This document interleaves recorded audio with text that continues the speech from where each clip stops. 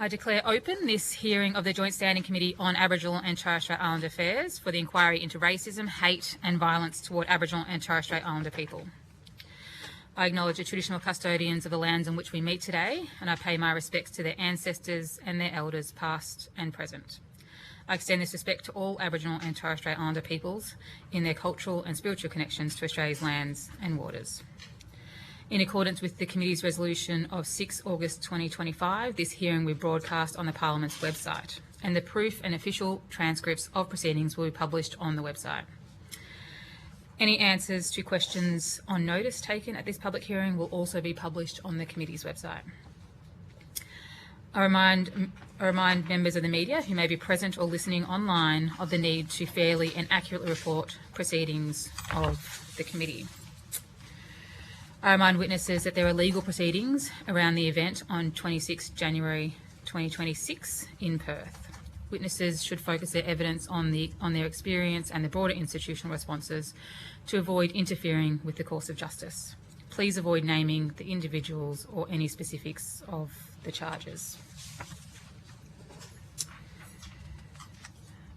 Before I call our witnesses, I'll seek the permission of the witnesses at the table. We have media in the room, so I want to get your permission, your consent for the recording to happen. Can I invoice them all? Thank you very much. And I also just seek the consent of the committee. Thank you, committee members, and all the usual rules around media apply. So there won't be any filming of papers on the tables as well. I now call on Miss Renee Isaacs-Guthridge and representatives from the Boorloo Regional Alliance to give evidence. For the Hansard record, would you please state your full name and the capacity in which you appear? I feel like I should have started over here first. Yeah, looks like a professor and a doctor, Jim Morrison. A professor and a doctor? Is that not your title? Well, you've named me professor. A doctor is a doctorate I was given by Murdoch last week for my 52 years of service to my community. Congratulations. Yeah.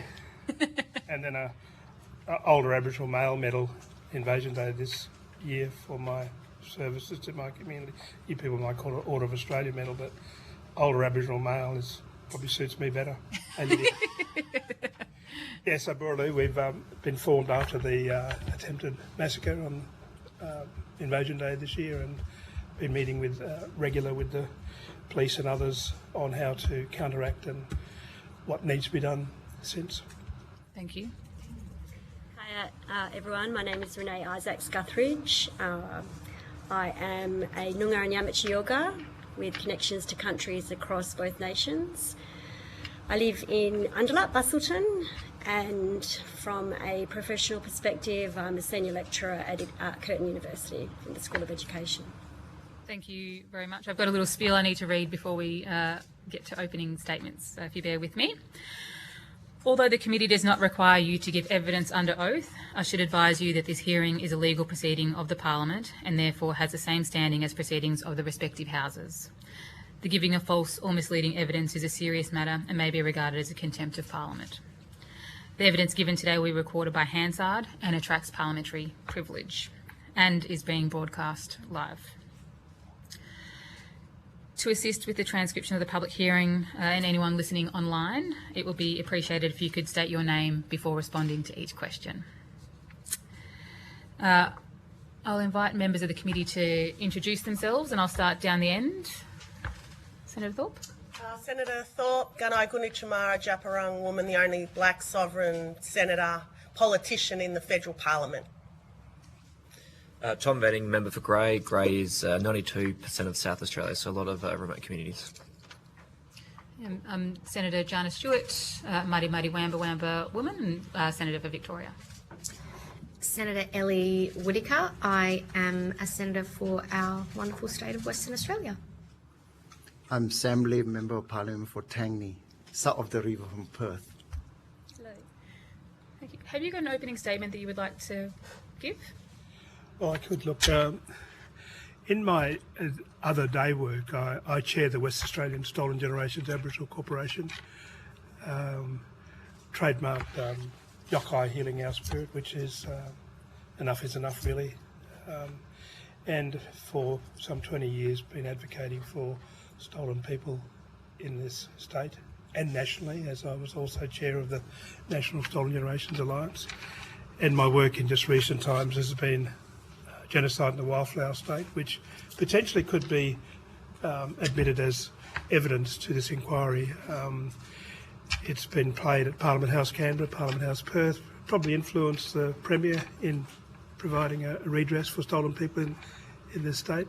So I suppose a lot of my evidence will be weighed towards probably more than half the population in Western Australia that was stolen and descendants, and looking at that as a way of moving forward in looking at, I guess, if you like, the eugenics of this country, the massacres, the removal of children, and how that impacted on a lot of Aboriginal people in this country, and I don't think that can be ignored in this as part of the evidence. So happy to submit this, amongst other things. My written stuff is probably too lengthy to provide, so I'm happy to provide that down the track, and here just to talk verbally about the issues. I believe we've only got 30 minutes here. We have until 10:30. Oh, plenty of time. Plenty of time. I come from Minang Gurang people in the southwest and been living on Whadjuk country here, pay respects to them, and for the past 50 odd years. Good to be here, happy to respond to questions, and I'm not sure of your format, but happy to comply with however you want to run with this. Thank you. Hi everyone again. My name is Renee Isaacs-Guthridge. As I said to you earlier, I'm a Noongar and Yamachi Yoga woman living in the southwestern of Western Australia, where I've been since 2013 now, but have grown up pretty much on Whadjuk Budja. As Uncle Jim was saying, his alliance to Yakai and the Stolen Generations community actually impacts me directly because my mum is a Stolen Generation survivor. She's still alive, fortunately, but she was institutionalised in Sister Kate's in Queen's Park from 1949 until 1958. So, yeah, what you say, Jim, I agree, concur with you. And the photo that I gave you, my mum is too, I'm just trying to find it again. She's the little one in the middle. And that was the day of 26th of January 2026, standing outside the Oat Street train station on our way to the Invasion Day rally. But I wanted to show you that picture just so you can actually see the people, some of the people who were there that particular day. So I'm an academic, I'm a community member, and I'm a bit of a pain in the bum at times, otherwise known as an advocate, perhaps. And on the 26th of Jan 2026, I was a mum standing in a crowd when a bomb was thrown at the people around me. So I vividly recall that day, and it's haunted me pretty much ever since. And in particular, I saw an elderly Aboriginal woman being pushed in a wheelchair towards the stage. So my family, my mum, my sister and my daughter, along with 4 of her friends, which is why I've given you that photo, stood near me, near the front of the stage. And as we were watching the ceremony or the rally begin, I saw what appeared to be a child's toy land in front of me. It kind of wafted down. And I didn't know at the time that it actually had hit the leg of one of my daughter's friends.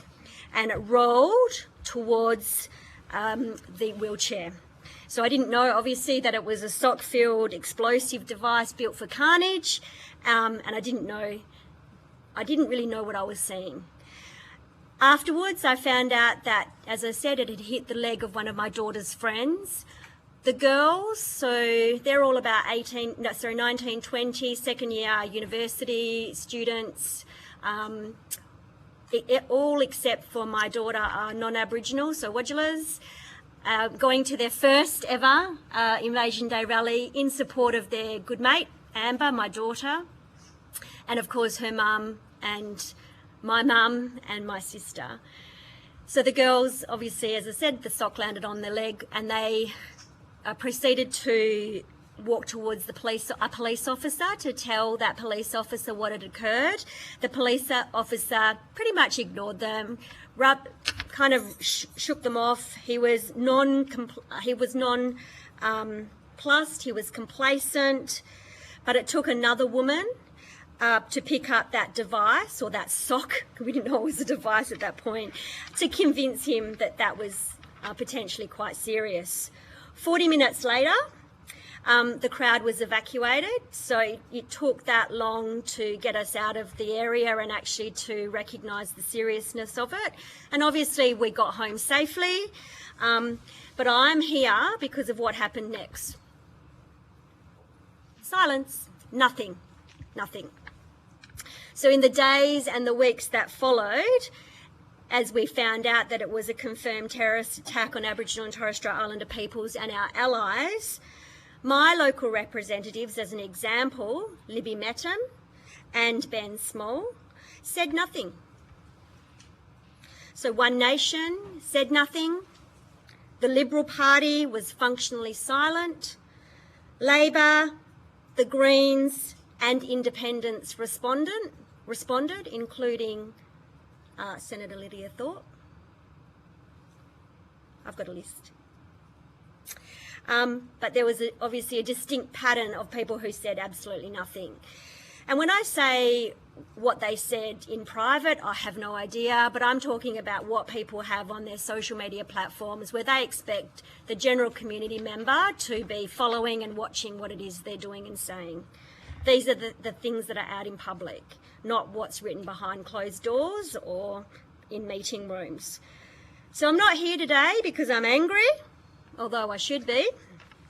I'm here because the racism, hate and violence directed at Aboriginal and Torres Strait Islander peoples in this country isn't random. It's structured, it's funded, and it's politically enabled. And I believe that this committee has an opportunity to name and act on it. Thank you. Thank you very much for those opening statements. We'll proceed to questions and begin with Senator Whittaker. Thank you both for your opening statements and for appearing before us today.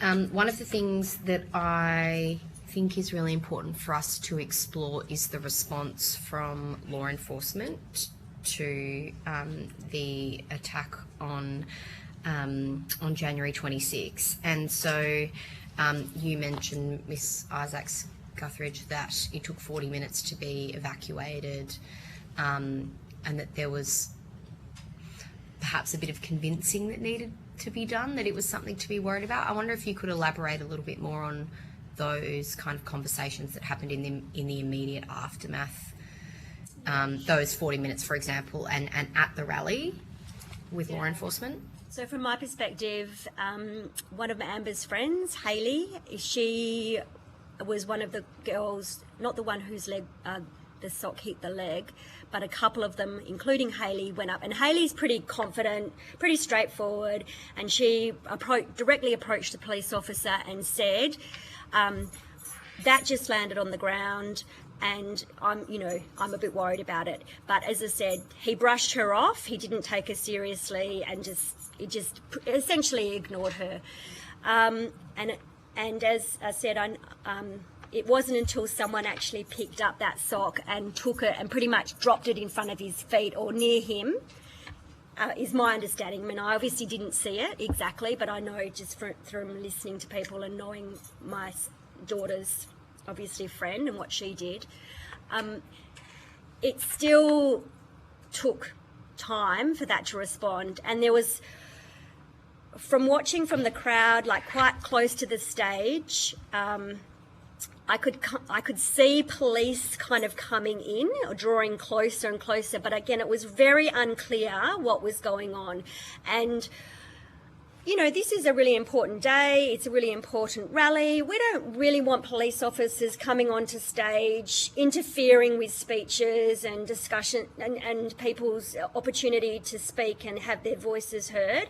And so from my perspective, it was clear that there was a lack of communication between the police and the necessity to respond in a quick and appropriate way. So I know that people on stage were, they were just protecting their patch.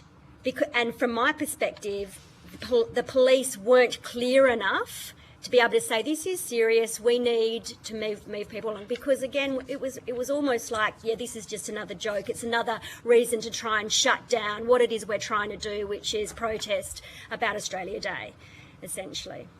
Yeah, okay.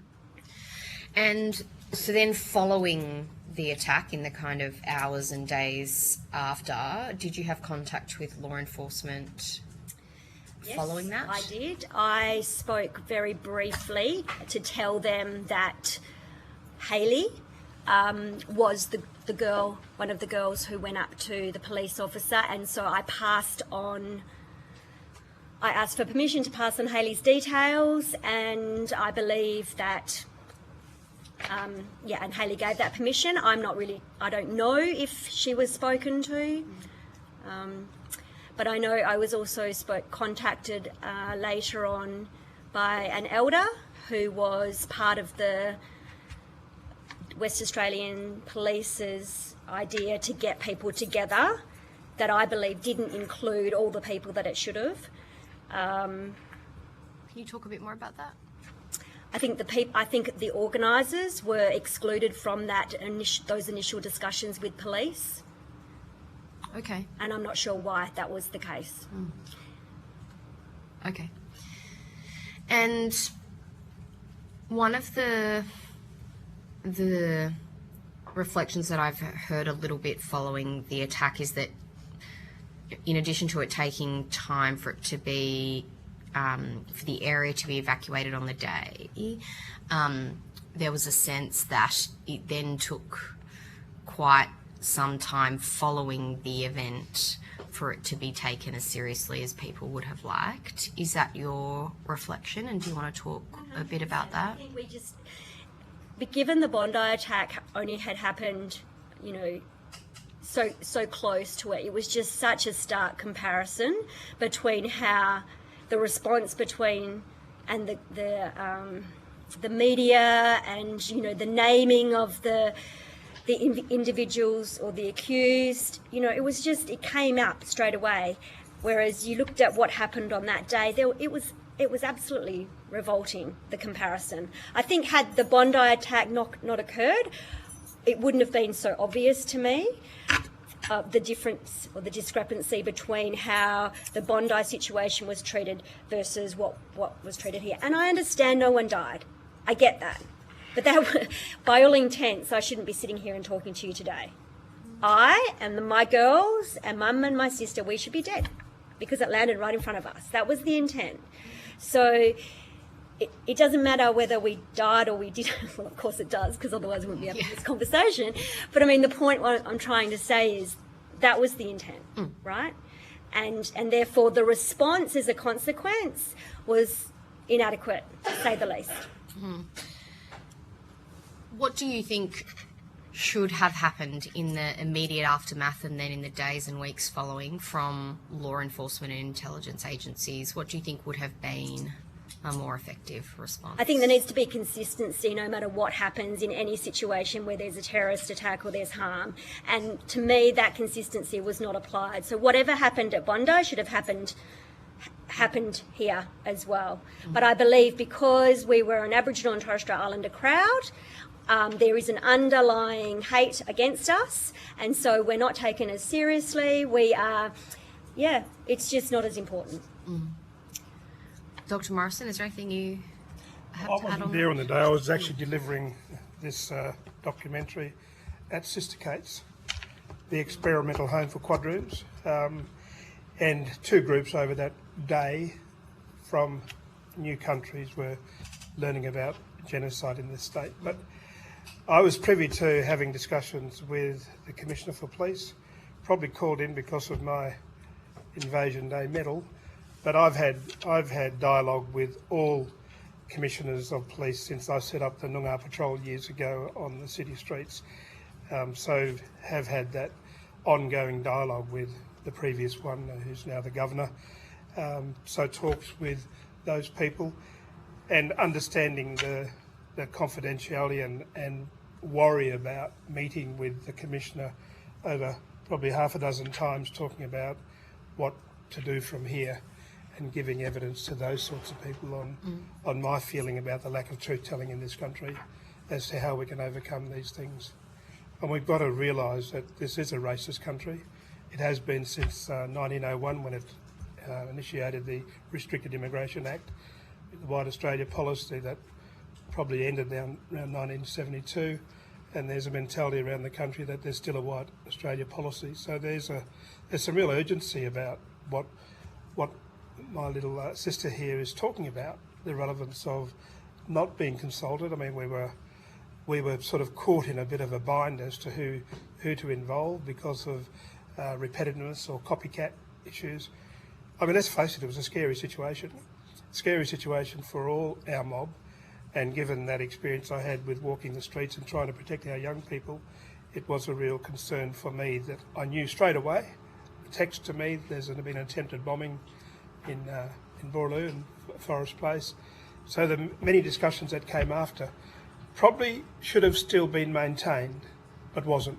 It ceased at a certain place, and probably because of the Royal Commission into what happened at Bondi, that these sort of racist activity would be looked into. But yeah, obviously a concern because I could have been there, yeah, just I guess the shock of these sorts of things happening, and what Renee is saying about the lack, the silence around the country about what took place here. It was a non-caring, racist country that we live in. Was quite positively portrayed in the way things were conducted, and still. And in your experience, Dr. Morrison, what do you think a better response from law enforcement would look like during and following an event like the 26th of January? Well, from what I can gather, the coppers were afraid too. They were wary of what was going on, and they, now that we know it was a terrorist act, they weren't to know that. We weren't to know that. Our people weren't to know that. They didn't realise the seriousness of the situation. From what we understood, there was a second bomb. From what we were told, it was a second bomb. So we saw the footage of what took place because we were privy to that as being told confidentially what was being said and what was being told by our people. So the fact then that I suppose there hasn't been any positive discussion since as to where to from here. I mean, that the Premier has announced a redress for stolen people in this country. He talks about truth and healing. There's been no strategies or discussion around the truth. We did this, it cost us $85,000. We talked to the Screen West, they said, should have cost about $1 million. But it's been effective. Won a Human Rights Award in Japan, won awards all over the country. But it shouldn't be our responsibility to tell the truth. So truth has got to be embedded in the school curriculum. Once this was seen by curriculum people, it's now part of the 11-12 curriculum in this state. That's taken 20 years, but it's not compulsory. Aboriginal studies needs to be compulsory in this country, otherwise we'll always be second-class citizens and excluded from this monoculture, the White Australia policy, which is still in a lot of people's thinking, I'm afraid.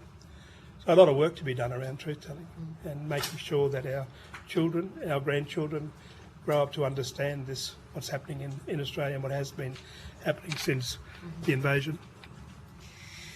A final question for you, Miss Isaac Guthridge. I prefer to be called Professor. Fair enough. Doctor? Do you, if there was one recommendation that you would like to see this committee make in relation to the events that happened to you and your family, what would it be? I'm sure there's many, but if there was one key recommendation. Look, I think there's quite a few things. I think from a human rights perspective, Aboriginal and Torres Strait Islander peoples have a right to protest, to call what is happening out in this continent that we now call Australia on every way, shape and form, and we shouldn't be discouraged from doing that. We should be encouraged, we should be supported. I believe that any politician, whether you're Green, Labor, Liberal, Independent, whatever, you have a responsibility to support every constituent in your electorate and beyond, and that means all Australians, Aboriginal and Torres Strait Islander people included. I don't think that happens enough at all. I mean, we just have to look every day in the media, and I think that there should be accountability at the highest level. If we don't have politicians who have a true understanding of what it means to live on this continent now and the true history of this continent and therefore what that then means for us living in this daily environment, then we're on a roller coaster down, I don't know, I just feel like what we've gone, I mean, at the end of the day, I guess if I can just say, I came here because the people who I believe should have spoken about the 26th of Jan 2027 didn't speak. They chose silence.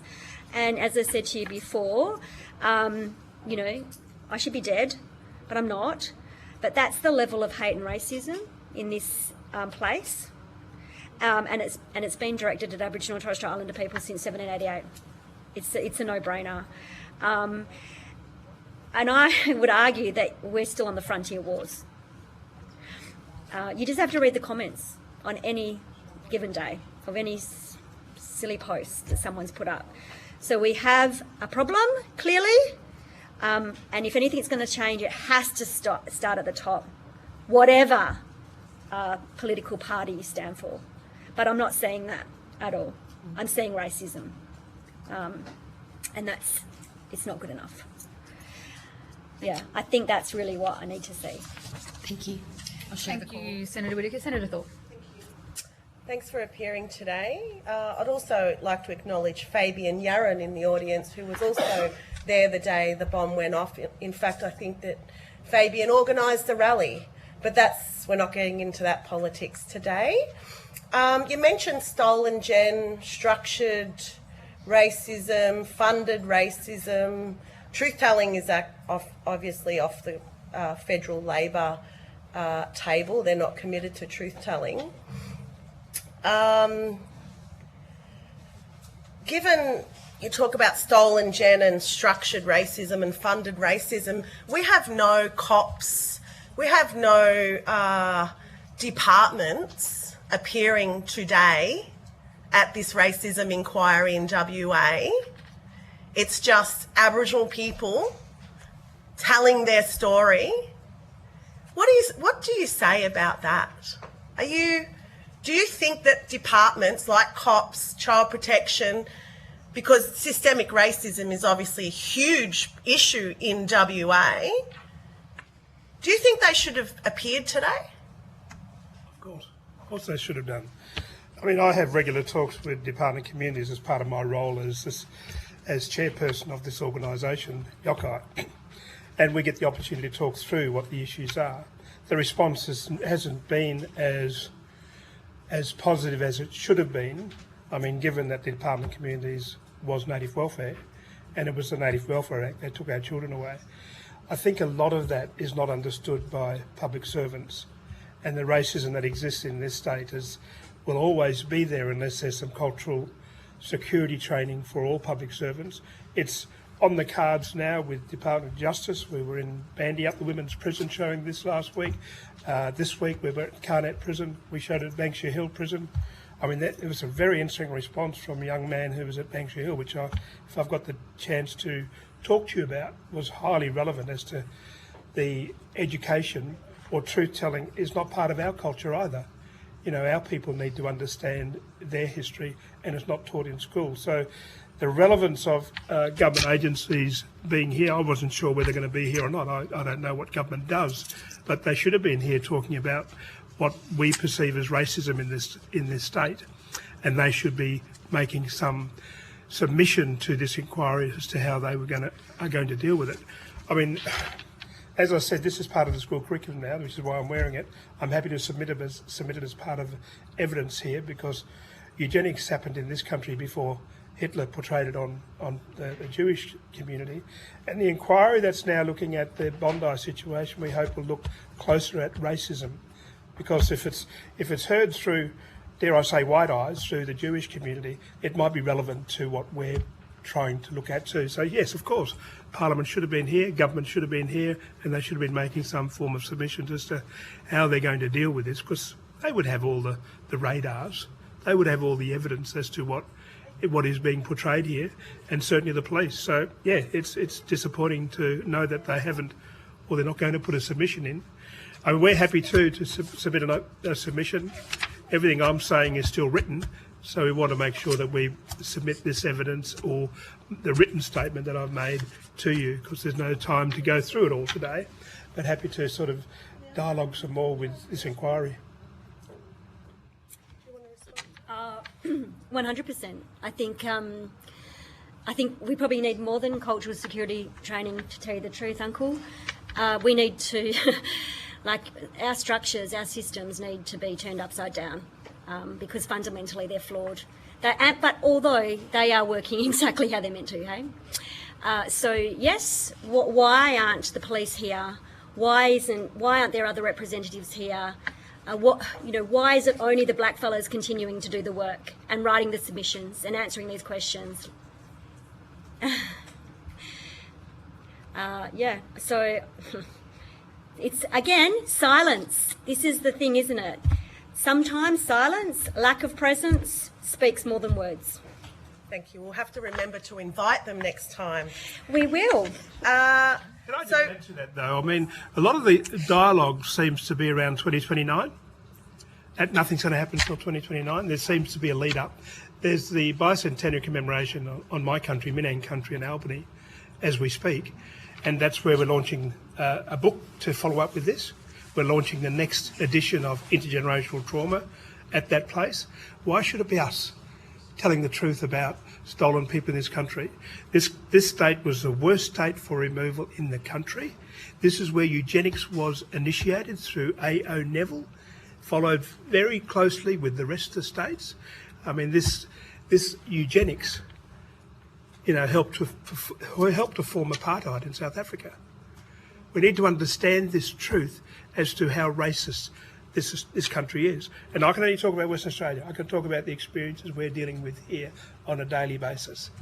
So it's got to go further than that. Yep.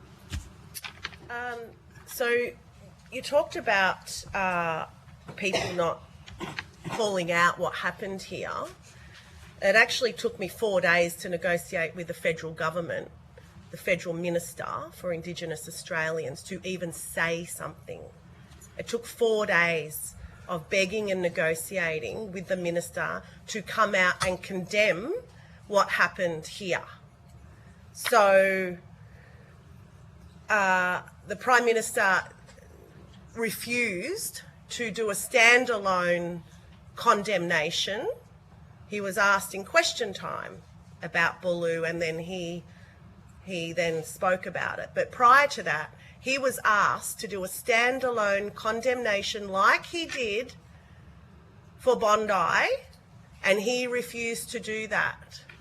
What's your message to the federal Labor government on how they handled this, and what is your recommendation for them to act more swiftly next time? Hopefully there's not a next time, but you also say that the country's racist, not going anywhere, and the attacks on our people are just relentless every day. So what's your message to the federal Labor government about dealing with racism in this country? I suppose it goes back to recommendation 339 of the Royal Commission. That would be my starting point. That's supposed to be pushing for reconciliation in this country. It's pushing for a bipartisan approach to the racism that exists in the Royal Commission, the many deaths that happened during that, and more importantly, since. So there doesn't seem to be an understanding of the many Royal Commissions. I spoke to 600 people online from the ACCC office last week. They wanted to know about reconciliation. I mentioned that the Bondi Royal Commission wouldn't go anywhere. It's unlike our Royal Commissions for Aboriginal people. It might be that the Jewish community have a bit more strength and money to make sure that Royal Commission goes somewhere and there will be implementation of the recommendations.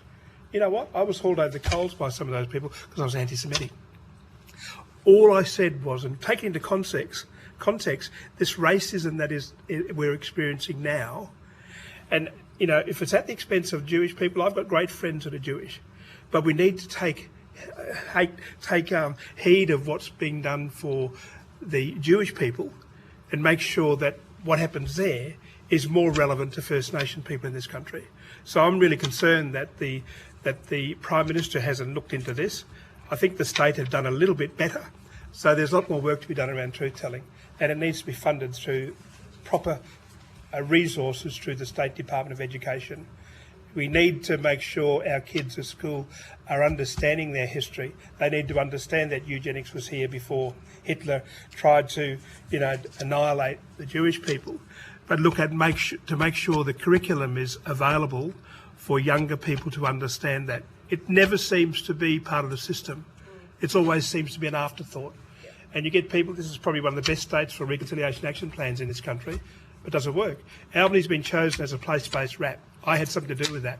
We need to be talking to each other. RAP organisations need to be talking to each other.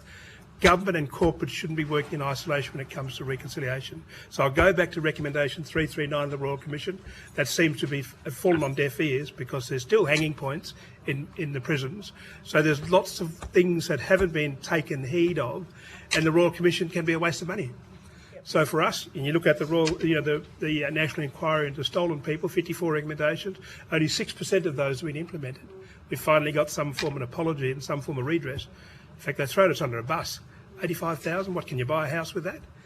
The level of elder abuse that's occurring now with our people and whitefellas, but what's happening with the compensation for stolen people in this state is horrendous, because if you think of one piece of compensation, when you look at how wide the gap is. I had a friend who did some research at Curtin, Professor Michael Dockery, done some amazing research. I don't know why he would do that, he was an economist.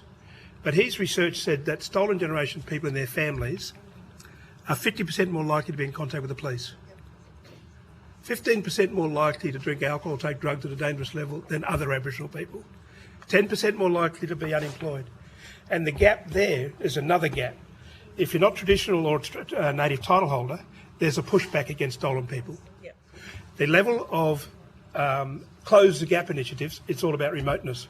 Nothing against remote people. But 85% of our community live regional and urban. And when you consider close the gap initiatives, it's not there. You look at the close the gap implementation plans that the government has, whether it be state or Commonwealth, there's no mention of more than half the population that's stolen. There's never any reference to it. Thank you. And the federal government are not interested. They've flatly refused actually to implement the Royal Commission into Aboriginal Deaths in Custody from 1991, the 339 recommendations. They've also refused to implement the Bringing Them Home report.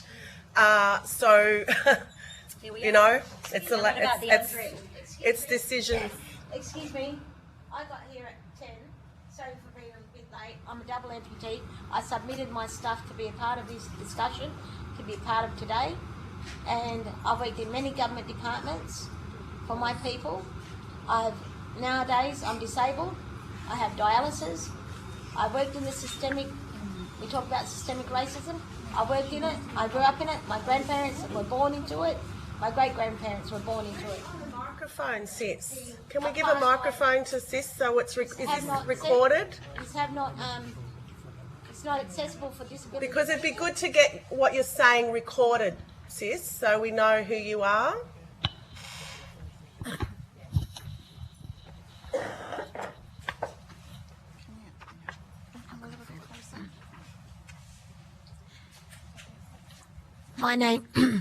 My name is Karina Abraham. I'm a Bibbulmun York, born and bred in Western Australia.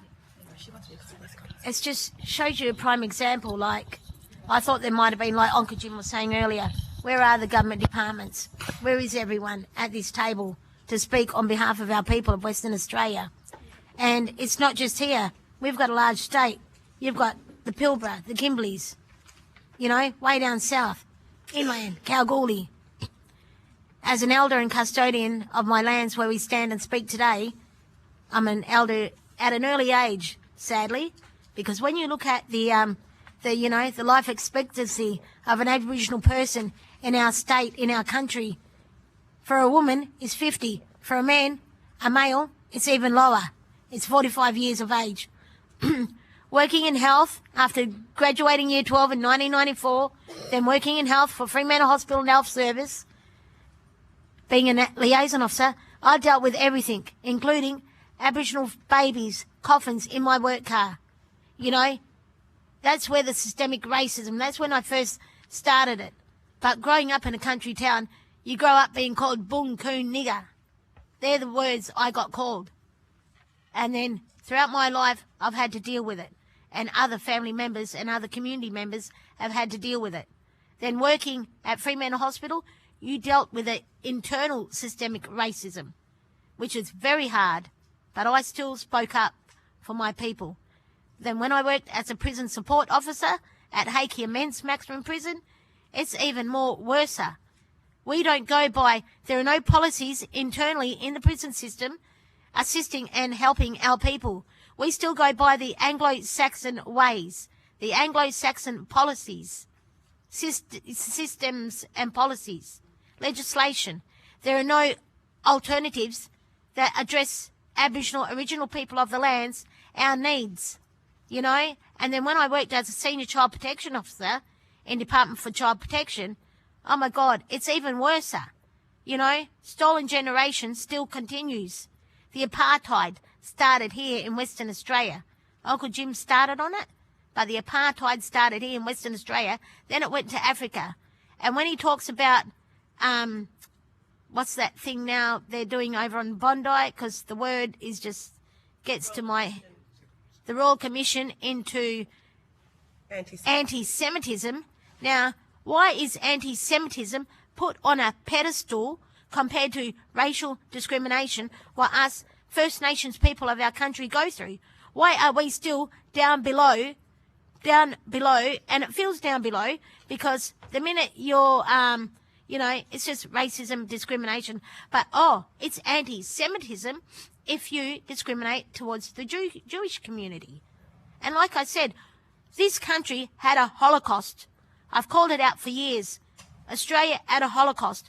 No one wants to deal with the truth in our country, but it needs to be dealt with. And it's very sad that anti-Semitism, the Royal Commission into that, has been put forwarded, and like Uncle Jim said, how it's been pushed forwarded, how it's been supported by the wider internal government systems in our country, federally, Commonwealth, and all of that. Like where's Roger Cook? He's not here. Where's the other ministers? They're not here. And, it's like, why is anti-Semitism put higher than the discrimination and racism that us Aboriginal people, original people of our lands, got to go through and continue to go through? You look at deaths in custody, incarceration rates.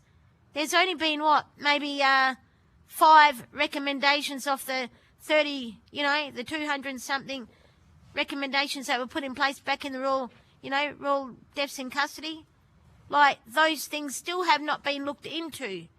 We've got other non-Indigenous Aboriginal, Australian Aboriginal issues still not put on that table, still not dealt with. We're still losing here. We've got 5 Noongar funerals in the last 2 weeks. But there's more. There's more in our state. When you go to Pilbara, you go to Kimberley's, you go to Kalgoorlie, you go down south even further. The alarming rate that my people, the Aboriginal people here in Western Australia, are dying, it is astronomical that nothing is being done about it. When government departments, and I've worked in them, like I mentioned earlier, what they do is they reinvent the wheel. I was a part of setting up Closing the Gap back in my days when I was in health, the early 2000s. And I was a part of that. And I was a part of putting things forwarded at Fiona Stanley Hospital. I was doing home hemodialysis because of what the health system did to my family. My mother's dead. My 2 sisters are dead. My grandparents are dead. The system has failed them. They failed my family. My grandmother's born in Moore River Native Settlement. Same as my grandfather, on my father's side. Both sides of my family have been impacted by what our government has done.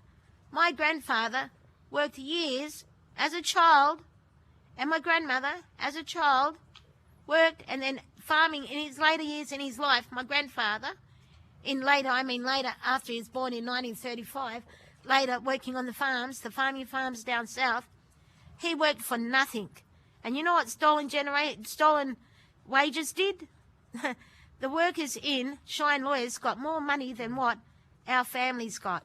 I got $10,000 for my grandfather, the slave labour that he did working in his days. Then he had to build the railway system down south from Collie Dark and Narrogin, Bowling, around all that country area.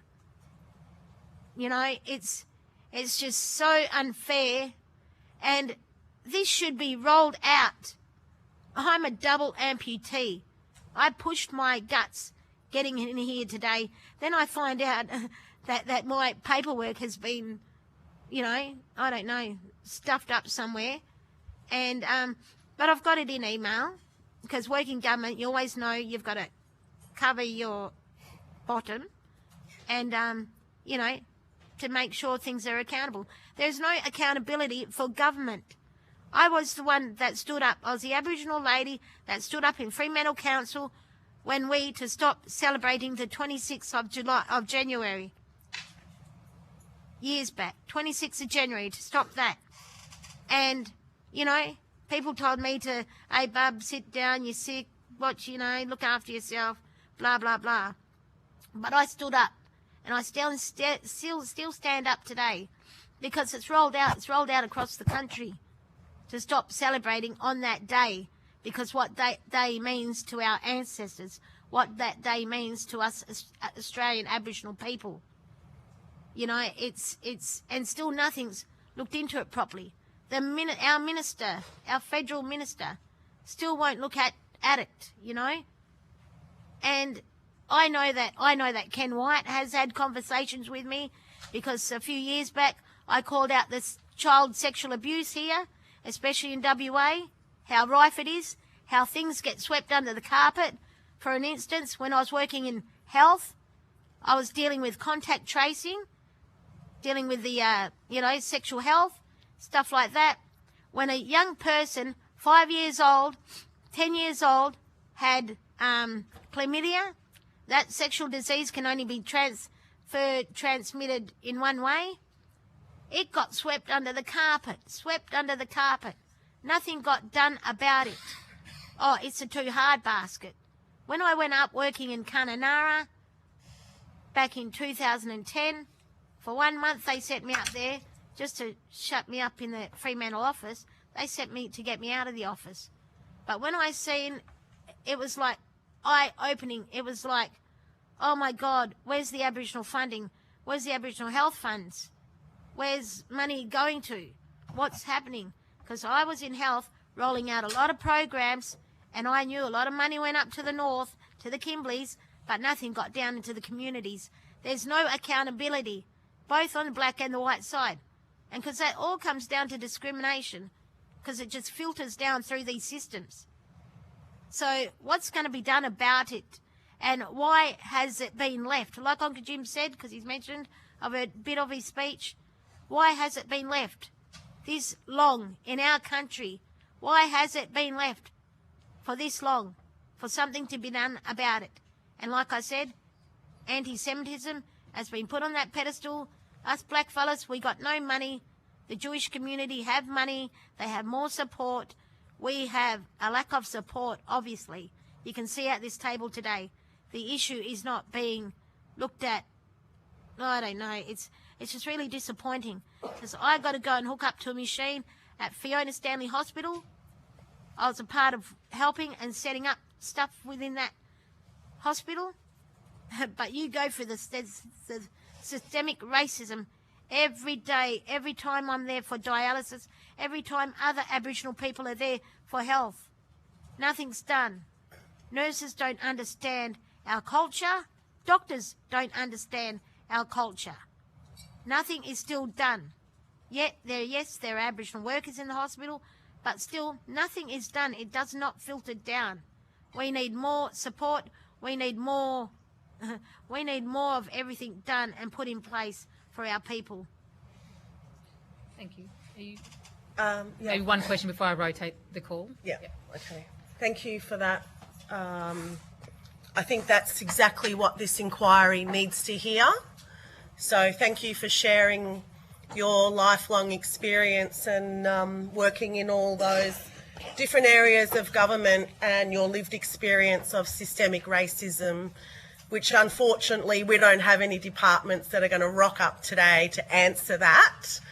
But apparently we're going to be inviting them sometime down the track, and that's all. I'm not the chair of this committee. I don't have control.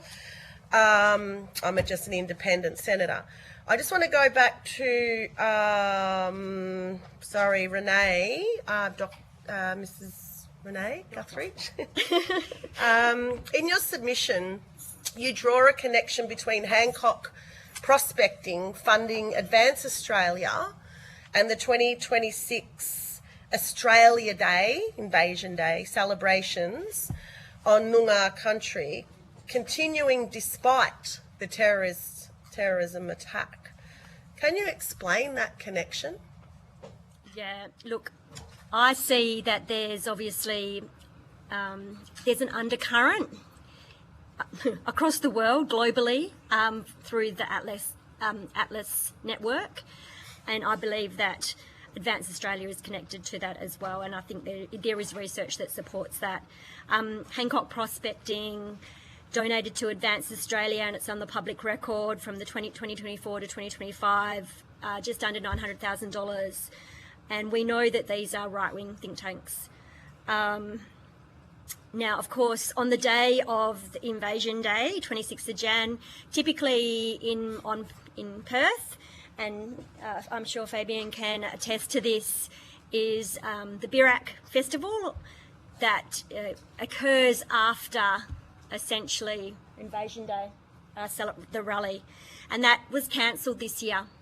So instead of having that, which is an opportunity for mob to get together and come and listen to speakers, engage with each other from an Aboriginal and Torres Strait Islander perspective, that was cancelled by the City of Perth. And instead it was replaced with a Hancock prospecting sponsored Australia Day event at Langley Park. Now, of course, they didn't know that there was a terrorist attack. Or they didn't know of the bomb. It just went ahead because none of us did. We didn't know until obviously days subsequent.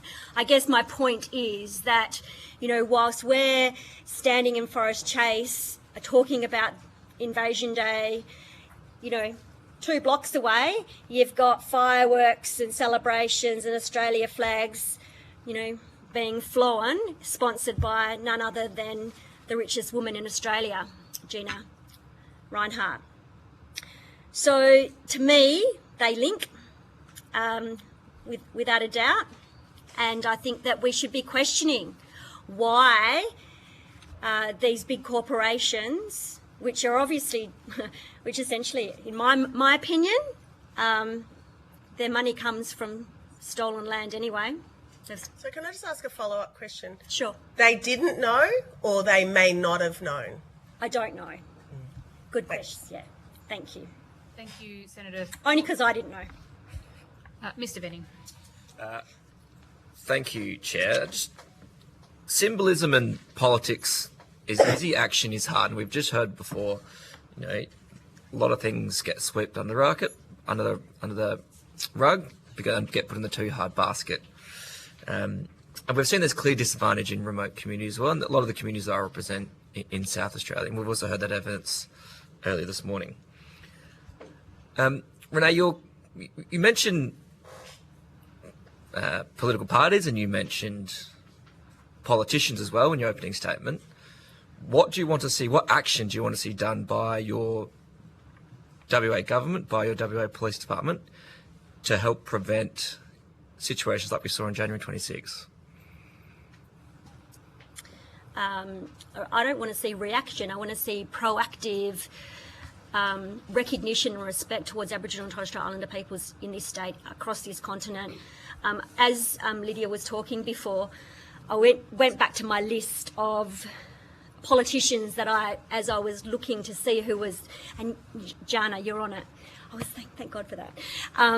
This was the order: Roger Cook, Dorinda Cox, Dave Kelly, Melandiri McCarthy, Lydia, Jordan, Sophie, Jess, Beckling, Sophie McNeil, Anthony Albanese. He was kind of right down.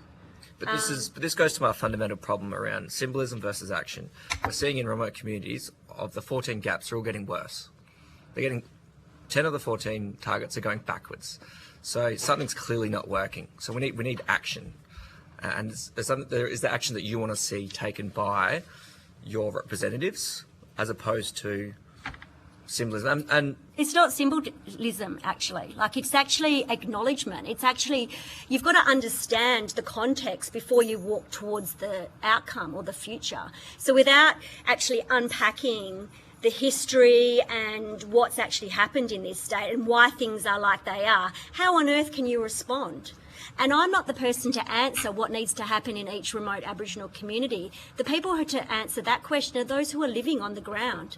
So I cannot answer that, but I can damn well tell you they have the answers, but they're not given the opportunity to give you those. Instead, some, government parties coming in and actually telling them how things should be, or it's falling on deaf ears. So, yeah, I cannot answer the question there, but the work that needs to be done is much, much more than just, I hear what you're saying about symbolism. To me, it's not about symbolism. It's actually about unpacking that and actually reconciling with your own self. Because I think there's a lot of white fellas in this country who fail to do that, don't recognise their own positionality, don't understand what it means to be culturally reflexive, and understand that they're actually living, working and prospering on stolen land to this day. Sure. Thanks, Chair. If I could add, Tom, Please. go back to the recommendation 339 of reconciliation and the lack of real commitment since. It was only a few years ago that we convinced Reconciliation Australia to have historical acceptance as part of their movement forward. And we did that in WA because we were so concerned about how 10 Canoes has taken over from Radproof Fence. I don't know whether you understand what I'm saying there. 10 Canoes was an amazing movie about spirituality.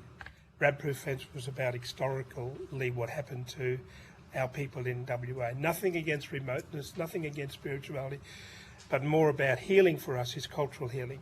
And what doesn't seem to be in practice is compulsory. If you're going to have a reconciliation action plan, and there'll be corporates that work and live along the terrace here that have these wonderful designs as part of their reconciliation action plan, uniforms, but they don't understand the real issues and probably got some real racist issues amongst themselves. So the cultural security, trauma-informed, proper training that it should be instilled in these organisations if they're going to have a rap, otherwise it's just ticker box. And I'm fed up with just the ticker box of these organisations that launch something but have no real meaning commitment to what is real in this world and the racism that is still portrayed within some of these. Not all of them.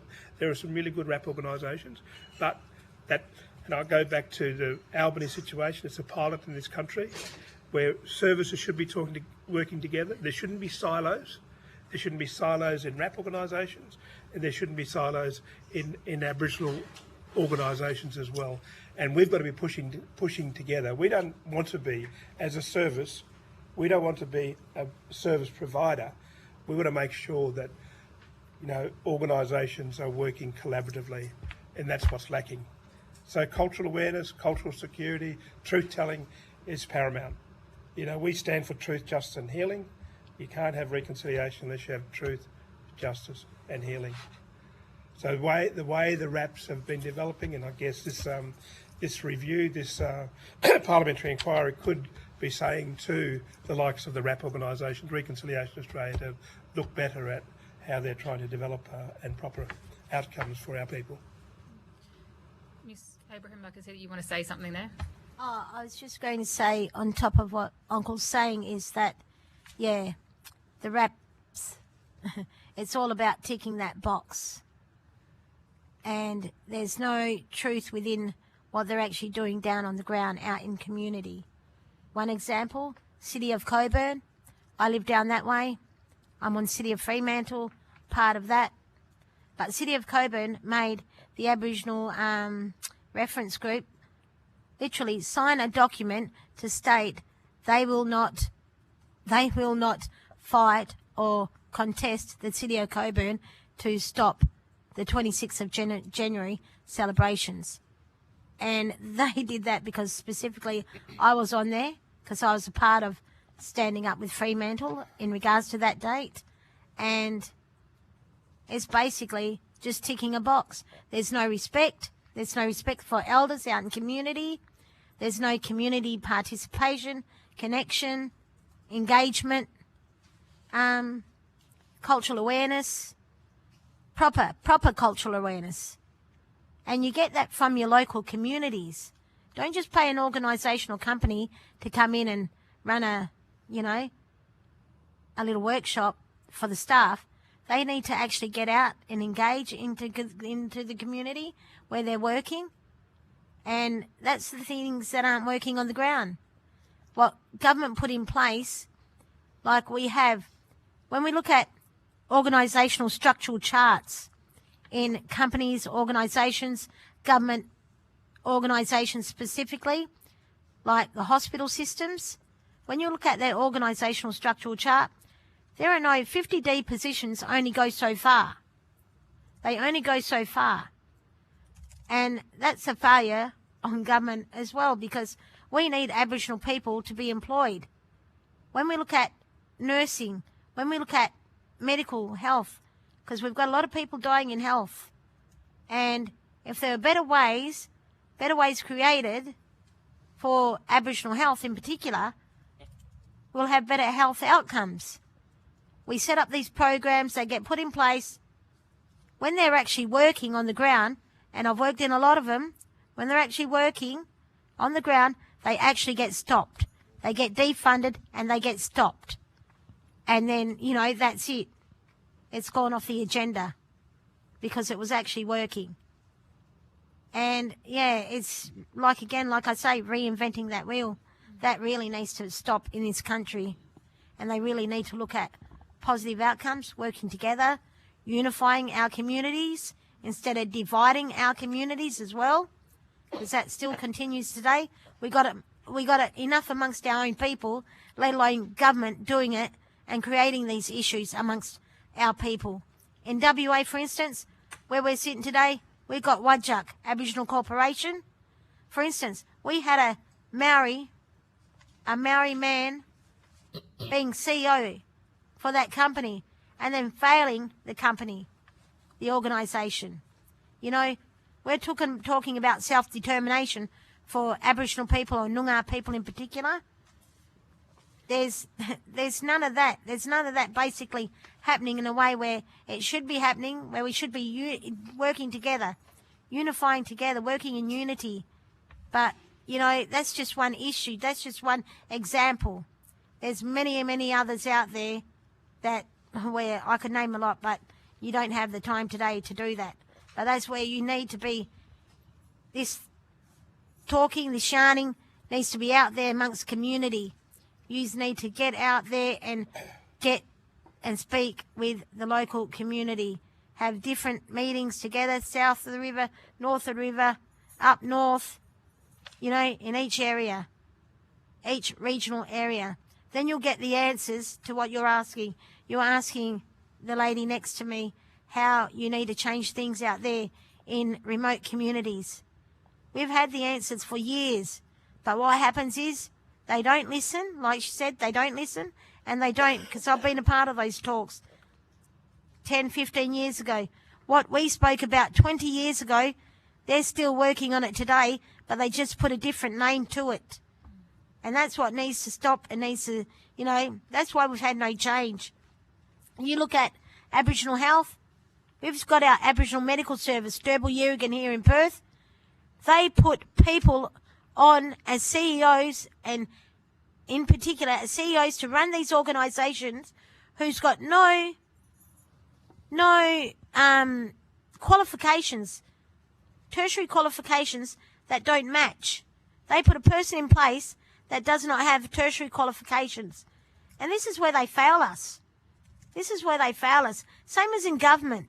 In government, they'll put someone, and they don't do this amongst themselves. They don't do this amongst non-Indigenous people. But they do it amongst us blackfellas in particular. It's like, okay, we can get this blackfella here who's got no qualifications, and we'll put them at the table. But in the white community, you've got to have A, B, and C. You've got to have this, this, and this. You won't get to that table unless you've got this, this, and this. You know? So these are the things that got to start changing. Treat us the same as how you treat yourselves. I just want respect, and respect goes a long way. Thank you. I understand, Dr. Morrison, you've got a couple of comments you want to make before we go to the morning tea. Thank you. Just a closing comment. I mean, we talked about the spikes in racism and hate. I mean, not just the voice around the referendum, but Anzac, there was some dreadful things said. Even the last week of NAIDOC, there's been some horrendous social spikes in racism. And that sort of normalises hostility against Aboriginal people. It causes further trauma to stolen generation people and their families, layered on top of trauma many have carried their whole lives. This is a re-traumatisation, not a new wound in isolation. The response cannot rest on community organisations alone to absorb and heal this harm. Government must invest at scale in truth-telling and healing. Truth-telling is not a symbolic exercise. It is the precondition for healing, and healing is a precondition for reconciliation. Without sustained investment in both, this committee's recommendations risk becoming another report that acknowledges harm without addressing it. We urge the committee to ensure its recommendations translate into funded, practical action, direct investment in community-controlled truth-telling and healing infrastructures, not another report that sits alongside the many that have come before us. A follow-up question. So just to confirm, are you asking the committee as a recommendation to take on truth-telling in this country? Oh, yes. Okay. Yes. I think that's vital. Great. I mean, we're not going to have justice if we don't have truth. We're not going to have healing if we don't have truth and justice. And reconciliation will never happen in this country, and we'll never realise that recommendation 339 of the Royal Commission. Thank you very much. That concludes the questions that we have for this morning. We will now suspend for morning tea and return at 10:55. What more to be said?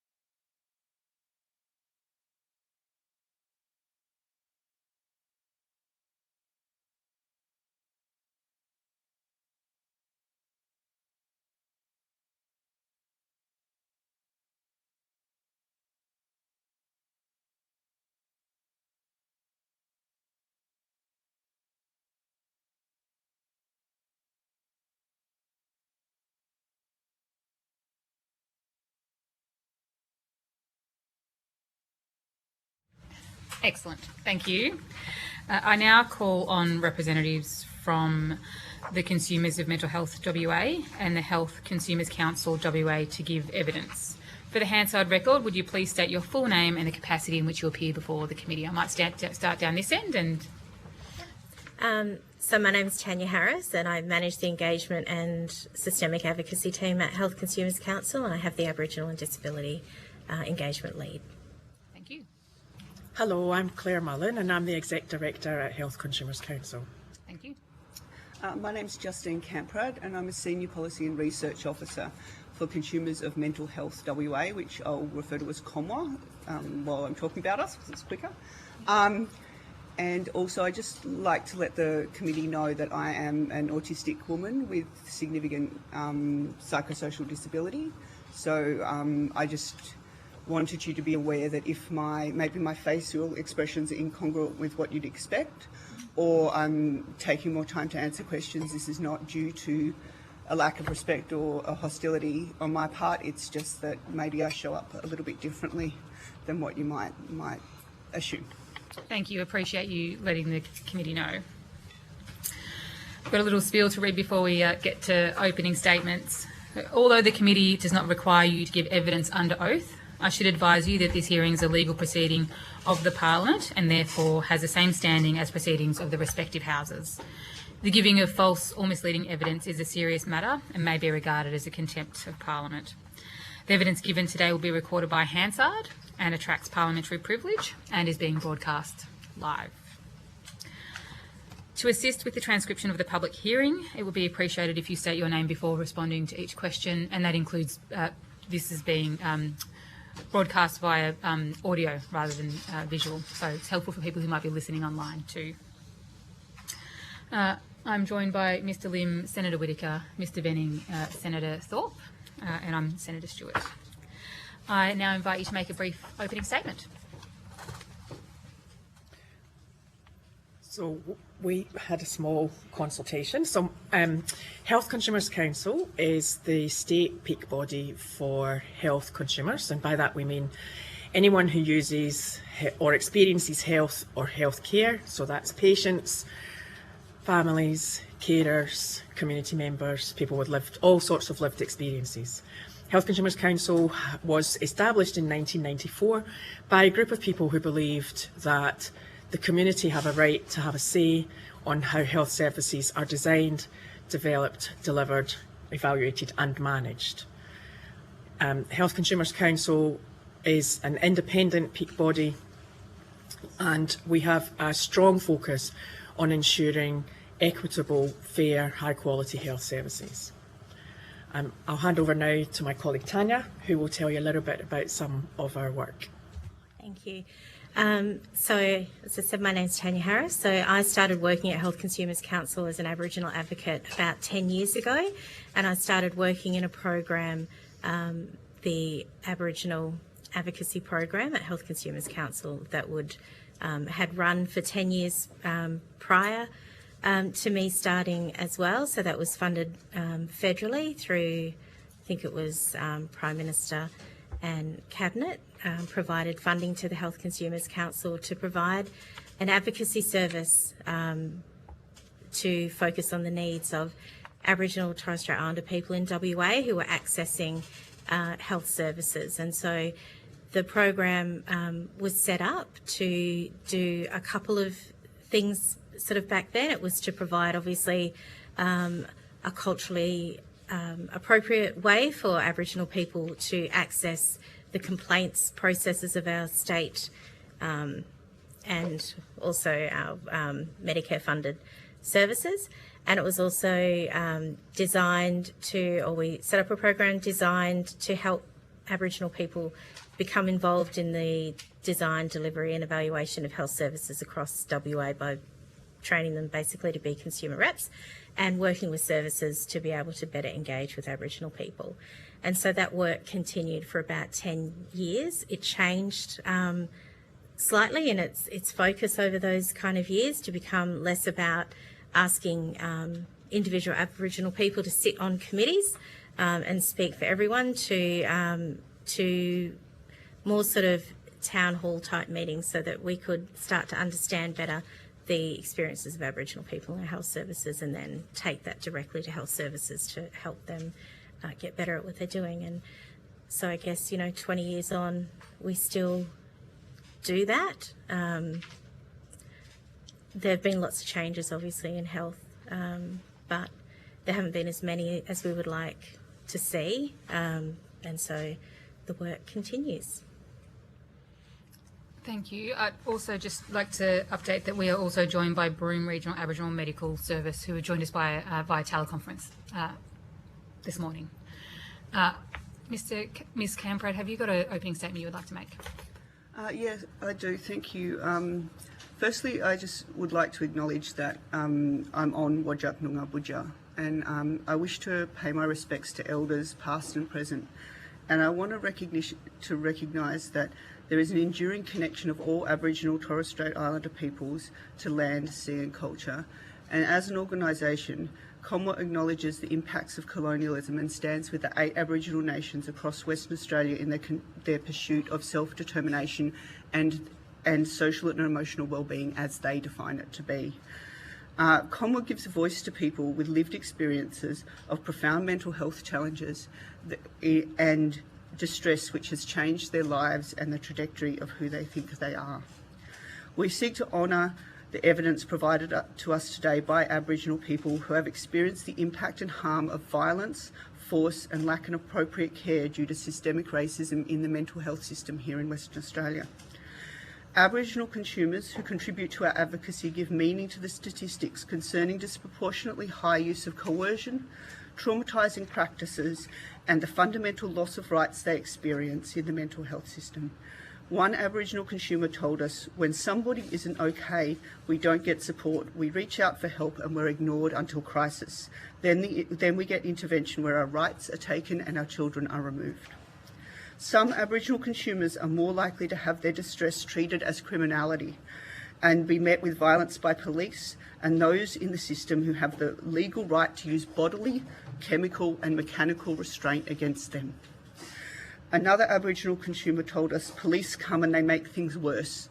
They trigger psychosis and then they tell you you cannot make decisions for yourself because of your psychosis. We know that in community mental health settings, Aboriginal and Torres Strait Islander people are subject to involuntary treatment at a population rate 5 times higher than their non-Aboriginal peers. This is evidence of systemic racism, as Aboriginal and Torres Strait Islander people are not less likely to have capacity to make their own decisions, and they are not more dangerous to themselves or other people than non-Indigenous Australians.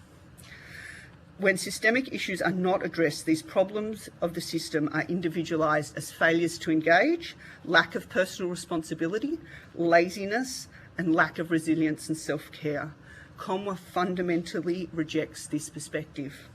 Our purpose in the hearing today before this committee is to highlight the ongoing injustice experienced by Aboriginal and Torres Strait Islander people within the healthcare system, within the mental health care system, particularly within Western Australia, and we wish to deeply challenge the belief that safety can only be achieved through the use of coercion and force. While many within the system are working for change, meaningful reform requires a fundamental shift in how we deliver mental health. We urge the committee to consider perspectives that prioritise the restoration of rights, dignity and humanity to Aboriginal people in acute mental health distress through stronger human rights protections and transferring greater decision-making power to Aboriginal communities and the people affected by mental health services. I wish to conclude my statement by reflecting on the words of Commonwealth's engagement officer, who stated to us he is frustrated to see report after report done on Aboriginal people to be launched with much fanfare, then watching the novelty of the occasion drain away quickly from each one and witness those reports placed on a shelf to gather dust. Thank you. Thank you very much. I'll now invite the witnesses from Broome Regional Aboriginal Medical Service to introduce themselves. They've dropped off. Okay, no worries. We might proceed directly to questions then. We'll begin with Senator Thorpe. Thank you, Chair. Thank you for your introduction, particularly Ms. Camprad. You nailed that. You nailed that. Systemic racism is rife in this country.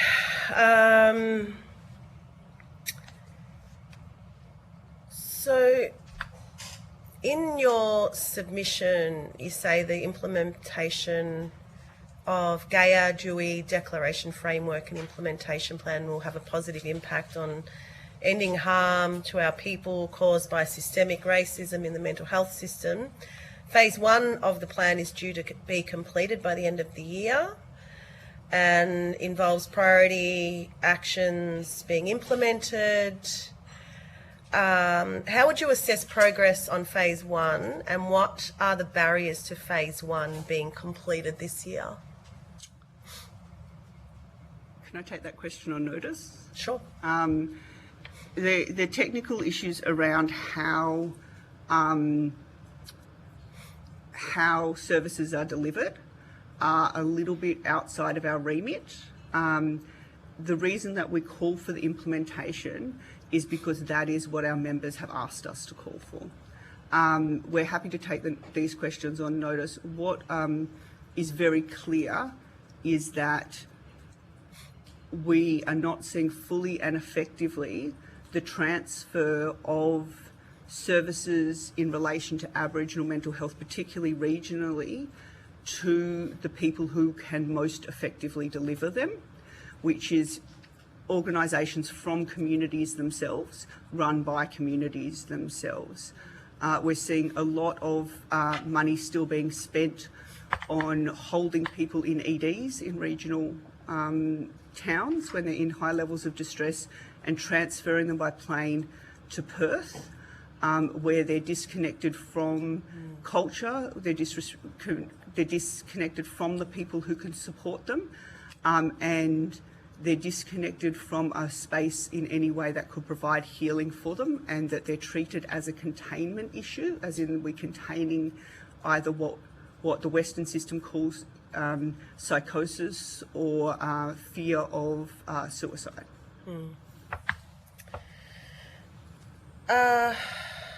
We don't have any departments appearing at today's racism inquiry. No cops, no child protections, no health departments. None of the perpetrators are coming today, just the victim survivors, if you like, and allies.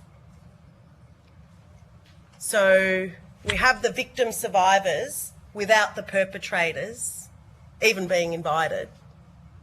What do you say about that with this inquiry that's going around the country, trying to address racists in this country? You talk about systemic racism, violent systemic racism. What do you say about the fact that we don't even have the perpetrators at the table today in WA? When I saw the list of people who were appearing at the inquiry, I had a curiosity. I'm not quite sure what your processes are for how people get invited or come along.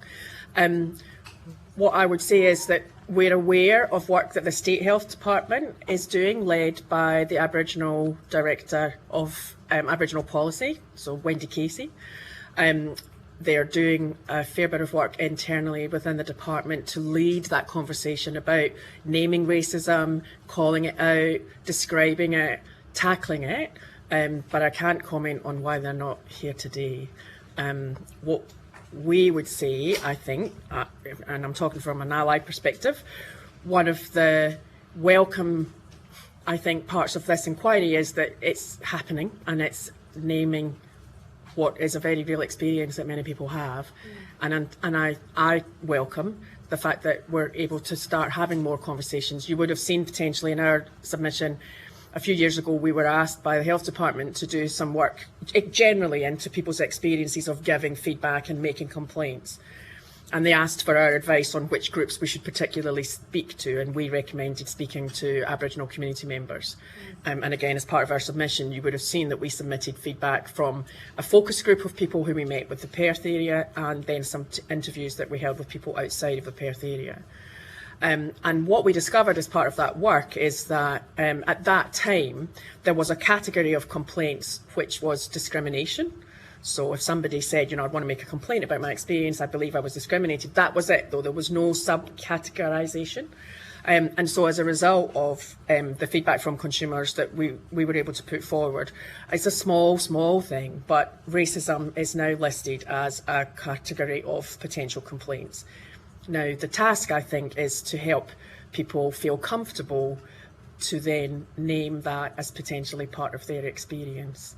And I know we've had conversations where, for example, if there has been an incident, a serious clinical incident, what are called SAC1, so Severity Assessment Code 1, is how is it if somebody believes that there was racism involved and other people believe that there wasn't, how is that reviewed? And so I think one of the things we bring forward here is talking about racism, naming it, and being able to describe it in a way that people feel able to say that happened, and therefore this has to happen as a result of me naming this because this was a real thing. And just to follow up on that, as a mental health expert, what is your view on Aboriginal and Torres Strait Islander people coming to a racism inquiry, telling their story, being re-traumatised each time they come and tell their story about racist Australia in all its forms without having the perpetrators part of the process? What, like, as a mental health expert, where does the healing happen if you just got blackfellas talking about how terrible the cops are, the child so-called stealing department is, which they call child protection, the health services, the hospitals, like it causes mental health, it causes harm. Yeah. So if we never get the perpetrators to the table, do you think that that will skew the recommendations going forward? I would hesitate to describe myself as a mental health expert. If I can offer a view, I can only imagine how it must be to come forward and share one's experiences of the harm and the violence of racism in settings where you might expect to be cared for and attended to. So I don't have that experience, but I can only imagine. My hope and perhaps expectation of a process like this is that it will lead to be able to supplement the work that some of those organisations are doing. Like I say, I can only comment on my awareness of the State Health Department here in WA, being led by the Aboriginal, senior Aboriginal staff within the State Health Department. That the work that the committee produces will be able to back up that work that many Aboriginal community members are trying to do within those organisations. But I would just like to acknowledge how the harm that would come from describing these encounters time and again without seeing change. Thank you. Mrs. Harris, did you want to comment? Yeah, look, I think there's always going to be, we don't as Aboriginal people have a choice to step away from racism. We deal with it every day, all day. I think it is really clear, I think, in Australia that Australia doesn't like to talk about who they are or what they are. And I think, you know, many people within, I mean, we talk about systemic racism quite a lot, but, you know, systems are built by people. And I think sometimes framing racism in systems like health as systemic racism kind of takes away personal responsibility of the people that are inside of those systems to just not be racist. And so I think, you know, there's a choice that it's very uncomfortable for non-Aboriginal people or white people in Australia to sit and confront racism. And so it does feel, as an Aboriginal person, it feels very much that if people don't want to talk about it, they don't have to talk about it. We don't get that choice, of course, and so we keep on turning up and trying to make it better. I think, the Aboriginal and Torres Strait Islander people that work within systems to try to make them better, turn up every day and do that. They try to, they try to work with colleagues that often are in more powerful positions than them, to try to, encourage them to not be racist. And that, at the same time as, if you're working with a patient that is experiencing racism, you're experiencing it as well. I don't think we talk enough about the impact of, racism on Aboriginal Torres Strait Islander workers within systems. So it's disappointing, the week after NAIDOC, that we don't have more of the people that are in positions of power here talking about what they're doing to confront racism and what they're doing to hold people to account and their services to account. And, I don't know I think we're trying. I think some people are, and some services are trying really hard, and I hope they continue to make it a priority, or that they start to make it a priority, and that, they do better. Thank you. Just a follow-up on that. So I understand Hakea Prison, for example. I've been there, spoken to the lads, and there are hanging points that have been used a number of times. And the prisoner the prison knows about the hanging points that get used time and time again by our people. The department knows about the hanging points, but no one does anything. And then there's another death in custody, and then another one. Is that systemic violence? Is the system designed to work for us, or is the system designed to work against us? I just want to try and elaborate, because deaths in custody is out of control in this state. So is child removal. And I respect what you're saying around, we're trying and we've got good black workers, but we've been trying for 200 years. And it's not dissing our people that are trying to fight within a racist system. They can't change it. Only governments can change the system. So in that case, what more should the federal government do, given closing the gap is a massive failure, particularly around deaths in custody and child removal, suicide rates? What more can they do? Because we're a federal committee. We're going to have recommendations. What can we do? You've got 3 Labor people sitting here. What can they do to smash the system up and start again so that it's not killing our people? Did you want me to answer? Whoever. I wanted just to touch on 2 points. The first one is about who gives testimony and when. Coming here today, I had a number of conversations with people who I had spoken to in the course of writing this submission. And one of the themes that came out was, we do not think that we have the capacity to come here and not be believed. Yeah. And there is no greater person, I would say, in our system than Aboriginal people with highly stigmatised diagnoses. And what I'm talking about, that is anything that involves what Western systems would label as psychosis or personality disorders or these type of things. And Aboriginal people in those systems, particularly those who've been criminalised. So particularly those whose behaviours of shouting in ED or becoming frustrated, maybe even just hitting on themselves, are seen as violent or aggressive towards others. That is the person in our system who is likely to be most disregarded in relation to their testimony in any given forum.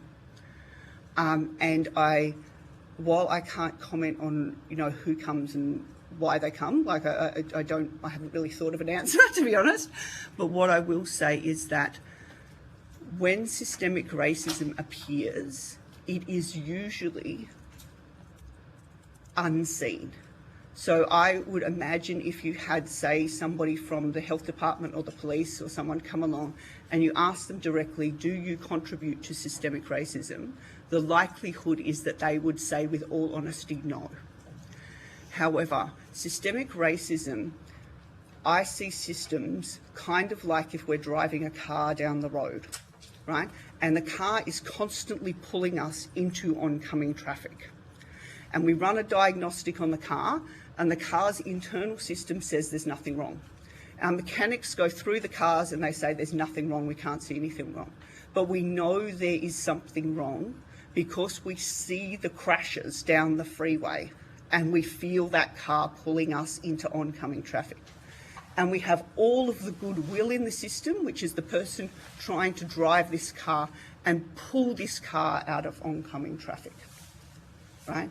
And that we cannot underestimate or disregard the will of so many people, particularly Aboriginal people in this state, who are trying to pull the mental health system back into the safety lane. However, the carnage on the freeway is still there, and that is the people that we talk to about what happens when they are in crisis. And I think that the deep unlearning that must be done in this state may be beyond the capacity of people's self-reflection in the moment about whether or not they are individually racist. When we are talking about a highly susceptible, a highly subjective situation where one person's behaviours can be seen as aggression and another person's behaviours can be seen as distress and upset, on the whole, Aboriginal people are viewed in our system in the least favourable light. And that is a truth that we have to sit with, regardless of whether or not, and I bet you all of the people who see these Aboriginal people in this unfavourable light would not, if asked directly, say that they are racist because they do not believe that they are. And this is the unlearning, this is the process of which we are coming today to really challenge. So that the challenge is does the system, does this car that we're crashing on the freeway need to still be driven? Or is there a better system that we can put in place? Is there a better car? And I would challenge the committee today, like, firstly, I would say the first step that we can take, Labor, Liberal, anybody within the system in parliaments, would be we restore humanity and personhood to Aboriginal people within the mental health system. And that first step, I would say, would be recognising the human rights of them as Indigenous people and recognising the human rights as people with significant psychosocial disability, and bringing those international frameworks to bear on an individual level so they can be accountable on an individual level, not through whether or not legislation has a stopgap in Parliament somewhere, not through currently in the mental health system in WA. We have a nice charter that says, look, it'd be great if mental health systems considered human rights. But that's not, I've never heard of a service being held accountable to that in a way of this charter changes the way that an individual is treated within the system on that individual level. So there's a number of factors that I think go into, I don't know if that fully answered your question, Lydia, or maybe I just went off on one, I'm not sure, but... No, you answered it perfectly. I just think that we need to design an EV that's not racist so we can stay on the right side of the road. Thank you. I just wondered if Ms Mullen and Mrs Harris wanted to respond to your question before I share the call. I think to echo some of the points that have been made, I think being able to have open conversations and naming racism and naming the harm of racism and I can think of a couple, if you like, of, if I can speak personally, taking part, you will have seen that we submitted some feedback from those conversations that we had with Aboriginal community members about giving feedback to the system. And I've been on Whadjuk Noongar Boodja for nearly 20 years, but you can probably tell I'm not from here originally. I'm from Scotland originally. And the opportunity to, well, opportunity is not the right word. The occasion to be with Aboriginal people describing their experiences in the health system, both of the care that they receive and how they experience that care, and then the concerns that they have when they might try to think about how they would give feedback about those experiences. It changed me at a deep, deep level. And since that day, that has fueled a lot of the work and my approach to this work to try to elevate more Aboriginal community voices. I think the other thing that I would acknowledge is that, and again, it goes, we talked about it before, the work being done by people who are having, I was going to say, again, it doesn't do justice to the work, but cultural awareness training, if I can again acknowledge particularly the work of Danny Ford and others who have, intensive conversations with people in these clinical settings, and we've had it in our organisation, which again, to go to your point, Justine, before, that unlearning that happens in order to then be able to relearn. I've seen how powerful that can be. And I think that, again, an example from here in Western Australia, there a clinician who has been involved in clinical settings, seeing, for example, code blacks being called in settings where they had concerns about whether or not, a little bit to your point, Justine, as well, about is somebody shouting distress or is somebody shouting aggression? And is developing trauma-informed training. So you spoke before about what could people do. This is quite an innovative approach. It uses virtual reality to enable people to be in a setting where they might otherwise react from their own kind of upbringing. It gives them the opportunity to train to react differently in different settings and kind of be immersed in that. So I think for me, in terms of what it might be possible to do, creating and mandating opportunities for that immersive experience where people are forced to confront and realise their own prejudices, to be able to and do that. And I find it difficult to say it should be in a safe way, noting what we're talking about, but to enable people to move, to unlearn, to be with the discomfort of realising what about their own behaviour and then moving towards different behaviour. I think that's something that could be done. No, sorry, I think code black is racist. Yeah. Let's call it code white. Yeah. Thank you. Mr. Venning. Thank you, Chair. I just want to also acknowledge that there's a lot of diversity in remote Indigenous communities, and we are designing systems for all, and that's not necessarily the right thing to do. However, all submissions talked about, institutional racism in the service design of systems and health systems specifically. Can you provide, for the lay people at home and the media, can you provide some more examples on some specifics to help us understand some of the systemic racism in our systems? Probably towards Mrs. Harrison and Mrs. Mullen. I can start. Yeah, you start. So one that springs to mind is what is now being called missed opportunity to treat, but up until recently was called discharge against medical advice. And that's when someone arrives for medical treatment and either leaves before they receive it, or they've been admitted for care and they leave before they are discharged, if you like, by the health system. In previous years, there are targets set for what was known as DAMAs, and the levels of those rates in terms of targets differ for Aboriginal people and non-Aboriginal people. Almost one interpretation might be that there is an acceptance that Aboriginal people may be more likely to leave healthcare before their healthcare episode has been completed. And I guess for me, I think that a system, we've only recently started to move towards calling it missed opportunity to treat, rather than being called discharge against medical advice. Again, as a layperson, I'm not a clinician. As a layperson, the high numbers of people who opt to leave a system, to me, speaks to the fact that that system isn't yet meeting their needs. The other thing that we had included in our submission were the statistics from the AIHW that talk about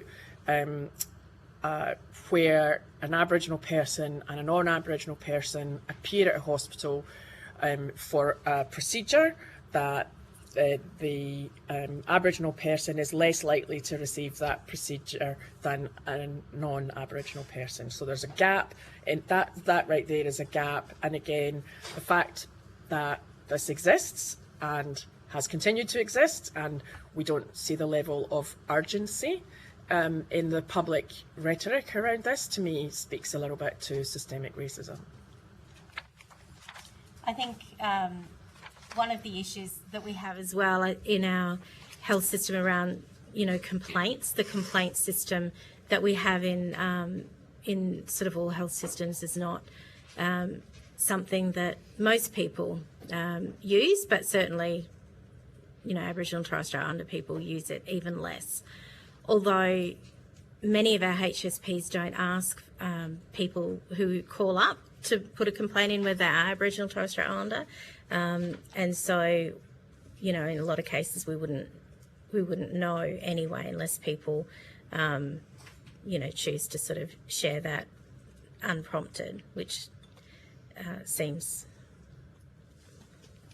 quite strange that you wouldn't be asking that. But, a complaint system to call up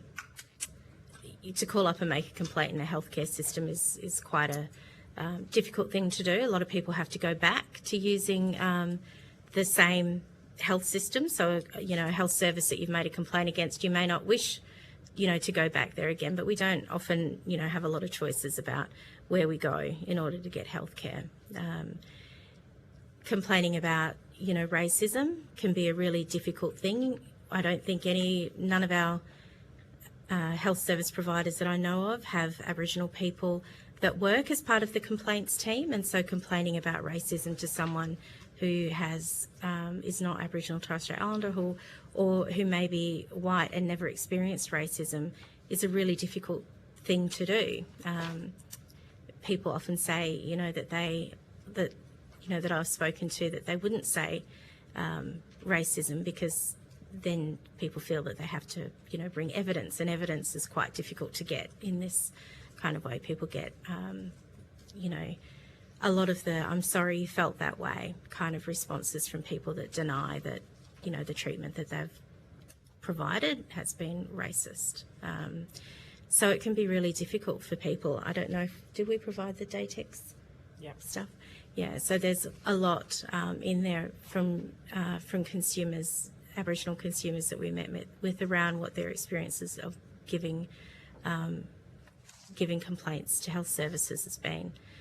I think, we don't have enough Aboriginal staff that work clinically in our health services, so to go in and not, see anyone, that looks like you or may, understand kind of where you're coming from and what your context may be, can be very difficult for people.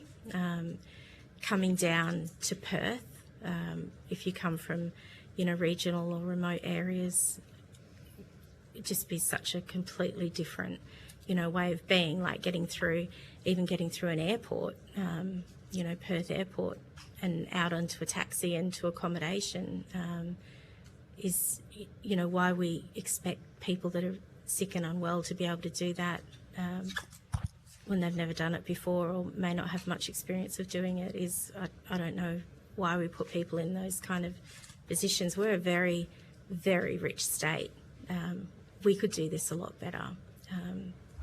We get told all the time how very well we're doing, and so I think some of the money could definitely be doing this stuff better. Great, thank you. And in your submissions, you did talk about verbal complaints, and you talked about better advertising the role of the Aboriginal liaison officer and some other quite simple fixes, such as being able to a free phone call to contact family. Why have these sort of 3 simple fixes not been addressed already? I think our Aboriginal liaisons that are in hospitals, that are often the only Aboriginal staff that work in a hospital, you know, at our tertiary hospitals, they may have a team of 6 staff working across a tertiary hospital where we've got, hundreds of Aboriginal people checked in. Is quite a big ask. Aboriginal health is everybody's business. It can't just be on Aboriginal staff to look after Aboriginal patients. Everyone needs to be doing that. And so, I don't know, some of the fixes I think possibly could be implemented. For what people asking, patient-centred care, I guess, is asking about patients, what matters to them, and then finding ways to get that happen. Why that doesn't happen, have to ask the health services, I guess, that are not here, as we've already discussed. If I could just follow up from, I guess, a acute mental health perspective, it does appear from the outside that the dominance of the biomedical model in terms of pushing people into treatment, into particular forms of medication, into particular ways of dealing with mental health, is seen as the only priority. So the priority of the dominance of the biomedical model means that everything else is seen as an optional extra. So your phone call home is an optional extra. Your care, whether or not you have culturally appropriate access to an Aboriginal liaison officer is seen as a sort of a nice to have. But what we really need you to do is we really need to hold you down and put your antipsychotic medication in your arm, and the system needs that, and everything else doesn't really matter. I just want to make a comment in terms of there's lots of examples, and I won't go on with them, that I put into the submission that I made in terms of individuals, how they turn up in the system and they're judged in ways that they shouldn't be judged. I do want to talk about the concept of culturally safe and appropriate care. I sat down, on my Sunday night, because I'm very cool, and looked through all of the hospitals that are on the list of authorised settings, so all the places that you can be involuntarily treated here in Western Australia. All of them have words on their website in relation to culturally appropriate care and culturally safe care. But 5 times the amount of Indigenous people are in involuntary treatment as non-Indigenous people. So who judges who is delivering culturally appropriate care? What does that actually mean? Can hospitals self-assess? I would say they probably can't. And can the health system itself assess whether it is safe for other people? One of the examples I would like to bring to the table here is one of our major tertiary hospitals sits on ground that was disturbed in 2006 to build it, which was culturally important ground in the Belia here. The hospital brags that it had disturbed artefacts between 13,000 and 33,000 years old, and that is now where its mental health unit sits. Now, there is no words following that says, if you or your loved one is deeply disturbed by this, this is how you can apply for a patient transfer. That, to me, would be a very simple step that could be taken.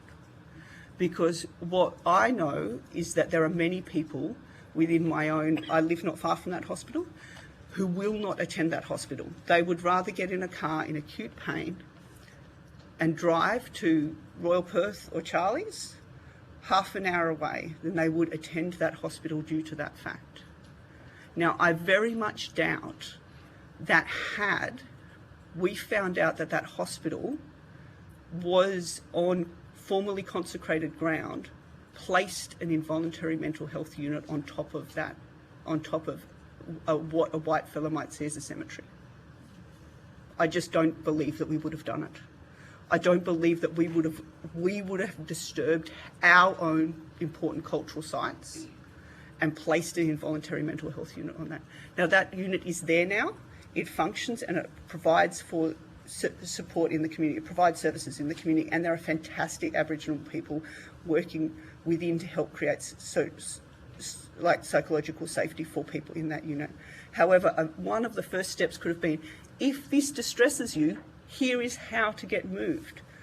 Because you don't get a choice when you're involuntarily treated. You're placed in the area where your catchment is and you have no choice and control whatsoever over where you are. And so when we're talking about what does systemic racism look like, it looks like those minor decisions. It also looks like macro decisions like those ones. And it looks like how hard it is to get those decisions mitigated. So how hard is it? There's no button on that website to say, if your loved one is disturbed by the fact that Fiona Stanley sits on this ground, this is where you go to get treated somewhere else, to get transferred. Whereas I know that Aboriginal liaison officers, if that is a matter of distress, would absolutely attend to those people. But just having to go through all those extra steps and not having it publicly acknowledge that that could be a driver of distress, I believe is a massively missed opportunity. Just to raise, and I know I'm not allowed to, but I'd like to, because you're mentioning it, I'm the person, the custodian, that follows the courts of the high, I would say the Billy Wetlands, and I raised that issue. I was a part of planning it. I told them way back then that this is wrong, but no one listened to me, and thank you for addressing that, because it is a major issue when you're spiritually connected to the land. No one understands our cultural connection, the way we spiritually connect to our land. And what they did is so wrong, where they built that hospital. And thank you for raising that, because I forgot that there's so many things you need raised in such a small amount of time. It does not give you the amount of time, so you give one person to a subject to allow to get across with what really needs to be acknowledged and Thank you, Sister. One more? One more question I'm going to share before. All of the submissions talk about obviously mental health and there is a growing gap in mental health outcomes in remote communities versus metropolitan communities, both suicide and suicidal ideation. Do you think we are doing enough to provide healthcare services to rural and remote communities in Australia? And, do you believe we have a universal healthcare system? We talked about having to travel to Perth for treatment, and that's not culturally respectful. Question to all three of you. Well, I would say clearly not. We don't provide enough or good enough mental health care within Perth metro area, let alone, within the rest of our very large state. So I would say no.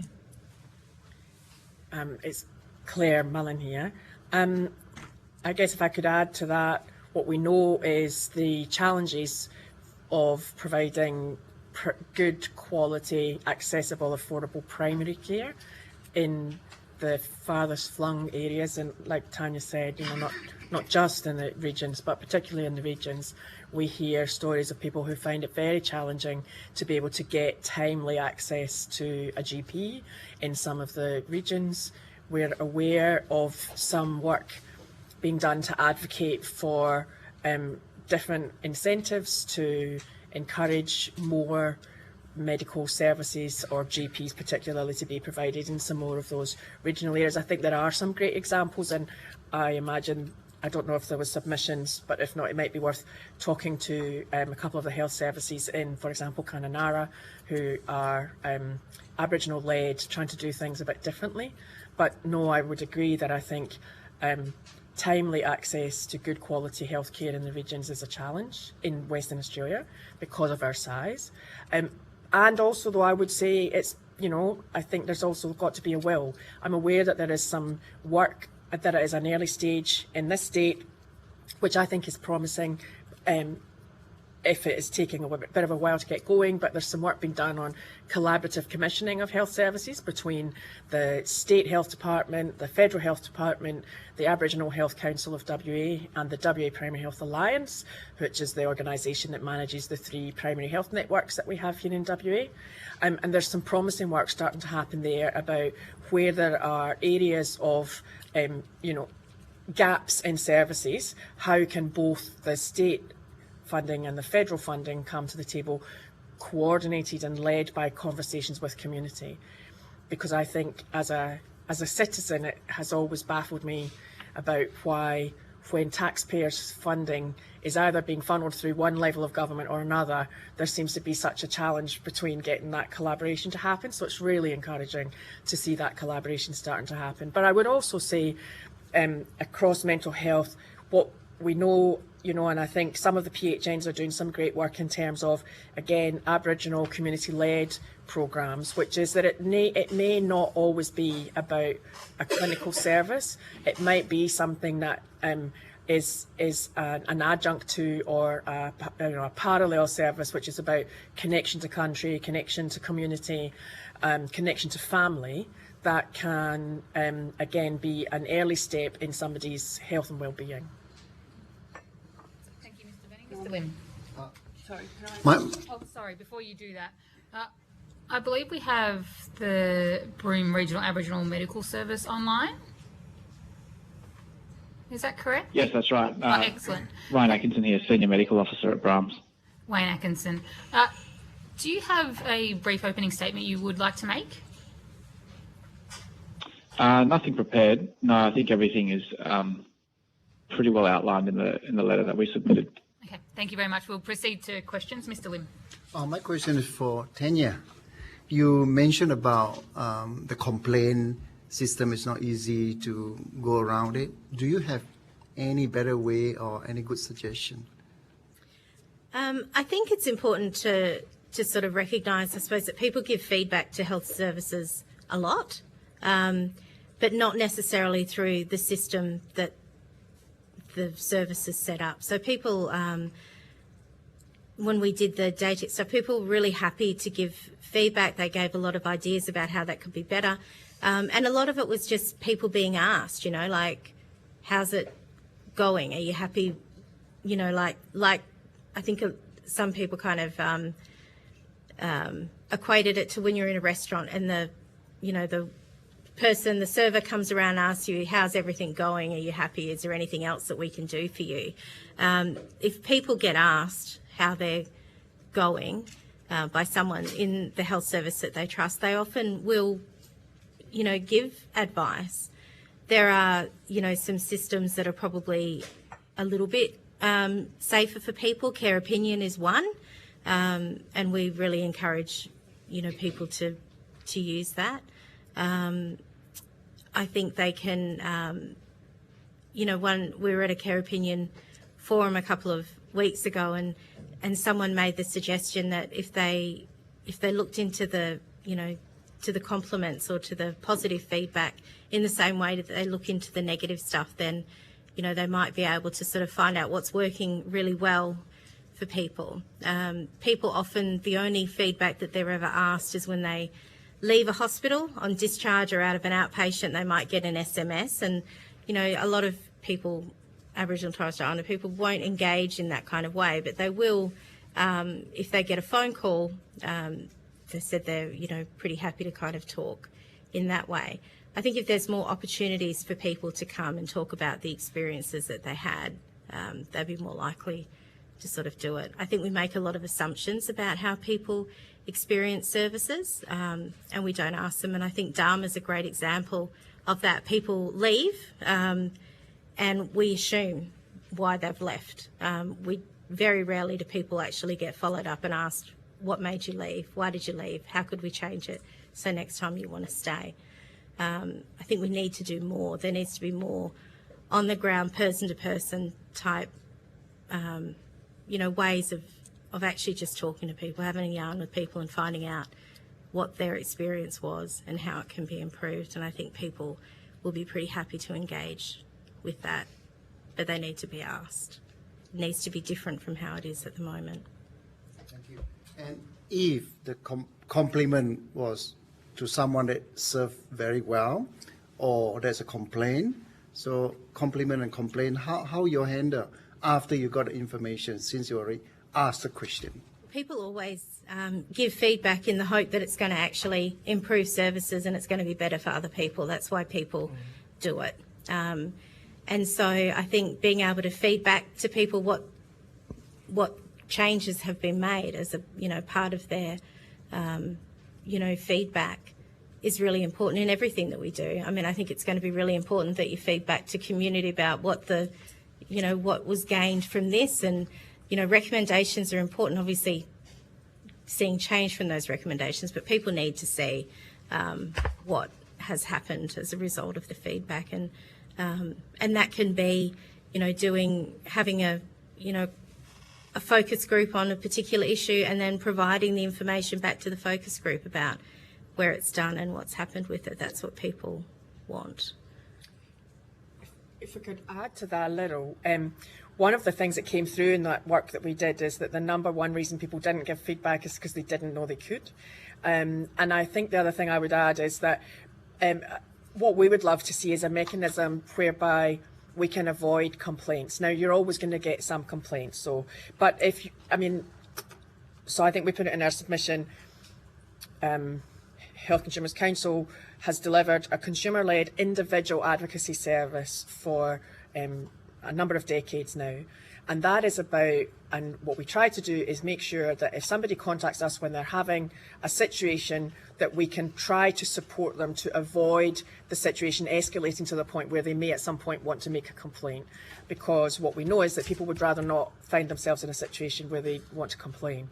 So I think that, I think generally across all health services, internationally almost, finding ways to make sure that people's voices can be heard in those clinical settings at the time, particularly people whose voices go unheard. So it's not that people are not speaking up, but rather that the systems are created in such a way that somehow or other those voices are not heard.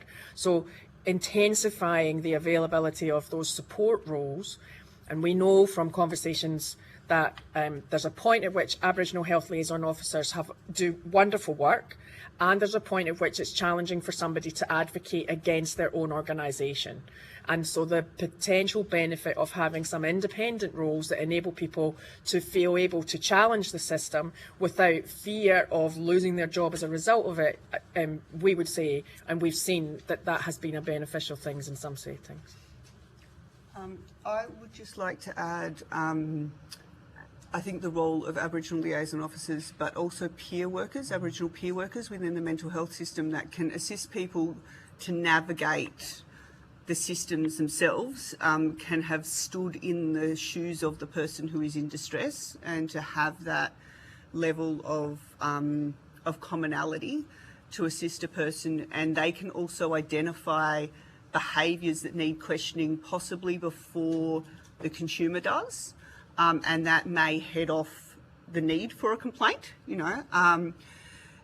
and also bear witness if there is a complaint, because, as I said, the narratives of believability of people in distress is often low.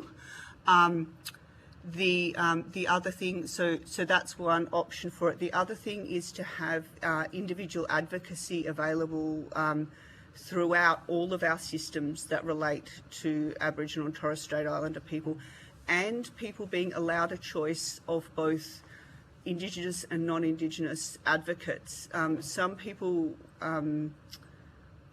overwhelmingly, we find that people want Aboriginal advocates. However, within the mental health system, you may have an experience as a consumer of behaving in a way that is bringing feelings of shame that you may not want to disclose to people within your own community, and you may want advocacy from a non-Indigenous person in that time, and having enough services funded, enough choice, enough, and I'm talking external individual advocacy services here, that people can find the right fit for them to walk themselves through those processes is appropriate. There's very few individual advocacy services funded even in Perth. There's virtually none in a lot of the regions.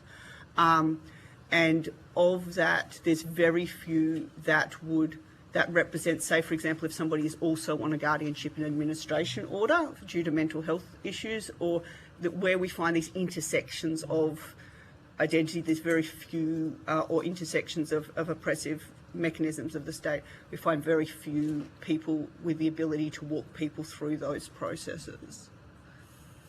Thank you. Thank you. And I understand members of the committee have still got a couple of questions for Bram, so I'm just going to allow for one question each before we move to our next witnesses, and I'll begin with Senator Whittaker. Excuse me, I'm right under an air conditioner here. It's actually making me sick. So with Senator Thorpe down this end. Yeah, two on the end of freezing here. Thank you, Chair. Are you guys oh, sorry. Go for it. Oh, sorry, I did hand the call to Senator Whittaker, and then I'll come to you. Right, these are frozen. Yeah. Sorry. I'm hoping that the witnesses from Brams can hear me. Thank you for making the time to be with us today, and for providing a submission to the inquiry. One of the things that you particularly talk about in your submission is that sustained, secure funding of Aboriginal community-controlled organisations is itself an anti-racism measure. I'm hoping you can talk to that in more detail to the committee, and why, in your view, that funding is so important for reform. Yeah, thank you for inviting us to talk. I think in a nutshell, it comes down to enhancing access to care and providing a better quality service tailored to Aboriginal people.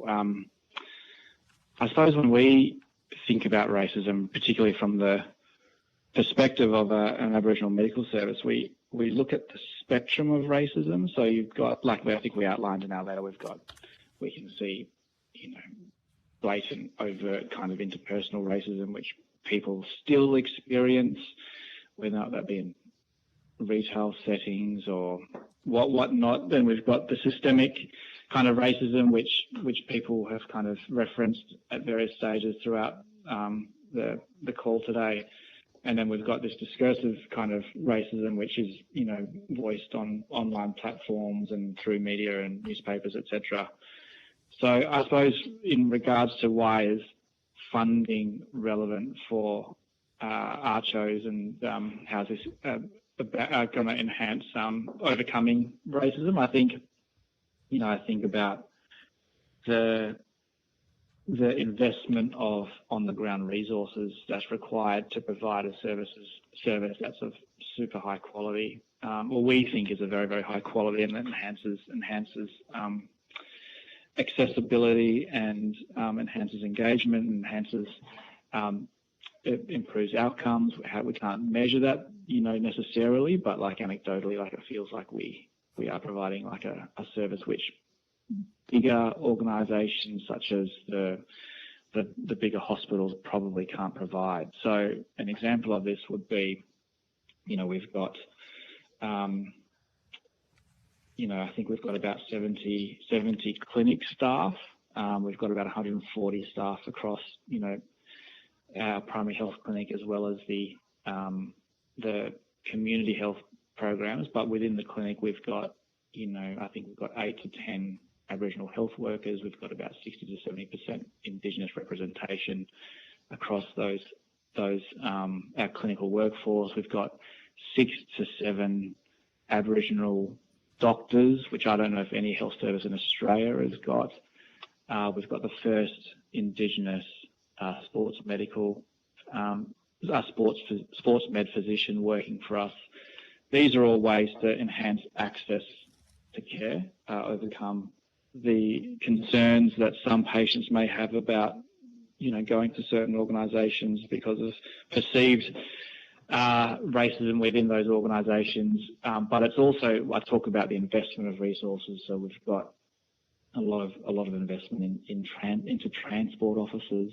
So we recognise that our patients can't get to, a lot of the times can't drive themselves because they don't have transport. They're moving in between towns, they're moving in between regions. So we're using our local resources to ensure that these patients can actually get to our facilities. But then on top of that, our recall system. So our recall system is, in many people would view it as clunky, in that it's very human resources led. So we literally are getting on the phone or literally sending out drivers to recall our patients, as opposed to like sending out bulk text messages via hot docs or whatever it is, because we recognise that the system that's going to work for our patients is that, as opposed to something that's very technologically heavy, because we recognise a lot of our patients don't have computer literate or technologically literate or don't have access to a phone, etc. So for us, this system works. It's resource heavy, but it's probably what's required. And this is in contrast to, say, the broader kind of hospital systems, where it's like you might refer them for an outpatient appointment, a patient to an outpatient appointment. The service is heavily overly subscribed. So they try to call a number which might have been the relevant number 2 months ago, but it's time for them to have a telehealth conference, and guess what? The phone doesn't work. So they try that a few times and then they're discharged from the service. So that's highlighting that the ARCHO kind of investment is really, really important to be that conduit to essentially the broader health network.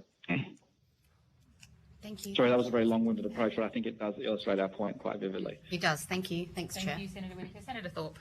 Thank you. Thanks for appearing today. Looking at your submission, you talk about the WA COP's lack of moderation on social media comments and the impact this has, or the impact this inaction. So the cops get all these racist comments on their pages, which absolutely fuels the racism and violence against our people. And we know WA cops are not immune from hurting our people or killing our people in the system. So are you able to elaborate on the example that you provided in your submission about the WA cops, who, for your information, aren't here today? So we're only hearing from victim survivors and not the perpetrators themselves. Yeah, I think it just goes to show, I don't want to comment too much about, is there racism within the WA police? I can't really comment on that, but I think it's more about illustrating that there's that the lack of action in public forums, it doesn't create, or it doesn't sell trust. It doesn't. It paints this picture of our people not feeling confident that they can go to these organisations, that they're going to be covered or looked after or listened to or protected, and something as simple as moderating comments in a public forum that could be of a racist nature. It just seems such a simple low investment initiative, but seemingly it's not done. And it's not just limited to WA Police, it's in other forums as well. Like you look at other social media pages and the ABC and whatnot, but it's like, why isn't there kind of stronger, more nimble, quick shutdown or moderation of these pages? I think, because it would create a lot more trust on a broader level, I think. So, sorry, I was referring to the WA cops particularly because that was pointed out in your submission. So given you've got the government that have the numbers on this committee, recommendations are really important. So would you recommend that this committee follow that up with the Western Australian cops about taking some of the violent racism off their pages as part of this process of ridding violent racism against our people? Do you think that's something that this committee should consider? Yes, yeah, I think there needs to be more accountability. I think that's the broad message that we wanted to portray in our submission, is that it's so easy for these keyboard jockeys to where they seem to have anonymity to voice stuff which is just blatantly racist and creates this stronger polarity within society. And I think something as simple as having one, some oversight, but two, enhanced accountability for offenders in these forums needs to be strongly considered.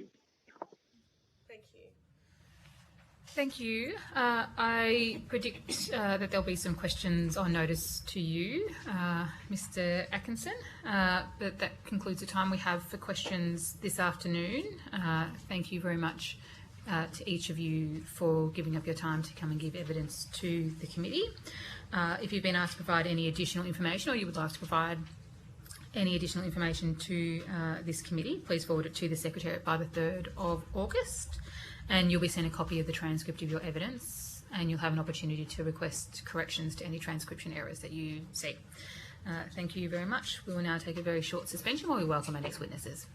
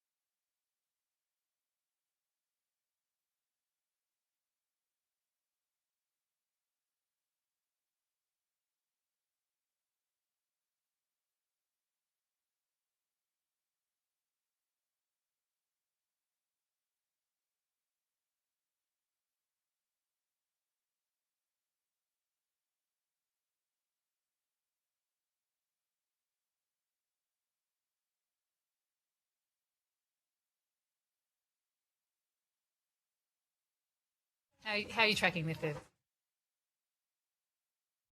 Okay. Excellent. I now call on representatives from Ember Connect to give evidence. For the Hansard record, would you please state your full name and the capacity in which you appear? My name is Narelle Henry and I'm the General Manager of Ember Connect. Thank you very much. Although the committee does not require you to give evidence under oath, I should advise you that this hearing is a legal proceeding of the Parliament and therefore has the same standing as proceedings of the respective houses. The giving of false or misleading evidence is a serious matter and may be regarded as a contempt of Parliament. The evidence given today will be recorded by Hansard and attracts parliamentary privilege and is being broadcast live. We also have the ABC in the room with us, so would seek your permission, your consent. That's for them to be recording. Thank you very much. And I'm joined by Senator Thorpe, Mr Venning, myself as Chair, Senator Stewart, Senator Whittaker and Mr Lim. I now invite you to make a brief opening statement. Thank you. My voice may shake early on as I get a little bit more comfortable. Maybe it's the air conditioning, I don't know, see how we go. I just want to thank you for the opportunity to speak today. So I'm here representing Ember Connect, First Nations women's-led organisation, and I offer the submission on behalf of those beautiful women we work with, walk with and listen and stand with. So through Ember Connect, we hear directly from women about the way online racism reaches beyond the screen into our homes and families and impacts the confidence our people have to speak, lead and be visible. And what I want to leave with you today is the issue as to, whether people want, it's not the issue whether people want to express an opinion, it's whether Aboriginal and Torres Strait Islander women are being pushed out of public conversation by racist abuse, intimidation and patterns of coordinated online behaviour that platforms are not required to properly detect, disrupt or explain. Our focus on coordinated networks has grown from what women have told us about repeated pylons, particularly in the last conversation you had about the WA police and in terms of moderating some of those comments and narratives that are occurring. That includes pylons, mass reporting, misinformation and the same racist narratives appearing again and again across platforms and different accounts. We have researched this further because member feedback has made clear that the harm is not just in the single comment, but in the way those comments gather force, spread and make people feel completely surrounded. And I know that many of you know what I'm talking about. So too often it's not one person saying one awful thing, it's organised, amplified and repeated, and those coordinated attacks, particularly after maybe a media appearance, they can be pushed to multiple accounts and organised attempts, as I said, to silence Aboriginal and Torres Strait Islander voices. So I guess I liken it to if one person yells abuse at you in the street, that is obviously harmful, but if a crowd forms around you, repeats the abuse, follows you, films you, encourages others to join in and blocks your way out, the harm no longer is just the words. It's the crowd and the fear and the knowledge that it can escalate as others are pulled in. So that's what online racism can feel like, coordinated online racism, and it's not just about stopping a disagreement. The issue is when disagreement becomes the actual weapon and when platforms allow coordinated behaviour and artificial amplification and harassment to turn one comment into an absolute wave of harm. And we recognise in law that coordinated action can create greater harm than individual action alone, and online environments should absolutely be no different. So rather than focusing on individual acts of racism, what we're increasingly seeing is that collective amplification. Again, whether it's Meta, TikTok or X. And platforms already show that they can detect that online behaviour, and so they do it when they decide that it matters. And they can find bot activity, fake networks, covert influence operations. I've gone deep in some of the research and reports that are floating around.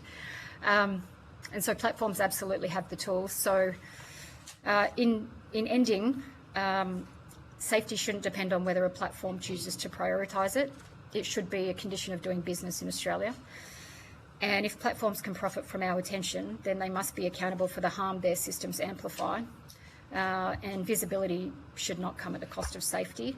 And we shouldn't be weighing up the risk of being heard to participate in public life. Thank you for that opening statement. We'll proceed to questions and begin with Senator Whittaker. Thank you, Chair, and thanks, Ms Henry, for appearing today and for your submission. The survey data that you provided is really fascinating and worrying. I wonder if perhaps we could start with one of the things that you call for in your submission is legislative reform, including criminalising racial hatred. What did the respondents to your survey tell you about why the current legal frameworks aren't working? I think it comes down to a trust in terms of if there is something happening online, that people are not likely to report it, and if they do, they know that generally nothing's going to happen. And it seems to be a bit of a grey area. So as I go through a lot of the comments that have been given, so I'm just going to that page. As I go through a lot of the comments that had been given, there were quite a number of women that want to see something that where people can be held accountable, and there are consequences to that behaviour. And so while there probably are no women in that group of women that have any full understanding of the legislation that exists, we just want to be able to trust that there are consequences down the track. Yeah, I think that's a really important point. Your research also highlighted that First Nations women experience racism most commonly online or on social media and in the workplace. Is there a relationship between the two, do you think? Not always. It might just be what's happening, let's say, around the referendum. It could be that whatever is happening in the public forum at the time is when, if we choose to join the conversation or look at something, then online we're going to be a part of those narratives that are occurring across platforms. And then at work, I think it's there are so many different workplaces, and I don't think that they're related. Yeah. Okay. You talked a bit about amplification risks and I guess that kind of pile-on sort of culture that we see. What do you know about the impact that has on First Nations women? And then what do you think the platforms need to do to prevent those kinds of pile-ons from occurring or growing? It's really frustrating because I know that platforms, they benefit from outrage, and so that is exactly what makes them money. And so they will say that, in terms of doing business in Australia, if government says you've got to make sure that you report coordinated activity, it could be another country that's trying to influence the decision making of Australians just because, without care of whether or not what the outcome is. But it's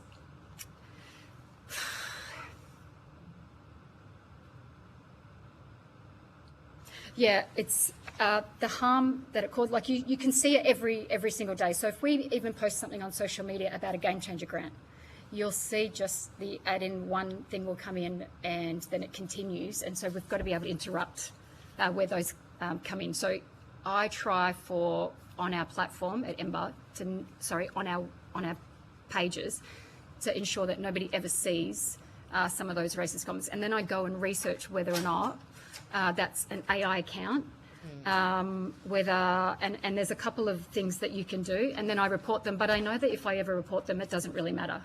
So I think that social media platforms, they absolutely have the technology when they want to detect those things, and that they have to interrupt them and report honestly about it.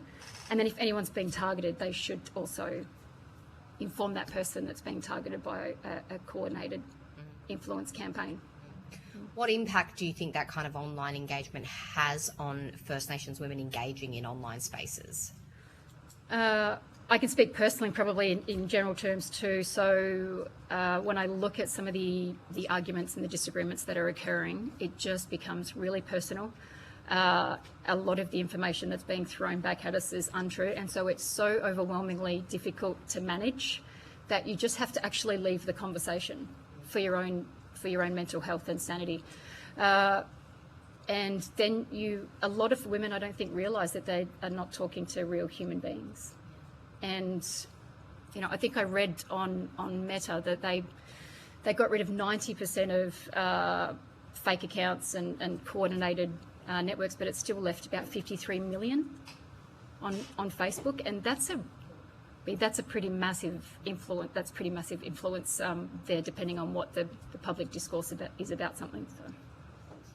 And do you think that, to that point about whether it's fake profiles, bots, misinformation being spread online, does that then lead, I guess, does it give permission to others who might hold those racist views, permission to then engage in that same way? Gives them some, perhaps, protection in some way because they feel like this is perhaps more commonplace than... A false consensus? Yeah, I think that generally there's, we've seen in the US as well that, that with those coordinated campaigns that a false consensus can be generated, and then people feel like, oh, maybe then there is something to this. And depending on how often they hear it and see it, then they might start to believe it. Yes, I've got a real communication issue, and I think it doesn't matter then. This is an example in terms of we can speak on the harm for Aboriginal and Torres Strait Islander women, but it's actually what does it look like for other groups as well? This is a really big problem we have. One of the questions you asked in your survey was, what does a safer, more respectful environment look like online? Or perhaps the question was more general than that. But what were some of the answers that you got to that question that stood out? I think I've listed most of them in there, but if you give me a chance to just go back to that question. But I think a lot of the time honestly, it's just how do we give our opinion, or how do we, even if somebody comes along and says, but I heard this about Aboriginal people, it's like there's no longer a place that we can even clarify the information or have a normal conversation, because it just explodes and becomes something ridiculous. I think that while I can manage my own Facebook page for Ember Connect, that is very much monitoring it every single day, and if anything pops up, having a look at whether that's an AI, whether it's anything else that comes in that's a little bit nefarious, and then I'll report it straight away, and then I don't want anyone else to see it, because it does, like, I have PTSD going online and having a look at just our Ember Connect comments. And I don't want anyone else to have to endure it, but it should quite simply be that we're able to go on and give our opinion, talk about our daily lives, and that is it, without weighing up the cost of whether or not we're safe to do so. And so your submission talks about a number of kind of broad areas of recommendations that cover education and truth telling, accountability and consequences, accountability both through legislation, but also through the platforms.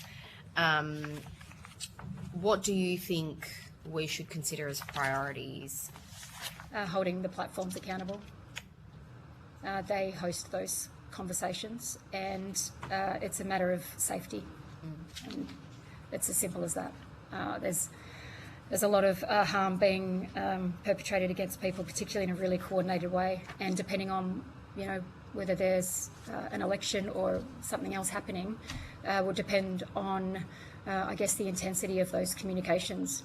And there are so many people that, I'm obsessed, but we're online completely. So I get really obsessed about understanding the ins and outs and what the platform's doing and what the algorithm is, but the average person is not going to know. So if something that appears on their Facebook feed and they feel strongly about it, they're not necessarily going to know that that there's an effort to squash what they're saying and twist and, even if it's a positive story, there's lots of ways that people can, I should say coordinated networks can come in and change that positive narrative and spin it out of control into something negative. So it's, I worry that people don't have all the information. I think with Ember Connect, what we've realised is that we're going to do some literacy around these types of things, so that women can start to go, I want to have some critical awareness around what people are saying to me, and to understand whether it's true, and then make up my own mind after examining all of those sources. But aside from that, the truth telling and the education, that takes years and years and years and years, and that's interaction after interaction, and then it's the willingness of people to learn. So it really just comes down to holding platforms accountable and doing it fast before our society spins out of control. You see, I don't sleep at night about this stuff. Sorry. Surprised. Thank you for your time. Thank you, Senator Whittaker. Senator Thorpe. Thank you. With all due respect, I think this society spun out of control when we got invaded. Been nothing but destruction since. What impact did the failed and the referendum that we should never have had in this country, what impact do you think that's had? Has it risen since the failed voice referendum? Can you talk to that? Being online every day, it feels like it's heightened. It seems like it's the quantity of comments and conversations being had, it seems much more intense, to a point where I mean again, I'm online. I don't ever post. I only post on behalf of Ember Connect because I just actually can't stand going on social media, and I know that that's the sentiment of a lot of women as well, is that they just don't want to deal with what people are saying about us, and there's no ability to have a conversation. So it's really difficult. And for me personally, after the referendum and seeing and all of that online, without having known about the coordinated networks, because I know that there was interference from other countries as well in terms of what the outcome was going to be, and from countries that had little thought about, like they don't care what the outcome is going to be, but it really does affect our lives and whether or not we feel confident and comfortable stepping into the spaces that we've always stepped in.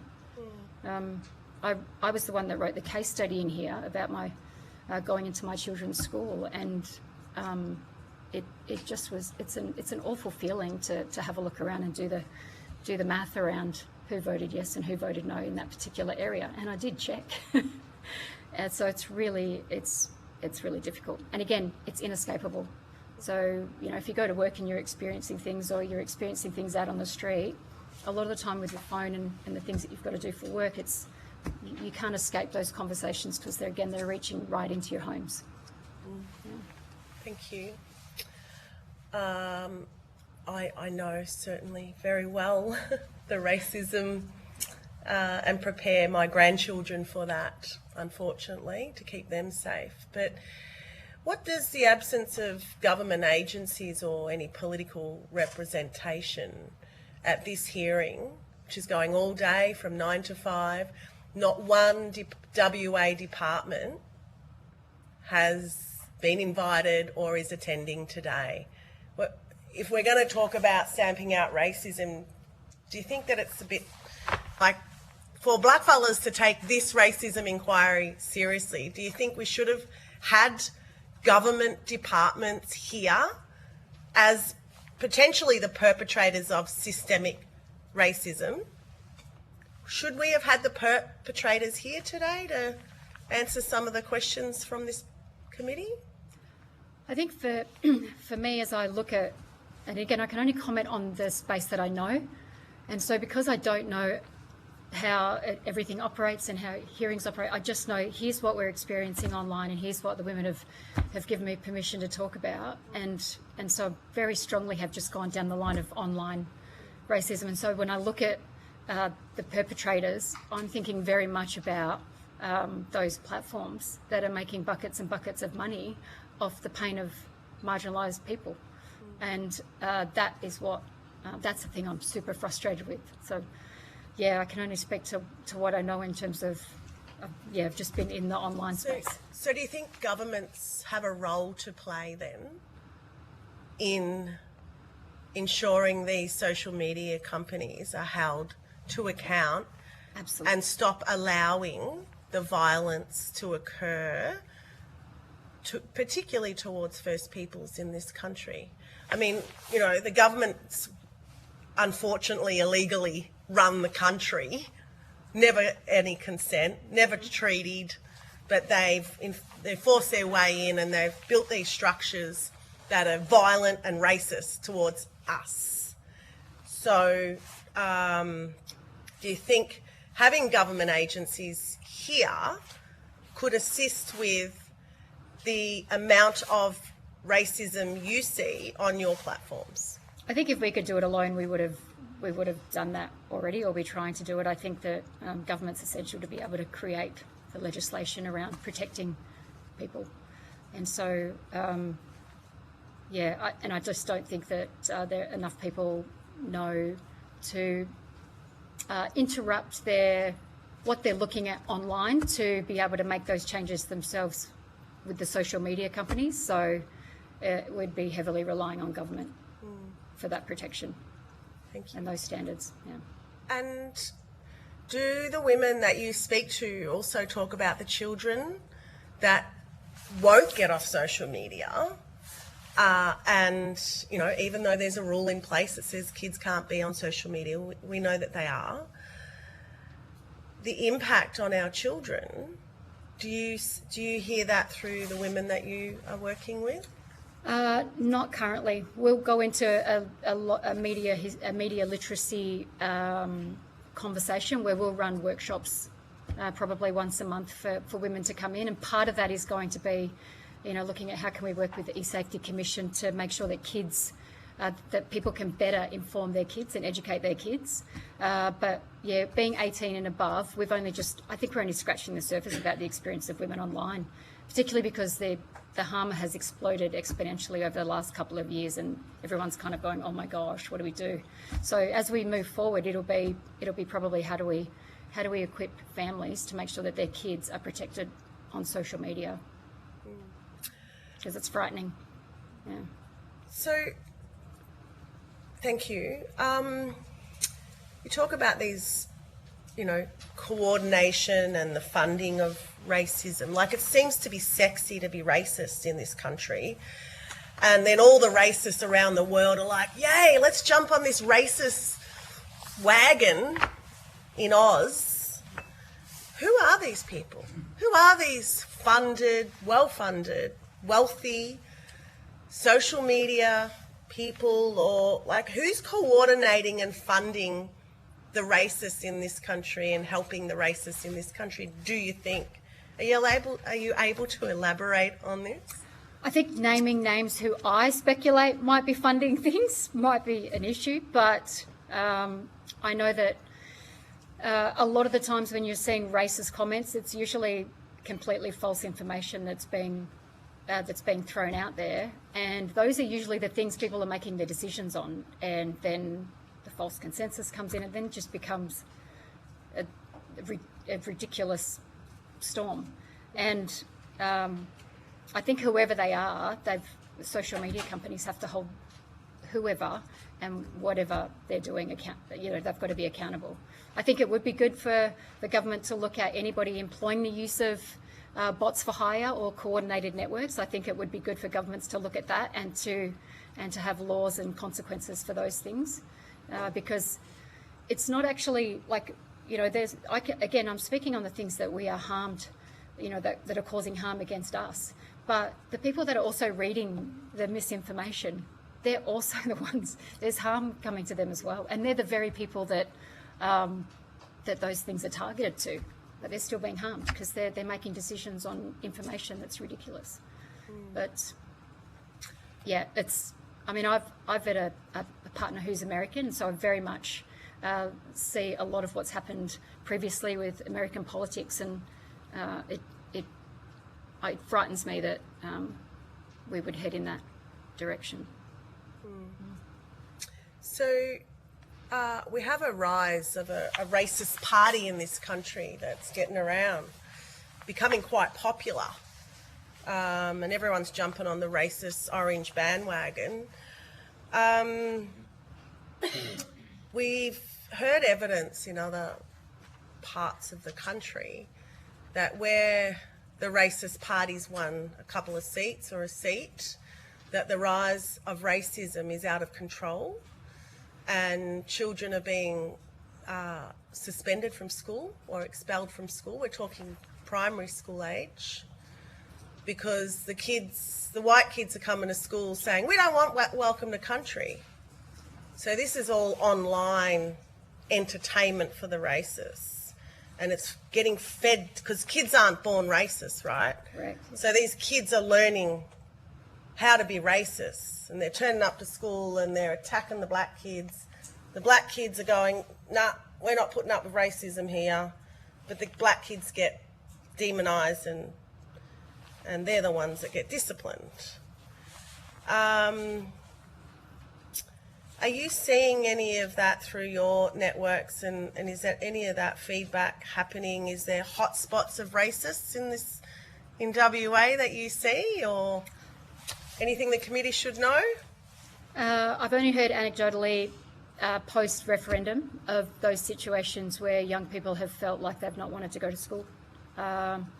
And we haven't necessarily gone out and surveyed and canvassed people for I mean, I think it's generalist in general terms. I feel like probably it's common, I think. But again, I mean, we talk about race is learned. Young people, they don't come into the world as racist young people. And it's really important for being a teacher previously, it's really important for schools to make sure that there are standards and behaviours and consequences for anything like that. However, there shouldn't be access to that type of information. And I know that, you know, they're going to generally learn it from their parents or older siblings or whatever it is. I get that. But again, it's got to come down to the consequences immediately, because the truth telling in the education is going to take years and years. So we've got to get it offline first. Just on the truth telling, and my final question, Chair, is should the federal government, the current federal government, take truth telling on as the commitment that they made? They made a commitment to voice truth treaty. Should they pick the ball back up and run with truth-telling in this country to stop racism? Like, is that something that this committee should consider as a recommendation as part of this inquiry? I think truth-telling's absolutely important, and just all the way down to very simple and open and honest interactions in wherever you're at. But for me, I worry online is stopping the coordination of and the spread of information from accounts that are not real. They're AI accounts. So in truth-telling, we can have a conversation and we can learn from each other and we can change each other's mind and we can move and stretch and be flexible with that conversation. But if we're trying to have a conversation online with something that is a robot that we are unknowing, like we don't know that it's a robot, then that has a very specific target to make sure that they continue with this type of conversation. They have no ability to learn. They have no ability to be flexible. They will just continue with the brief based on certain prompts that are being put on social media. So, yeah, so for me, truth-telling seems more human and significant. But, yeah, it feels a little bit different in terms of what we're talking about and just eliminating and disrupting those awful things that are happening online, particularly from robots. Thank you. Thank you, Senator. Thank you very much for your attendance here today. That concludes the time we have for questions. If you've been asked to provide any additional information or you want to provide any additional information, if you please forward that to the Secretariat by the 3rd of August. You'll be sent a copy of the transcript of your evidence and you'll have an opportunity to request any corrections to transcription errors that you find. We will now suspend very briefly while we welcome our next witness. Thank you very much.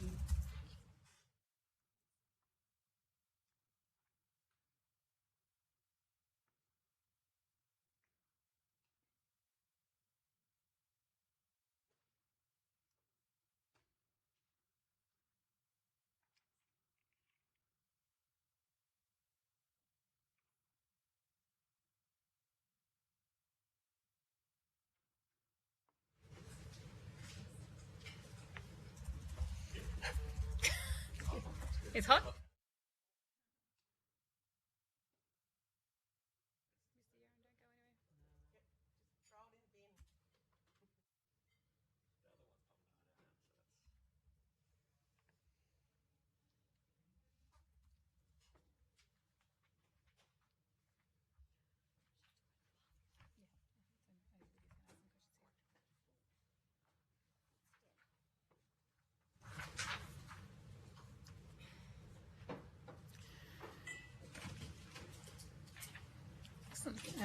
We will now resume, and I call on Mr. Fabian Yaron to give evidence to the committee. For the Hansard record, would you please state your full name and the capacity in which you appear before the committee? My name's Fabian Yaron. And you're appearing as an individual community member? Individual community member here. Yep, thanks very much. I've got a little spiel to read. You've heard it a couple of times already today. But although the committee does not require you to give evidence under oath, I should advise you that this hearing is a legal proceeding of the Parliament and therefore has the same standing as proceedings of the respective houses. The giving of false or misleading evidence is a serious matter and may be regarded as a contempt of Parliament. The evidence given today will be recorded by Hansard and attracts parliamentary privilege and is being broadcast live. And I wanted to get your consent for ABC recording the proceedings today too. Okay. Yep. Thank you very much. Would you like to make some opening remarks before we proceed to questions? Yeah.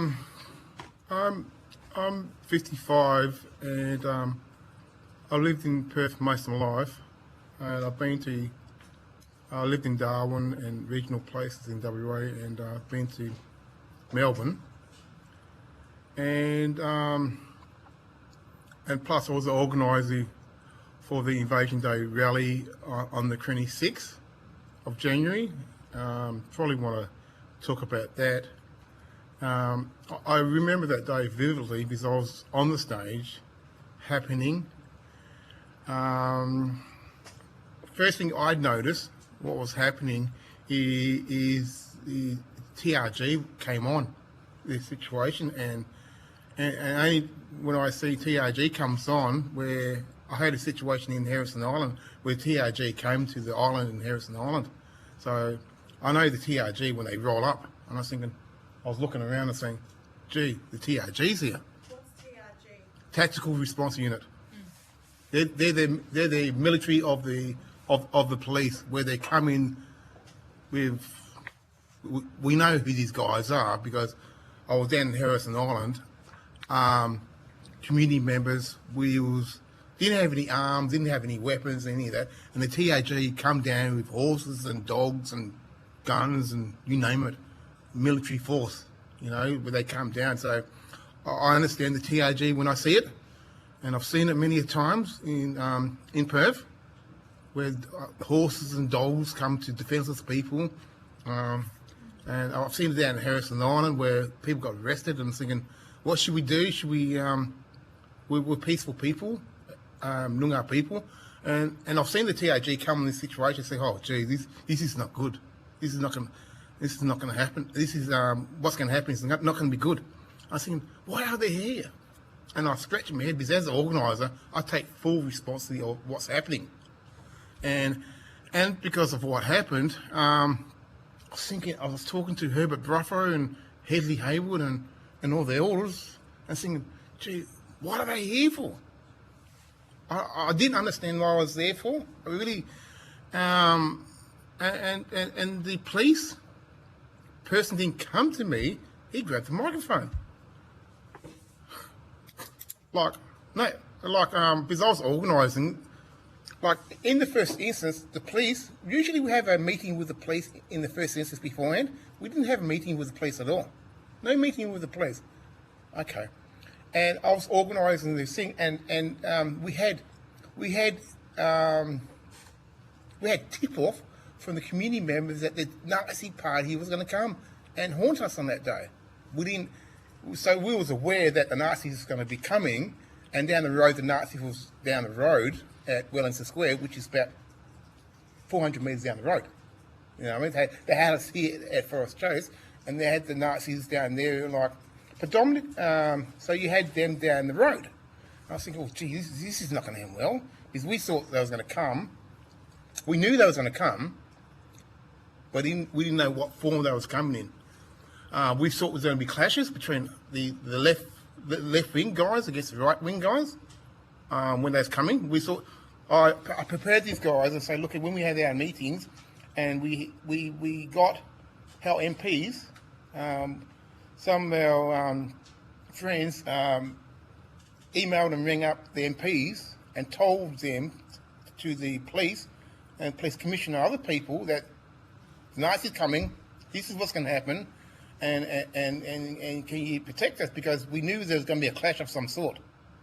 And as the organiser, beforehand, we was having a meeting with our Aboriginal people, with our elders, and with our allies. And our allies was telling us that this is what's going to happen beforehand. And we told the police, we told our senators, and told people that this is going to happen. But this time, the police didn't meet us. I didn't understand why they didn't meet us. I'm not sure why they didn't meet us. So, and then, and we knew it was going to be a clash. We seen guys get ready for this clash. It's going to come, because we knew what happened in Melbourne with the Nazis guys. It's going to come. It's going to happen. We're going to have a physical confrontation with the Nazis today. We embraced ourselves. We've got our legal advisors on board. We've got our legal advisors. We had our volunteers. We had people watching us from all over the circuits. We had our insecurities there, as such, and we prepared ourselves and embraced ourselves for this clash. We knew it was going to come. We knew the way it was going to come, and we knew the guys were going to come. And with the clash, we knew it was going to be guys. We knew it was going to be between 20 to 50 years old. We knew it was going to be a man.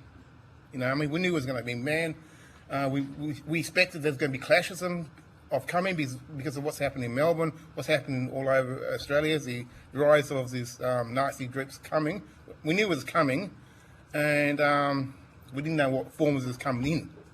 That's the only thing, was we expected them to come in 50 guys attacking us, and we said to them, if these guys are going to come, about 50 or 100 of them guys coming, we'll get our liaisons and our people to try to put a block barricade between them and us, because we're having a clash. We're not going to be looking nice if we clashes with the right, the left clashes with the left clashes with the right, and we would have had 100 guys clashing with them. Saying, no, we don't want that. So we try to tell the police and our staff this may happen, and going back to that day when it happened. This guy, I've never met this guy before, because last year we had one guy and we knew him, Mr. Rich, you know, with the police officer, and this guy was, this other guy they bring, I didn't see him, he came out from nowhere, so we didn't know this guy. He had the TRG behind him, and they come from Wellington Square, they come up, and when they started talking to us, they didn't speak to me. They grabbed the microphone. They didn't speak to me. They said to some elders, Marty Lynn and Herbert and other people. They said something. Someone thrown something. You know what I mean? Like a package or things. They didn't say anything about a bomb in that situation. They didn't say anything to me. They said what they told me is you had to move yourself from the stage and you had to evacuate. So the stage was here and we had to evacuate this way. And from what I learned now, and this, it didn't happen immediately, what I've learned. There's just a bit confusion. I learnt afterwards there was 2 bombs thrown off, okay? And it's bits and drabs, other things. And as an organiser, I try to get intelligence and trying to find out what happened. And it was just, it'd be the confusion. Anyhow, going back to that day, the police was moving us, and they're moving all the elders, and the elder was, you know, she was an elder, and they moved her, they pushed her, and they said, move. It was like a riot. You know, that we was rioting, and it wasn't rioting, we were just having a rally there. So it looked like a riot situation. Like I was thinking, geez, the right police coming, and they say, move, and pushing people and being very aggressive, saying move, and pushing all the elders. Elders, like we had Betsy Buchanan, Day Dawn, was there too, and they was moving her. She was bloody 80. She's 80 years old, pushing her, move. And so we had a couple them elders moving, the TAG moving our elders and our frail and the people in wheelchairs and moving them and thinking, God, this is not going to, because I was looking at them and thinking, this isn't going to end well here, you know what I mean, for our mob, you know, and especially for our allies happening, you know. They didn't communicate effectively. And guess what? Later on, the police officer got awarded from that bravery from that day. Oh my God! Like he got an award, the police officer. So that was very interesting. That he got the award. I was thinking, okay, but anyway, going back to the rally. Mr. Yaron, I'm just, yeah. I am not loath to interrupt you. I'm just wondering if we've got some time for no worries. Yep. So Senator thought to maybe ask a question before we go to lunch. After that, then he tell us what was happening. Then we got evacuated. We went down. We continued on the rally and other stuff, and the police didn't tell us what actually bombed. They didn't communicate. So it was very frightening, very terrifying. I take full responsibility for what happened on that day. But things afterwards got even stranger. When they had this Boolaloo Alliance Centre, they didn't ask the organisers to come. They had Uncle Jim and some other people to start up the Boolaloo Alliance. And guess what? I'm the only person from that from the committee that's on there, and everyone else is on there without.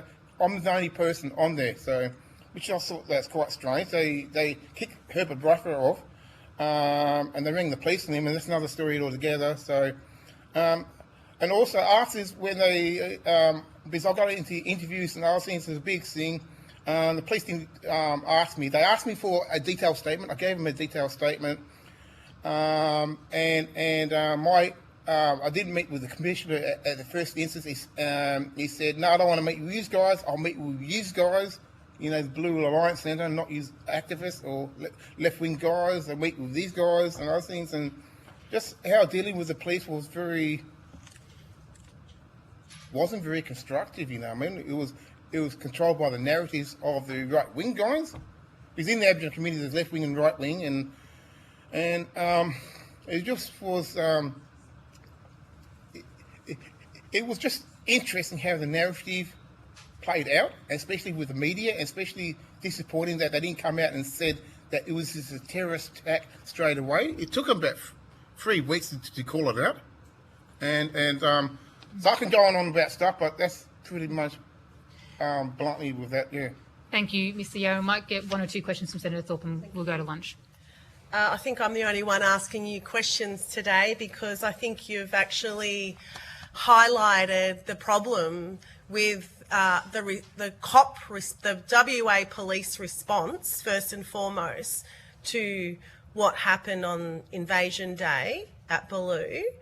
I think you've also exposed some of the politics behind what happened on the 26th of January, and that makes people feel uncomfortable, because what you're reporting is not what we were told.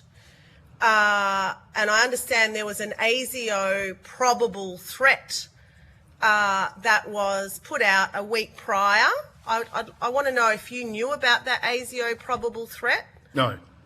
Can I ask what MPs you told about the Nazis and the potential clash from the Nazis on the 26th of January in Boolaloo? I'd like you to name those MPs that you told prior to this incident, and I'd also like you to name the police that were informed about the potential risk of a clash with Nazis or something that's going to happen on the 26th of January. Can you name those MPs that you told and those cops, please? Okay, with the MPs, because I'm part of the Greens, and I told our MPs, I told Brad Pettit, Sophie McNeil, and Hal Green's MPs.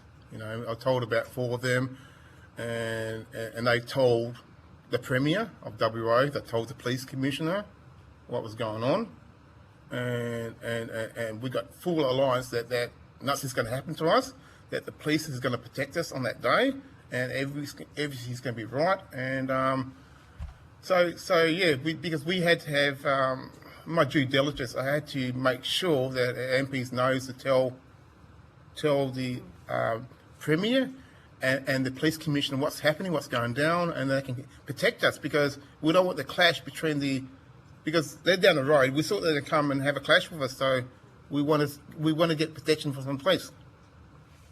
So just to confirm, you as the organiser of the Baloo, or one of the organisers of the 26th of January Invasion Day protest in Baloo, you as duty of care, in your duty of care, told the Greens people, or Greens MPs, Sophie McNeill and Brad Pettit, Yep.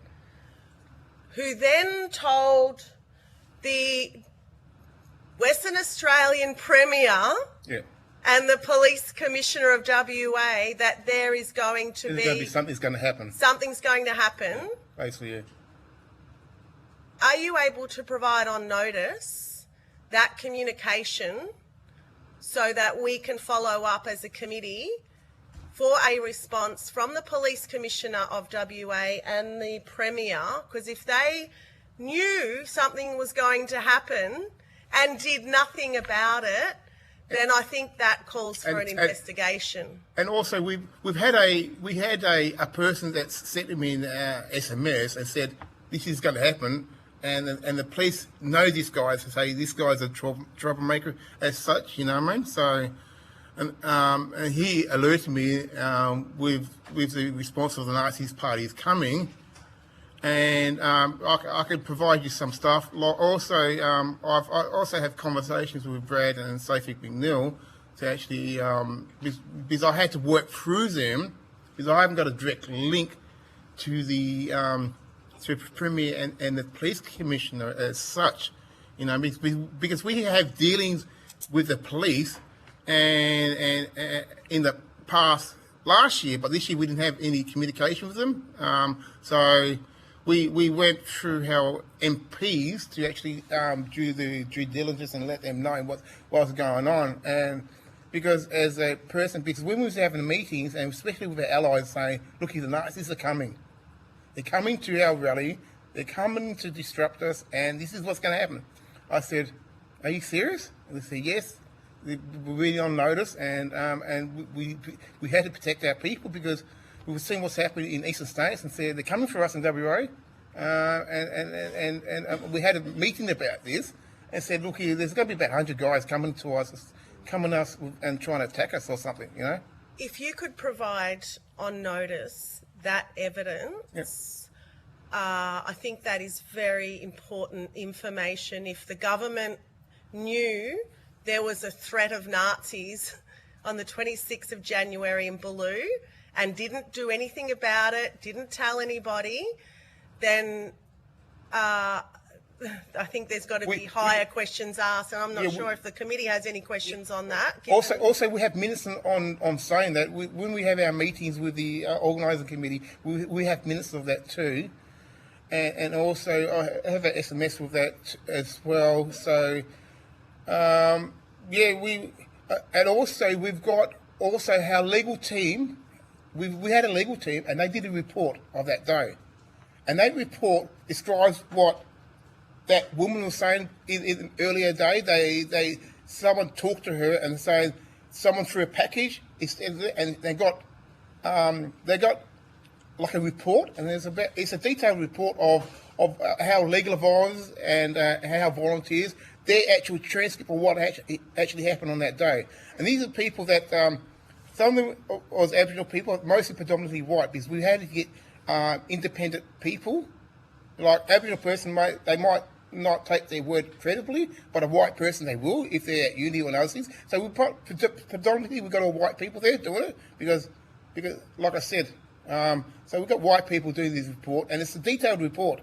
So I can send you an email of that detailed report. Actually, what happened is we had to document everything, because we thought that how members are going to go have a clash with them. We thought we was going to go to court, and we need legal people for our defence. We're preparing to go to court for the ongoing violence, because that's what we prepared, and we have a detailed report to make sure that when we go to court, and we knew we was going to go to court, this is what's going to happen, okay? So we was prepared to go to court, and people were prepared to take the onslaught of the Nazis coming through. Yeah. Thank you. All right. Thank you. Thank you, Senator. And thank you, Mr. Fabian, for your time this afternoon. Okay.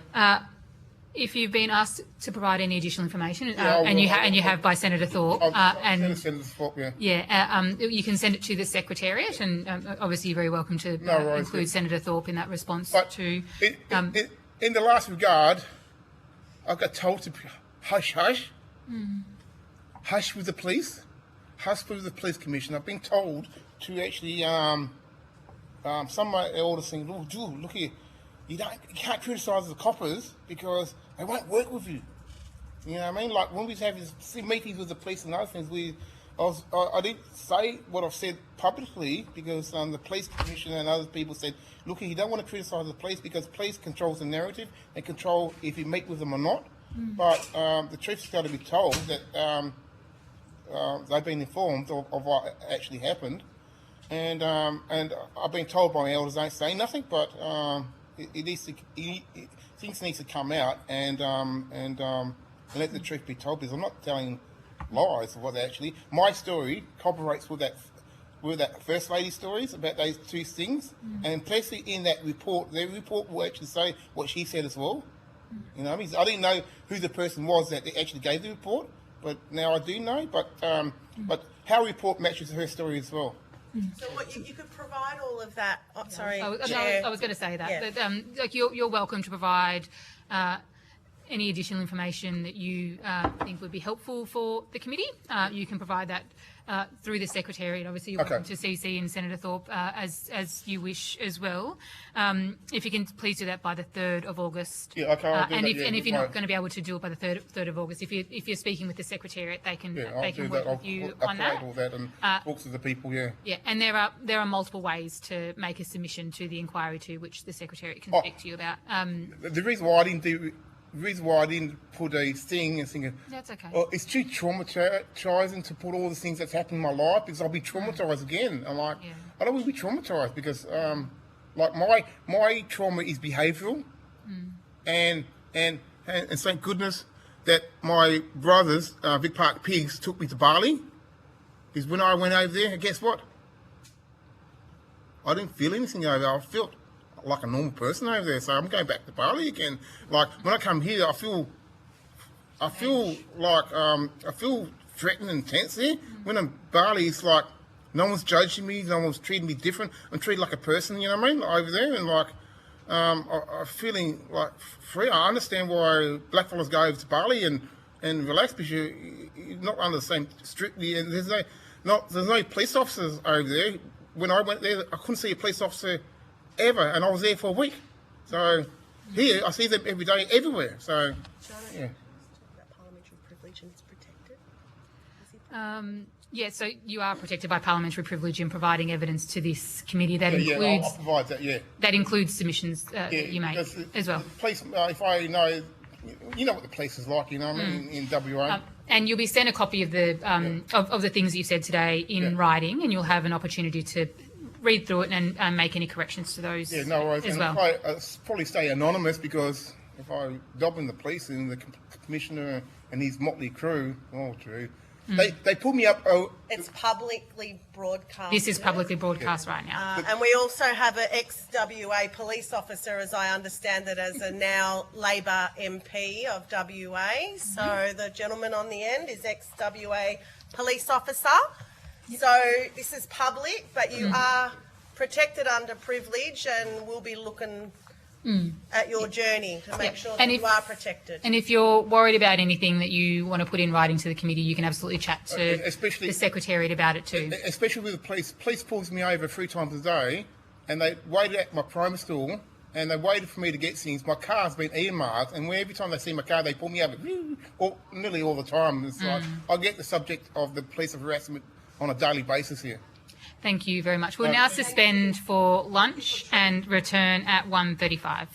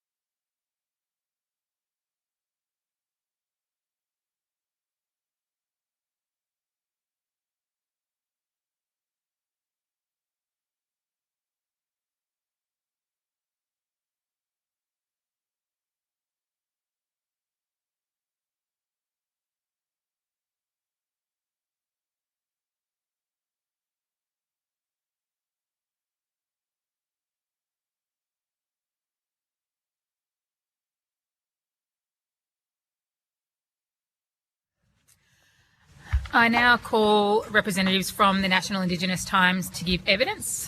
For the Hansard record, would you please state your full name and the capacity in which you appear before the committee? Thank you. My name is Rhys Harley, Managing Director of the National Indigenous Times Group.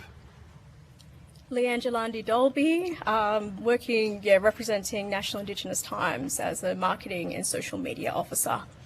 Thank you very much. So, although the committee does not require you to give evidence under oath, I should advise you that this hearing is a legal proceeding of the Parliament and therefore has the same standing as proceedings of the respective houses. The giving of false or misleading evidence is a serious matter and may be regarded as a contempt of Parliament. The evidence given today will be recorded by Hansard and attracts parliamentary privilege and is being broadcast live via audio conference through Hansard, and we also have media in the room this afternoon. I would like to see if you've got an opening statement. Sure, thank you. I'll kick off and then give Leanne a chance as well. Thank you, Chair, and to committee members, and want to particularly acknowledge Senator Stewart and Senator Thorpe for your work in relation to these matters as Indigenous members of Parliament. We see it and we report on it.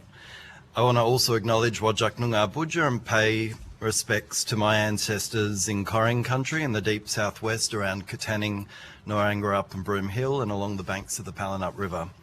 My name is Rhys Harley. I'm Managing Director of the National Indigenous Times Group, Australia's leading Aboriginal-owned national news organisation, and I'm joined by my colleague Leanne Dolby, a reporter and NIT's social media officer. We publish the National Indigenous Times, the Indigenous Business Review, Style Up and Global Indigenous Times. We publish more than 140 original stories every week.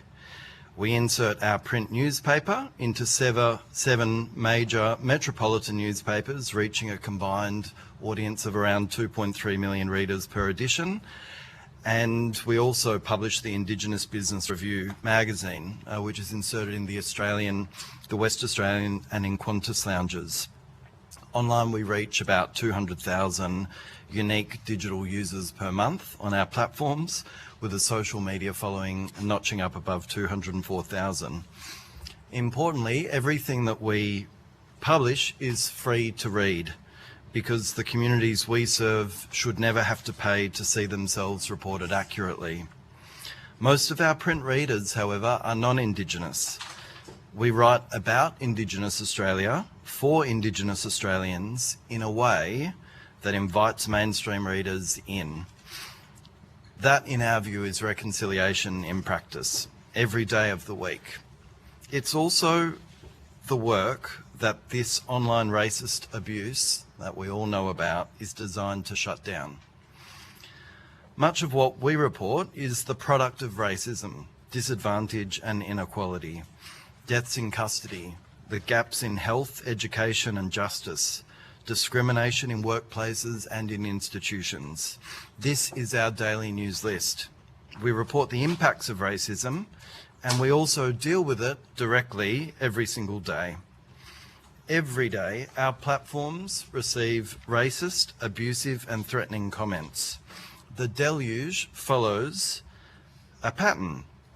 It's heaviest when we report on Australia Day, on the stolen generations, on Indigenous languages and dual naming, or when a person is interviewed and they're fair-skinned. Commenters deny people's Aboriginality, they demand to know percentages, they mock their families and question their right to speak. On some stories, the racism outnumbers every other kind of comment in the thread. The targets are the people featured in our reporting. Elders who survived the stolen generations share their history, then spend the rest of the day reading comments calling them liars. A young business owner appears in our pages and spends the following week defending her identity to strangers. People see what follows publication, and some no doubt keep their heads down rather than cop the abuse themselves. Racism is shrinking the space in which Aboriginal people are willing to speak publicly, and that silence is its very purpose. Leanne sits at the coalface. Her job requires her to read assess and delete this material every day so that our readers and the people in our stories are spared it themselves. She carries what she removes. Leanne also attended the Boorloo rally on 26th of January on behalf of NIT. The rally targeted in an attempted mass casualty bombing here in Perth. I might mention that National Indigenous Times was the first news organisation to call it what it was. This committee sits today in the city where it happened. Leanne has lived both ends of what this inquiry is examining: the hate that arrives through a screen and the hateful thinking that results in physical violence. The platforms, in our view, make this worse. Their reporting mechanisms are slow and there is no meaningful engagement with major media organisations like ours. The burden of protection therefore lands on us, a small Aboriginal-owned company, and on Aboriginal staff like Leanne, while tech giants profit from the engagement that this hatred generates. We have brought along just a few examples of the kind of comments which we deal with daily, and we are happy to read it into hindsight if committee members would like. We ask the committee to consider a few things. Firstly, an enforceable duty on platforms to deal with bots and to moderate profiles which repeatedly spew racist and abusive content, backed by real penalties and enforced by real staff members based here in Australia. We know this is possible because platforms like LinkedIn handle this kind of material very well. Second, a complaints pathway that captures group-directed racial hatred online with the eSafety Commissioner resource to act on it. And third, recognition that Indigenous media organisations and Indigenous staff carry the frontline cost of this problem, and financial support that reflects that reality. Despite our national profile and despite standing at the very pointy end of this problem every day of the week, we receive very little ongoing federal support to support our newsroom and our moderation work. Racism online is organised and it is escalating. We see it first and we deal with it daily, and we will keep publishing regardless of the toll that it does take. We welcome the committee's work and we're very happy to answer your questions. It's my turn. Chair and committee members, thank you for the opportunity to appear before you today. I would like to acknowledge that we're on Whadjuk Noongar Boodja. My name is Leanne Jalandi Dolby and I am a social media and marketing professional with the Indigenous Media Organisation of National Indigenous Times. Before anything, I am a proud Noongar, Yamaji, Nagaja, Nunda, Nyalu with connections down south and to Jambanu on my mother's side, and Bari, Yaru, Kidja and Guniandi from my father's side, being raised between Jalmaranga, Derby, Rubaby, Sobaroom, and a community outside of Wyndham called Gurugura. That also includes, just being mainly raised, up north, Kimberley girl here. My bush name is Jalandi, given once in every 2 generations, meaning fresh water that nourishes the land after the dry season. My grandmother is Carol Martin. She is the first Aboriginal woman to be elected in any Australian parliament. She represented my father's country. When I lived in Jalmaranga, I lived with my bobo, my pop, the founder of the Kimberley Land Council, Johnny Watson. My after-school activities were sitting in the office of my grandmother's within the fancy parliament and the Kimberley member for parliament office. Then I would return home knowing that there are parliamentarians that legislate policies yet have never set foot on my country, who have never experienced the abject poverty of my people, who have never sat down with my elders, who have never lived a day in the lives of Aboriginal people in my country, have never had a police officer pin down their father on the hot bonnet of a cop car in an act of racial profiling. I have worked at National Indigenous Times for almost 2 years, working within the digital journalism field. My job entails overlooking social media, interviewing Aboriginal and Torres Strait Islander peoples across the nation, and editing interviews, all while pulling quotes to provide to our journalists. I attend Indigenous events and celebrate our people. On the flip side, I walk into jobs where I interview people on the most traumatic moments that they have experienced and are demanding justice. These people are more than press releases.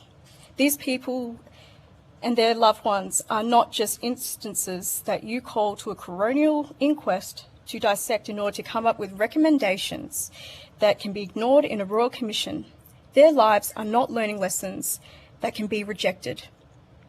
On a typical day, I log into social media, delete comments, and despite the hundreds of comments I delete and the accounts that I block, I often refresh the page and I'm flooded with comments that tell us that Aboriginal people deserve to die, that racial discrimination is justified. Words such as petrol sniffer, boong, abo pollute our comments. It is our understanding that Meta does not have any local content moderation staff to support the ever-growing hate that is spewed into our comments. As our technology advances, so does newer avenues of racial discrimination. We do not have reforms that rectify the hate we see on our platforms. It feels like I am fighting a losing battle. On January 26th, 2026, attending the Bulu Invasion Day protest, I came ready to interview Aboriginal and Torres Strait Islander people on being proud descendants of the oldest living culture in the world. And in the face of this colony, we survived. I stood close to the stage as I saw a bag being thrown off the second story of Forest Chase into the crowd, and I saw smoke coming out of that bag. I did not know at the time that 32-year-old Liam Alexander Hall threw a bomb in the crowd approximately 10 metres away from me. That was until I had my mic pick up the audio of the police officers that debriefed the organisers that there has been a bomb threat. Shortly, the WA police assembled into a right line. I walked away to move back, and that's when a police officer heavy-handedly pushed me while I was carrying my equipment. Other media organisations stood on the sidelines actively covering the event. The police did not see me as a member of the media, but just an Aboriginal woman with a camera.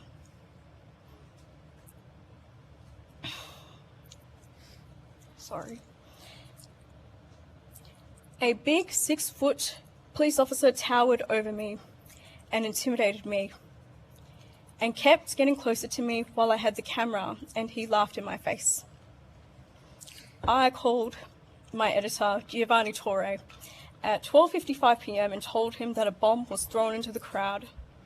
I looked up at the second floor to see the police standing there, kindly beckoning Liam Alexander Hall into the police wagon, all while the sea of Aboriginal and non-Indigenous bodies were met with violence downstairs.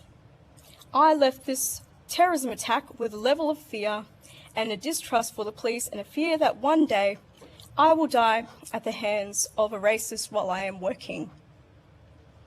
I believe governments, digital platforms, and institutions all have a responsibility to do more to address racism, especially directed at Aboriginal and Torres Strait Islander people.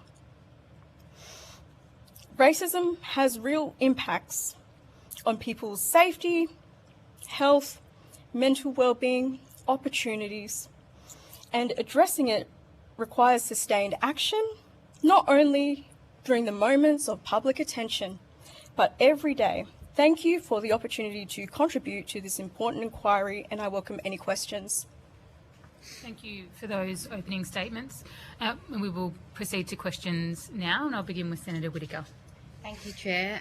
Thank you for appearing and for all of the really important work you do through the National Indigenous Times. And Leanne, I just want to say that was really, really powerful evidence, and I think very important for us to hear as part of this inquiry. So thank you for being so open and honest with sharing that with us.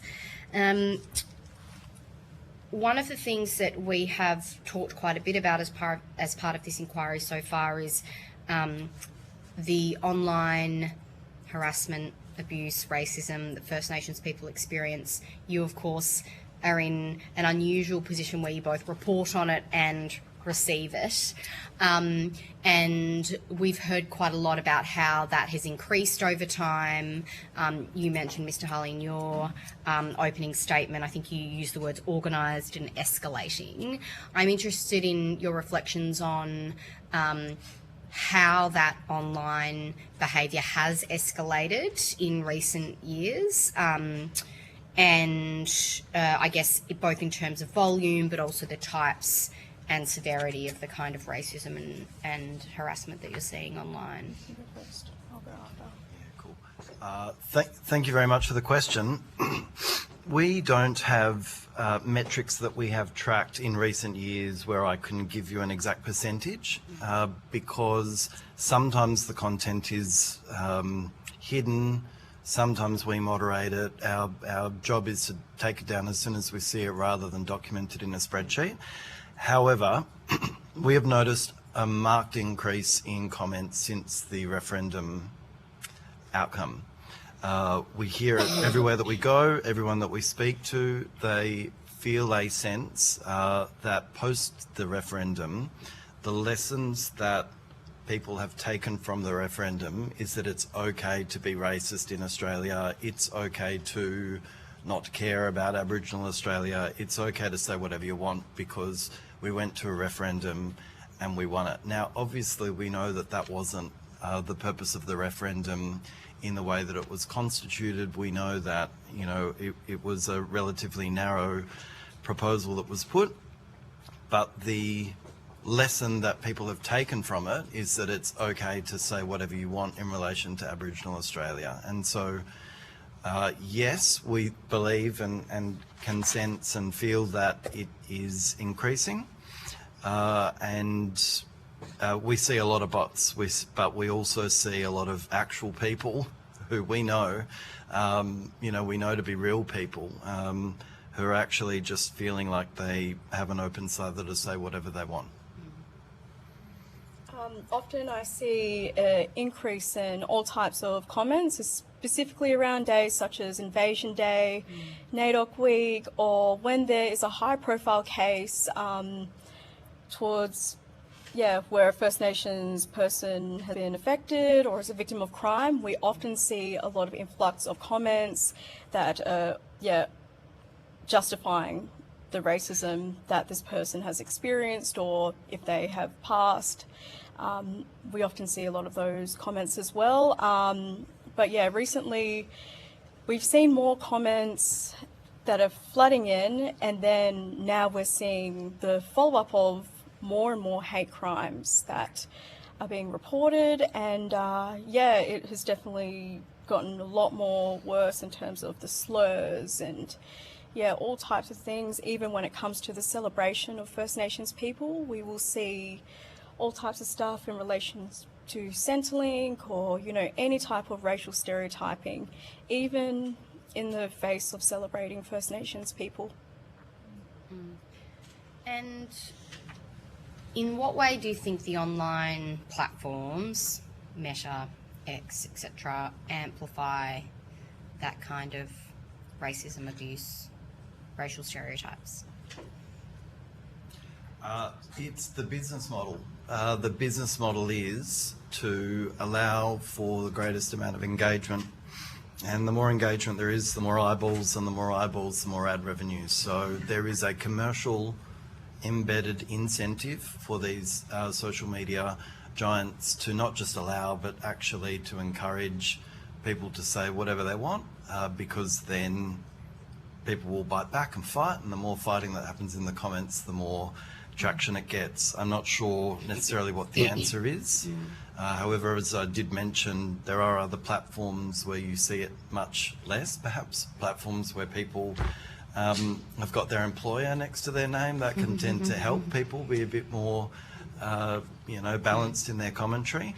But it is basically the business model of these social media giants to encourage people to fight as much as possible in the comments. And you mentioned as one of your recommendations to us an enforceable duty on platforms. Can you talk a bit more about that and how you think that might hold them to account? One of the things that would be helpful would be for the platforms, in particular Meta, where, and I might go so far as to rank the platforms in terms of, you know, what we're seeing.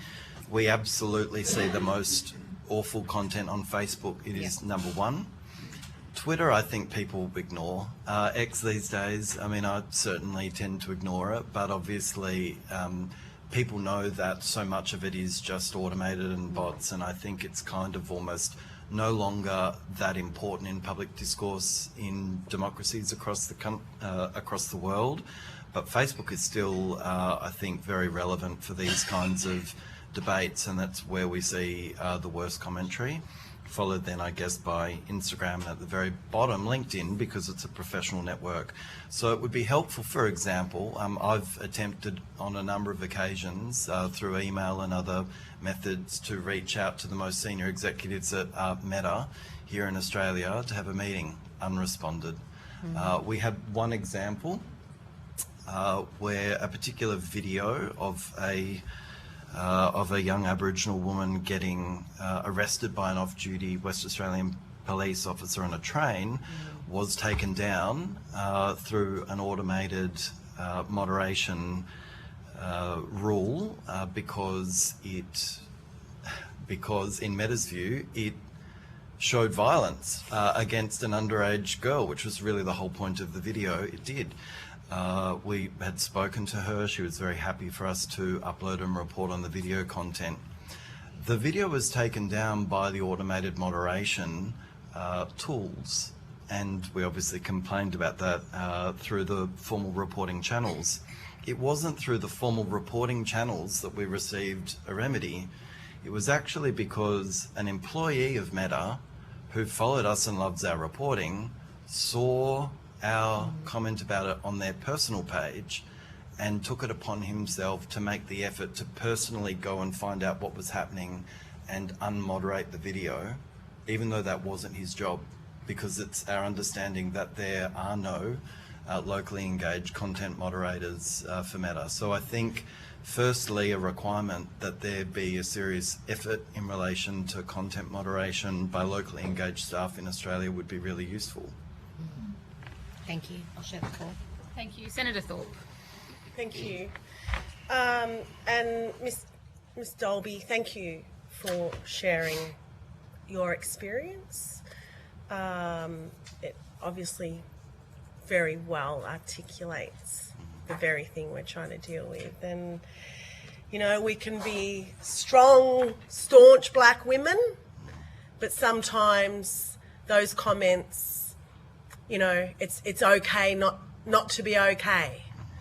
And I'm certainly, you know, I know too well, unfortunately, what that feels like reading those, but I also know the impact that it has on our people and our young people particularly.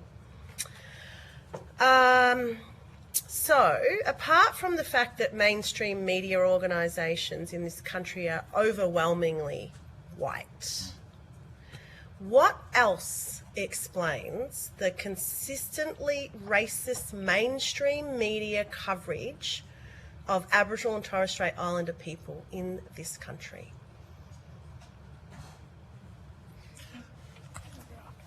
Firstly, we can talk about just population statistics. Aboriginal people are a minority of the population in Australia, and what that means is that for a couple of hundred years now, in essence, have been sidelined as a minority and therefore less important than mainstream Australia.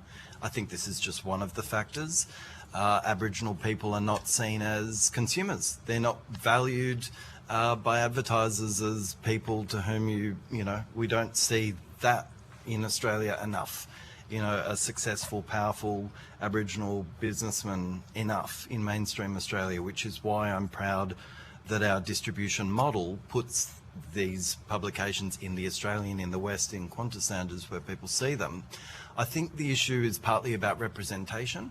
There's not enough representation of strong, successful, powerful, whatever, just normal Aboriginal people going about their normal lives. What we see is mob represented when they're criminals or victims of crime in mainstream reporting. So that's part of it.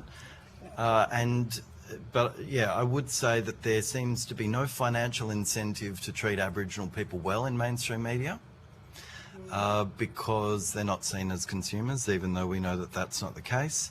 And they are viewed by mainstream media as just kind of part of that story of what's going wrong in the country.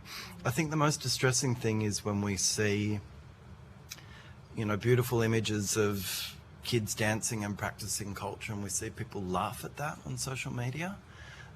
You laugh at something like that on our pages, and that's an instant block. It is the worst, and particularly when you see that someone dies and a comment is, for example, when someone dies in a prison, better to let him die on the street and then it doesn't add to the statistics. Other examples, Aboriginal kids are the worst in society. Facts. This cunt is more white than me and I'm a snowflake. It all goes back to the parents. This is why they should all be sterilised. One less Centrelink payment that taxpayers need to worry about. Why is this important? I don't care. I wouldn't care if they all died. Or, there are more Chinese here than you now, you are dying out, dogs. This is every single day, it's not unusual, yeah. I'll add to that. When it comes to white media as well, it goes back to the simple fact that the Australian dream is the blackfellow nightmare. This country is underpinned on colonisation, and in every avenue, especially within media, a lot of people go and utilise media and use these racial stereotypes to reduce us to nothing but a number, or just to further perpetuate I'd have to say, to justify the racial discrimination towards us and to go and dehumanise us. And when it comes to white media, it's often going and taking the autonomy about how we go and write our stories and how we go and discuss things. And often with media, especially white media, I'm going to the same press releases and I'm coming out and seeing that the same people that are staying next to me are the same ones that are going and further perpetuating that racism towards First Nations people.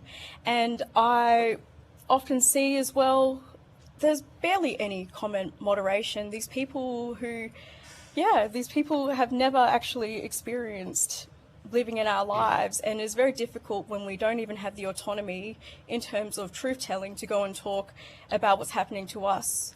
And it's always legislations, policies, along with these press releases that are going and not allowing us to go and write our stories to be able to give integrity to our people. And it's very frustrating when I see people that I have interviewed, that I sit next to, I've comforted, I've held their hands while I've interviewed them about a loved one dying, and to go and see people go and have these horrific comments about them, to go and say, well, they had a criminal record.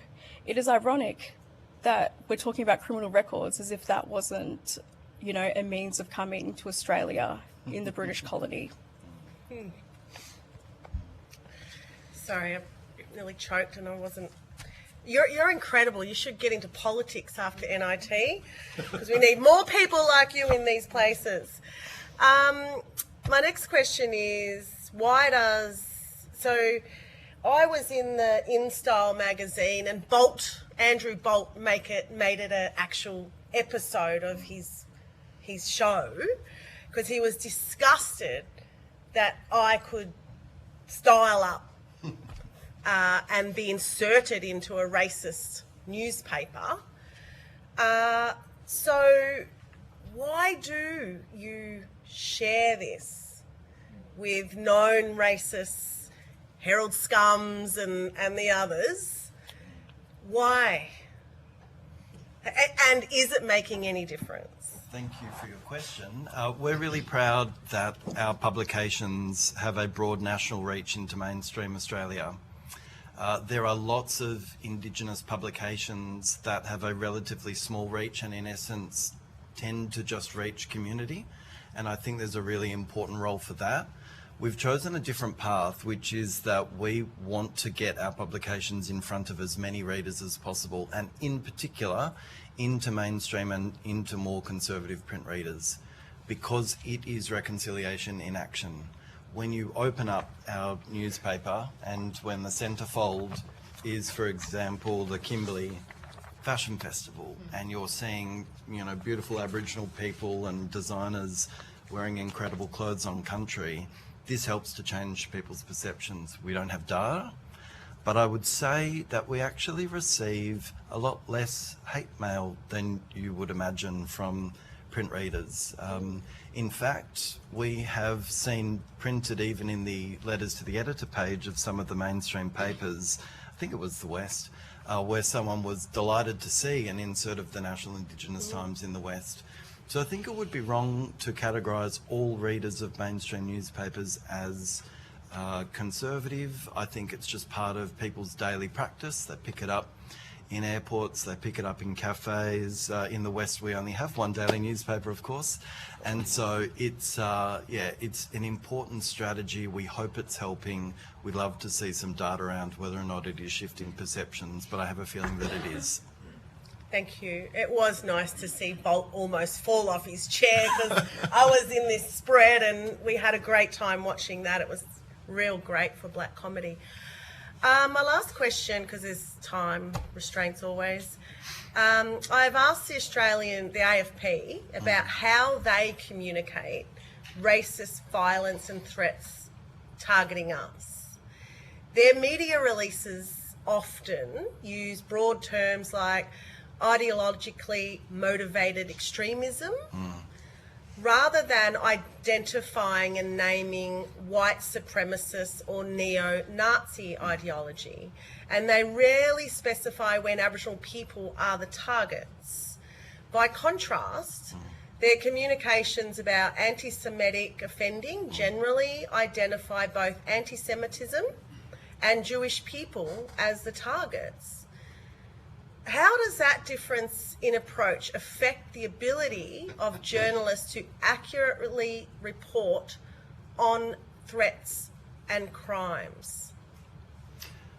Yeah, I think what you're getting at is that when a press release is issued, the language that the press release uses is very important because it's often the starting point for the coverage. And so if the AFP is referring to things in kind of vague terminology or non-specific terminology or not calling it like it is, then that's the starting point. And journalists then have to work a little bit harder to get to the bottom of the story and to use language that's actually correct and specific. Whereas, yes, as you pointed out rightly, issues around anti-Semitism or attacks of that nature are just plainly called for what they are. So it's a problem. I'm not sure why it persists. It's not just the AFP, it's other police departments. We see it in press releases regularly. And as has been mentioned by some of your previous guests today, the issue around the West Australian Police letting racist comments rip on their social media pages and sharing imagery of alleged offenders. We've reported on that issue as well, and it seems to be totally fine because their view is that it helps with engagement and helps get the story out there and helps get an image of an alleged perpetrator out there, and they don't seem to worry about it. I just don't think that flies. I think it's very important for prosecuting authorities or for police agencies across the country to be very careful to make sure that they're using accurate language and not shying away from using plain language that Australians would understand, because that will help in generating more accurate news coverage. Can I add? I do believe that we need to have transparency and be quite explicit in the way that racism should be called as it is. It wasn't an incendiary device, it was a bomb. And we need to start going and have that transparency because it contributes to the erasure of the people that have been discriminated against. And as the first people of this country, we deserve to have accountability. We deserve to have that directly called out for what it is. We can't just keep going and dancing around and using euphemisms for something that is very real for us, that happens within the confines of our communities, within the streets that we walk through, and we need to be able to have that there. And especially when we have journalists as well, it's very difficult to go and find a story and go get a lead with a story when it's not saying explicitly that this is a hate crime, that this is racism towards First Nations people, and then it's going under the radars of our journalists, and it is compromising the accuracy and our ability to go and have these stories as a form of truth-telling. Thank you. Mr Venning. Thank you, Chair. Ms. Hale, let me start by saying that the comments you read out are completely unacceptable and racist. Now, several submissions have called for greater scrutiny of media outlets and platforms around speech. So essentially, going to the core of it, where do you believe the line should be drawn, if at all, between government stepping in to regulate offensive or controversial speech and government reach into the democratic principle of free speech and journalistic independence, or even speech that would attract criminal sanctions? Yes, it's a tough one. It's a rights question. It's about balancing people's right to say whatever the hell that they want to say and offend whoever the hell they want, with understanding that those words have real impact on people. I'm not a policy expert or a governance expert to be able to answer the question specifically, but I think that any average and ordinary Australian can read those comments and know that they're offensive and know that perhaps they shouldn't be said in a public setting.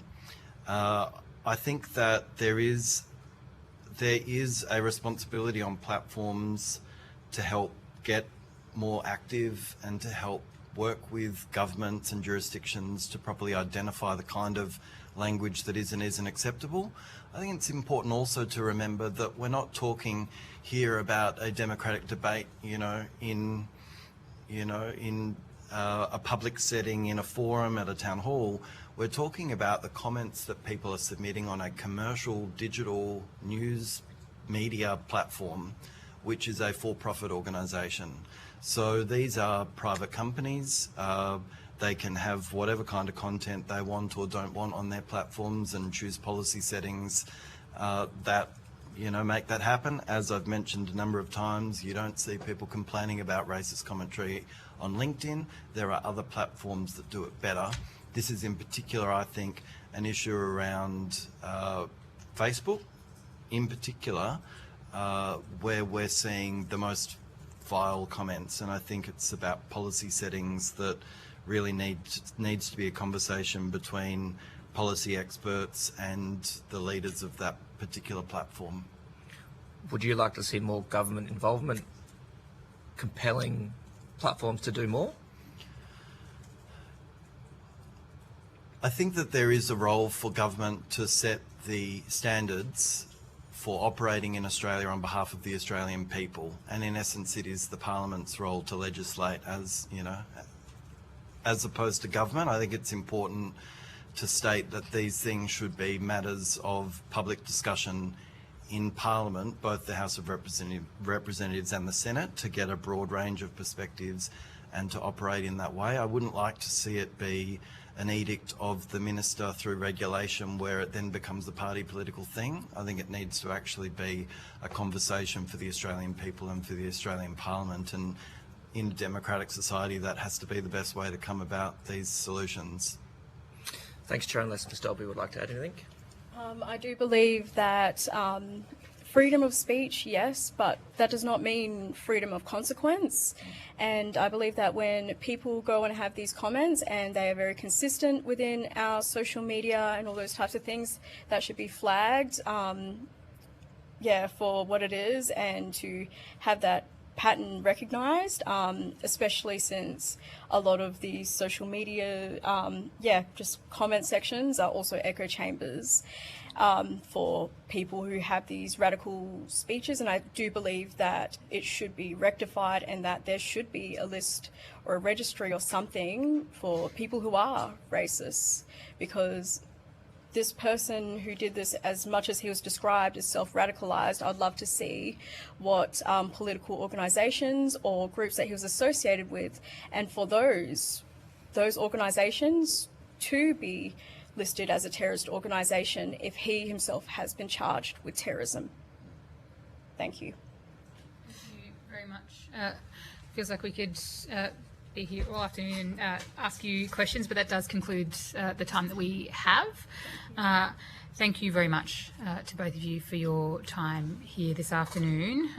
If you've been asked to provide any additional information, or you want to provide any additional information to the committee, can you please do that by the 3rd of August?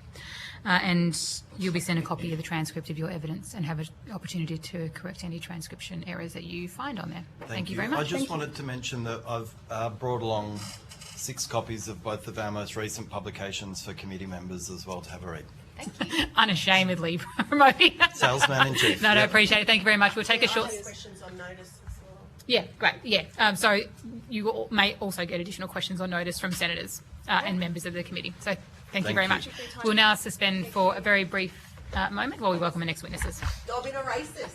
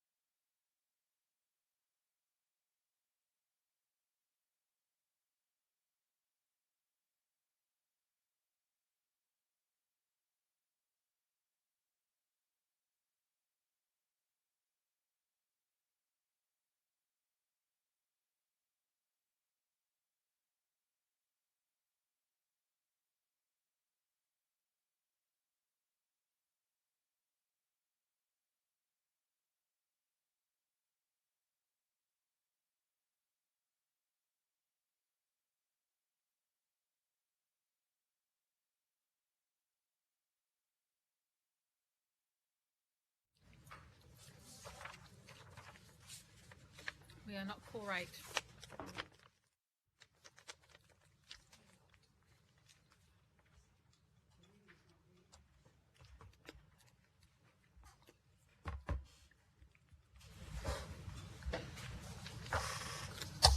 Now we are.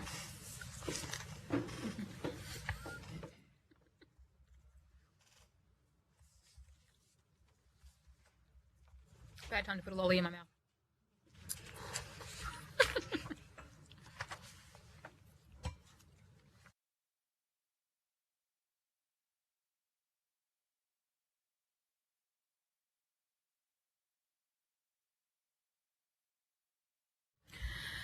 I now call representatives from the University of Western Australia Public Policy Institute to give evidence.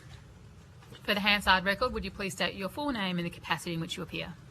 Kenneth George Wires. I chair the University of WA's Public Policy Institute. But I'll make a statement. I want to acknowowledge first Noongar I've country. got a little spiel to read out before you start making your statement, Chair. if that's all right. Yep. And then I will come to you for an opening statement. So although the committee does not require you to give evidence under oath, I should advise you that this hearing is a legal proceeding of the Parliament and therefore has the same standing as proceedings of the respective houses. The giving of false or misleading evidence is a serious matter and may be regarded as contempt of Parliament. The evidence given today will be recorded by Hansard and attracts parliamentary privilege and is being broadcast live, and we have media in the room with us this afternoon as well. I now invite you to make a brief opening statement. My apologies, Chair. I should know better given that I've sat on a number of these. Chair and Deputy Chair and members of the committee, I thank you for your time and thank you for inviting me to appear before you. I have Noongar, Yamatji and Wongai heritage across this great state of ours, but I also live on the best part of Australia in terms of Noongar country, where the Whadjuk and now 14 nations come under the title of Noongar. I appear today not only as Australia's first Aboriginal Minister for Indigenous Australians, but as someone who has spent more than 50 years serving Australia's public institutions as a teacher, Director of Aboriginal Education, Director of Aboriginal Health, Public Servant, Parliamentarian, Cabinet Minister, and 10 years on the Equal Opportunity Commission in Western Australia. Throughout that journey, I've witnessed extraordinary progress. I've also witnessed something far more enduring. Racism continues to diminish the lives of Aboriginal and Torres Strait Islander peoples and other Australians. It weakens confidence in our institutions and constrains our nation's potential. During that time, I've seen our nation make extraordinary progress. However, post the Voice referendum, we appear to have slidden back to an era that reminds me of some 3 decades ago. I've also learned equally an important lesson. The true measure of a nation is not whether it acknowledges injustice, but whether it possesses the courage to correct it. It's not about assigning collective guilt, nor is it about judging one generation for the actions of another. It is about whether Australia is prepared to examine the evidence honestly and determine whether every Indigenous Australian is afforded the same dignity, opportunity and protection under the institutions that serve us well. That is the opportunity before this committee. I would then move immediately to your central thesis. My submission is based on one simple proposition. Racism is not merely a social problem. It is a governance problem. It is a public policy problem. It is a human rights problem, and ultimately it is a question of national leadership. When racism weakens confidence in institutions, limits opportunity and diminishes health and well-being, and reduces participation in our democracy, it affects every Australian, not only those who experience racism directly. The evidence to this committee is not speculative. It comes from the Australian Bureau of Statistics. It comes from the Australian Institute of Health and Welfare. It comes from the Productivity Commission, all Commonwealth institutions. It comes from the Royal Commission into Aboriginal Deaths in Custody, in which the premise within the 5 volumes was that the impact of racism and attitudes to Indigenous Australians had a profound impact in every aspect of their lives. It comes from the Closing the Gap reporting, and it comes from decades of parliamentary inquiries, different governments, different commissioners, different decades, yet remarkably similar findings. Australia does not suffer from a shortage of evidence about racism. Australia suffers from a shortage of implementation. The challenge before this committee is to no longer discover the evidence. The challenge is convincing government to implement the report and the findings of the report. Chair, history rarely asks whether we knew enough. History asks whether we acted when the evidence was clear. Australia has conducted inquiry after inquiry. We have commissioned reports. We have apologised. We have acknowledged. We have committed. This committee now has the opportunity of taking a different approach in its findings. The true legacy of this inquiry will not be measured by the recommendations it makes. It'll be measured by whether future generations of Australia can look back and say that this Parliament chose implementation over rhetoric, accountability over aspiration, and justice over complacency. I also am impressed with Commissioner Katie Kiss's report, the A Fair and Just Future for First Peoples, because when I analysed that report, there are 240 entries making reference to the different forms of racism that impact on Indigenous Australians. And I'll provide to the committee a paper that has the page number, which chapter and section it fits within, the themes such as structural and systemic racism, the intersectional racism, which has the element of interlocking behaviour on attitudes to an individual. If they're an Indigenous and they're a woman and they have a disability, then you have 3 layers of prejudice or attitude or perspectives about that individual. And then, of course, there are systemic. And I would proffer that the greatest challenge is systemic racism. In listening to the evidence prior to my appearance, I would concur with their comments as well. That social media, and I make reference in my own submission, that social media has become challenging and problematic. I like the question you asked in terms of freedom of speech. And we can argue and debate to what degree do we have freedom of speech, but it's interesting that when you defame someone, and it is your free right to make that comment about those individuals, you can be sued for defamation. But if you make a racially vilified statement about any group or any individual, there is no comeback or recourse of that same magnitude. And there is a need for anybody who has a leadership role either nationally or at the state and territory level to really give serious consideration to the impact of racism on individuals and communities. I suspect that we will see some incredible outcomes out of the Royal Commission into anti-Semitism and the elements around racism and attitudes that were displayed not only during the Bondi massacre, but during the lead up to all of those events that have created an attitude in this country that it is all right to vilify groups of people or individuals. The most telling comment I ever had from a young person, I attended Garma one year. I was on a panel, the Q&A panel. The young fellow stood up and said, "How do you cope with racism which hurts?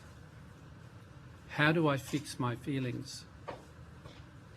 And I said to him, and he then turned it to me and said, "How do you cope with it?" I said, "I observe it, I hear what is said, but I feel sorry for the person who has said it, because it shows that they have made no attempt to understand a unique culture or a unique individual. And we are all in that situation." And so I commend you for the work that you're doing. I hope that you do have the impact that is necessary. And I think the combination of your report and the Royal Commission report will make a substantial difference. How we change institutions is important. I would suggest, as we did with the Closing the Gap, that whoever takes this forward as a minister seeks to have the Prime Minister have National Cabinet endorse your report and the findings, with a recommendation that each state and territory be asked to do the same, because too often I hear that when there is a parliamentary inquiry led by the Commonwealth, state and territories say it is a Commonwealth issue, not ours. It doesn't apply to us. And that is far from the truth, because most services and institutions are state or territory based and provide services which can exclude people. I'll conclude by saying this was a Human Rights Commission report done by Nerita Blair. What she did is she looked at institutions, talked and consulted with Aboriginal people. When she did the report, there wasn't sufficient funding to print it. But she had case studies. On one side were the comments of Aboriginal people about how they were viewed and dealt with and treated by government agencies. On the other were elements to do with rights and what you would expect any individual to expect of an institution. So the greatest challenge is not just the attitude of individuals out in the field. It is our institutions across this nation. If you looked at the West Australian this morning, you would have seen a young Aboriginal man in an emergency department was grabbed and held by the throat which I'm sure that they would not have done had it been the western suburbs of Perth.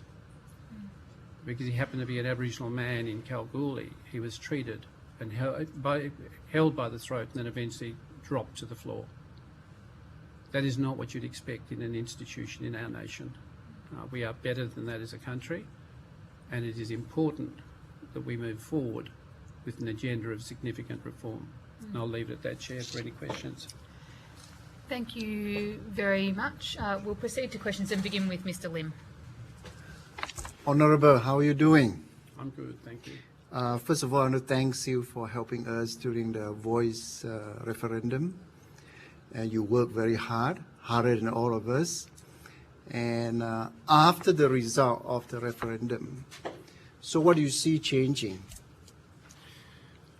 Actually, it was a disappointing result because there were 5 committees that worked on the concept of recognition, worked on the concept of removing Section 25, and then ultimately government went forward with the voice and recognition.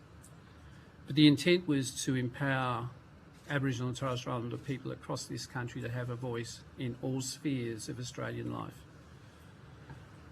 I think whilst it was disappointing, and 60% voted no, I still believe that in that 60% there are a lot of people who, because they didn't understand the questions, still support Indigenous Australians, because I've met many of them.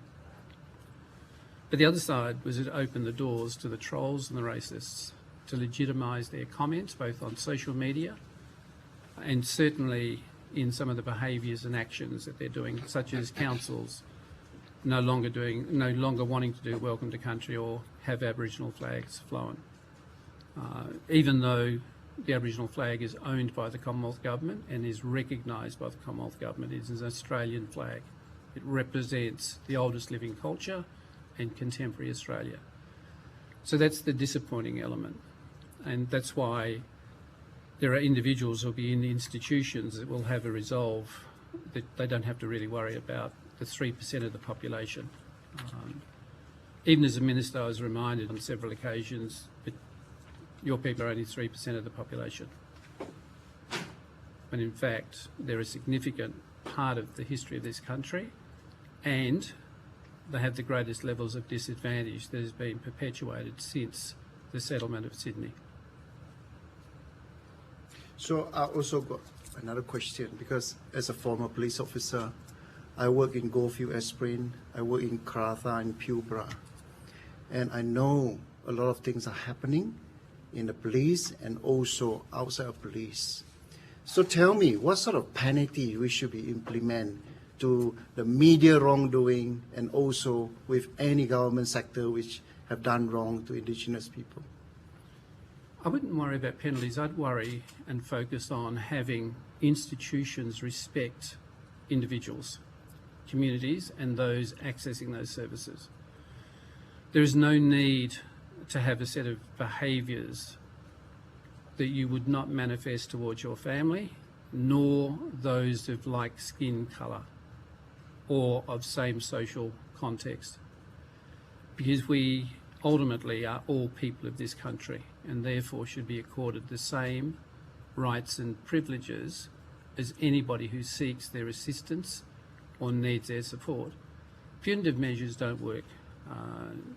Look, on the Aboriginal incarceration rates, we're training our kids in prisons to be much more effective outside of a jail, as opposed to finding ways to bring them back and use that leadership constructively. Thank you. Okay. Thank you very much. Mr. Lim, Senator Thorpe. Thank you, Chair. Thank you. Nice to see you again. Good to see you. I did prefer your party's position on going forward with a voice and some recognition, and I'm disappointed that it didn't get to the alternative model. But here we are. Now, your submission highlights the importance of this country incorporating the UN Declaration on the Rights of Indigenous Peoples. It does, because there are principles within UNDRIP that if we applied them across the board for all institutions, then their behaviour would have to change. And I say that in the light that I was Deputy Chair of the Parliamentary Human Rights Committee with Harry Jenkins when it was first established. And Harry and I led that process, or Mr Jenkins and I led that process of looking at all legislations through this lens of the 5 UN conventions. But we don't do that in the context of Indigenous Australians, because if we did, then there would be some things that would have changed.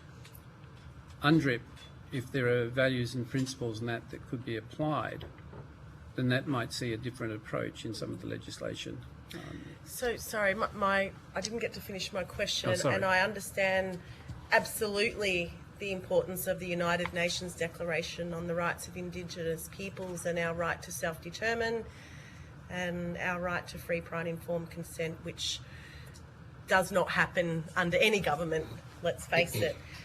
Now, when you were in power, when you were a Minister for Aboriginal Affairs, Indigenous Affairs, the UNDRIP was never legislated under your government. Now, when that was put on the Senate floor by me to this Labor government, they all voted it down as well. So if we have the Libs and the Labs joining forces to shut down our United Nations Declaration on the Rights of Indigenous Peoples, then it's all right to say that now, because you're not there, but how do we ever get it actually legislated when the Lib and Labs won't let it happen? And that's why I made reference, Senator, to the principles and values within that UNDRIP. There are some elements that I think both sides of politics are concerned about in UNDRIP, but notwithstanding that, there is nothing to prevent either party or whoever's in government from taking elements of UNDRIP and applying it within the framework of policy or within elements of legislation. UNDRIP was recognised belatedly by the Australian government, but it's not enshrined in domestic law.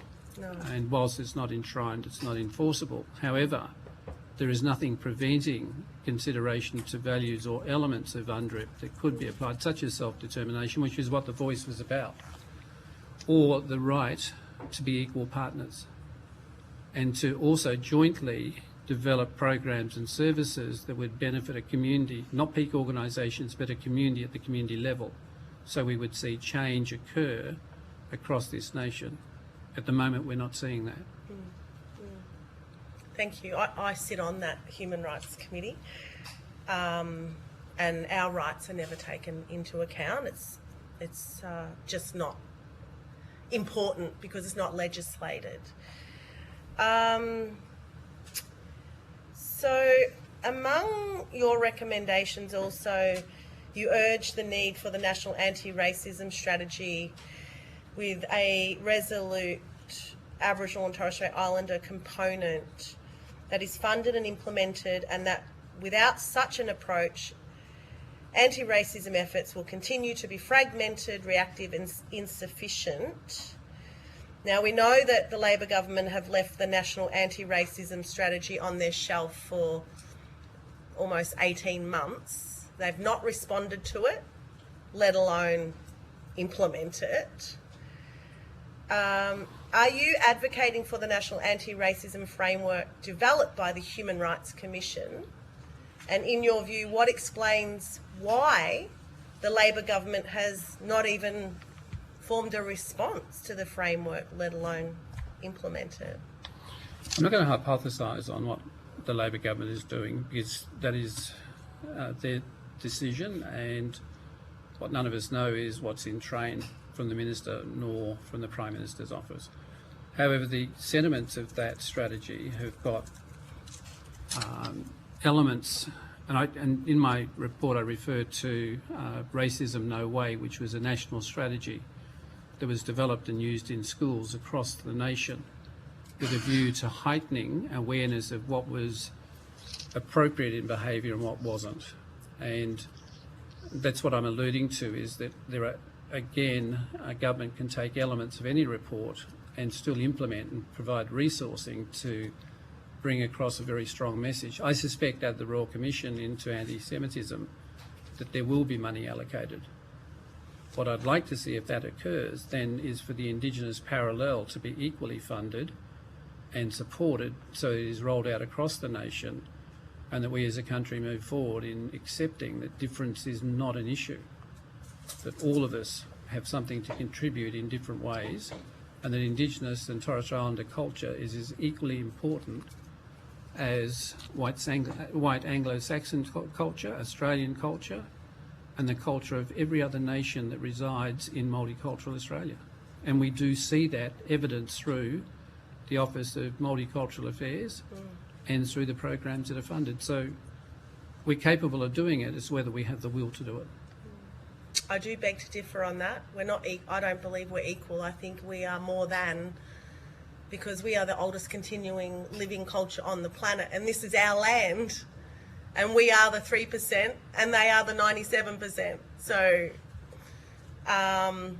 anyways, your submission is very clear in stating that we know what racism against our people is, and that it's deeply entrenched in this country, but so too are the solutions. So the problem is inaction. In your view, why does this inaction persist? Like, if I take the Royal Commission into Aboriginal deaths in custody, every action and every recommendation in that goes to the underlying issue of attitudes towards Indigenous Australians across every sphere of what governments provide. But the other side of it is, if they had implemented all of those recommendations, we wouldn't need closing the gap, because they would have been addressed. And 40 years of work would have been done, and we would have seen the changes occur. But that hasn't happened because Aboriginal affairs is done in piecemeal, and racism programs and initiatives are often driven by individuals who have this strong sense of justice, or it comes out of a very powerful mechanism that makes recommendations to a government to act on it. And again, all governments will cherry pick those recommendations that are the easiest to implement, including mine when I was there. Yes. And just final question. I've noted in recent coverage that you have aligned yourself with a Noongar businessman, Jerry Matera, who has started a privately owned Indigenous business certification system. Do you think that Indigenous business certification should sit with community-controlled organisations like Aboriginal business chambers? And why is it you'd align yourself with a privately owned operator who is competing in this space with the community-run not-for-profit chambers? Well, that is not really pertinent to your terms of reference. However, I'm happy to have a private discussion with you on that. It is about the issue of black cladding. It is about the checks and balances. It is about the number of young Indigenous people I now see struggling financially because their joint venture partner has stripped them of all of their assets. They owe substantial amounts to the Australian Tax Office, and they are left holding the remnants of responsibility for the liquidation or the winding up of a company.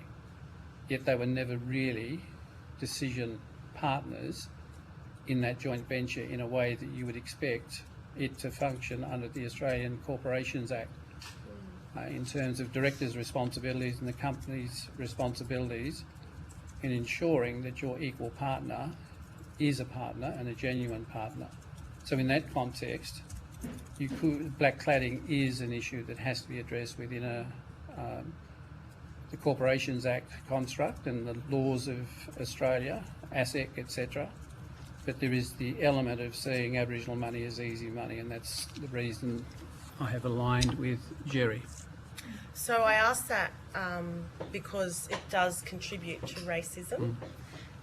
Black cladding is a problem, yes, that we have in this country, but even racists are taking advantage of just pulling out some random person and setting up a business and getting very big government contracts So I think it does feed into this racism inquiry, but thank you for your response.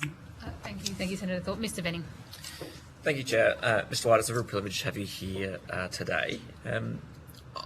I see government as playing three roles: to provide leadership, to draft legislation, and you've certainly made a lot of recommendations in your submission, and 3, to direct funding. When it comes to directing funding, I don't, there's a lot of will and there's a lot of resources in this space. What do you think are the 3 key areas that a government needs to focus on in terms of combating racism and also, improving economic empowerment of First Nations communities? So, the recently announced strategy by government in terms of economic development through clean energy and other initiatives, I think, is an outstanding way forward. The Indigenous Procurement Program has significant merit, and I would not want to see that abolished. What I want to see is that cleaned up. So the economic side of it is the driver for major reform, because once you're in a position of influence, then you can leave a change. We see it through most Australian corporate companies. You only have to sit in your office in Parliament to have all the lobbyists from the various corporations that come and see you, including pharmaceuticals, because they're exerting influence, but you don't see Aboriginal people doing that. They will generally meet with the Minister for Aboriginal Affairs, maybe the Minister for Women, and the Minister for a very particular project that impacts on them. It's not the broader lobbying. The other is for governments, and the Commonwealth should lead this, is bringing together all state and territory governments to address this matter, because it is not a Commonwealth issue alone.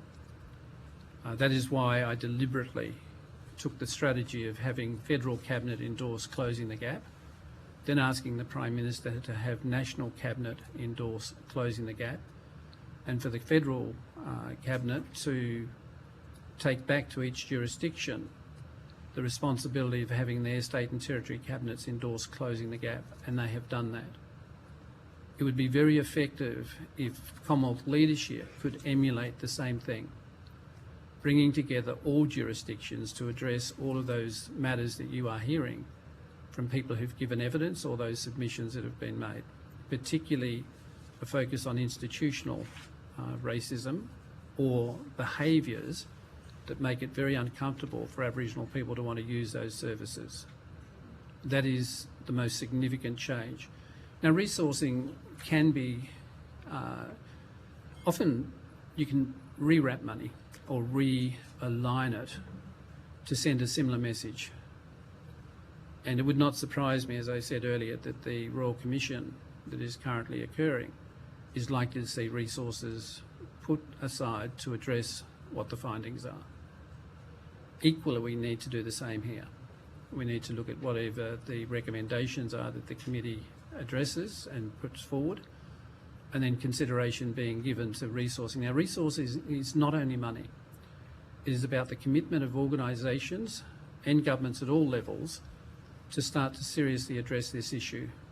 And if it's education, you tweak elements of the curriculum, or you make the same initiative that we did with Racism No Way in making resources available to schools for teachers to use, but for kids to understand that difference is of value, it is not of disvalue. And on that basis, I'm not asking that in my submission for millions of dollars. What I'm asking for is a common sense approach that combines both human capacity and capability, government leadership and governance, and then institutional reform and change. Great. Thanks, Chair. Thank you. That concludes the time we have for questions for you this afternoon. Flagging there also might be some questions on notice from committee members as well. And you also might want to provide some additional information to the committee, which you're welcome to do. If you wanted to do that, please do that by the 3rd of August. Thank you very much for your attendance here this afternoon. As I'm sure you are very familiar with saying, in these processes. You'll be sent a copy of the transcript of your evidence, and you'll have an opportunity to request any changes to transcription errors that you see. Thank you very much. We'll suspend very briefly while we welcome our next witnesses.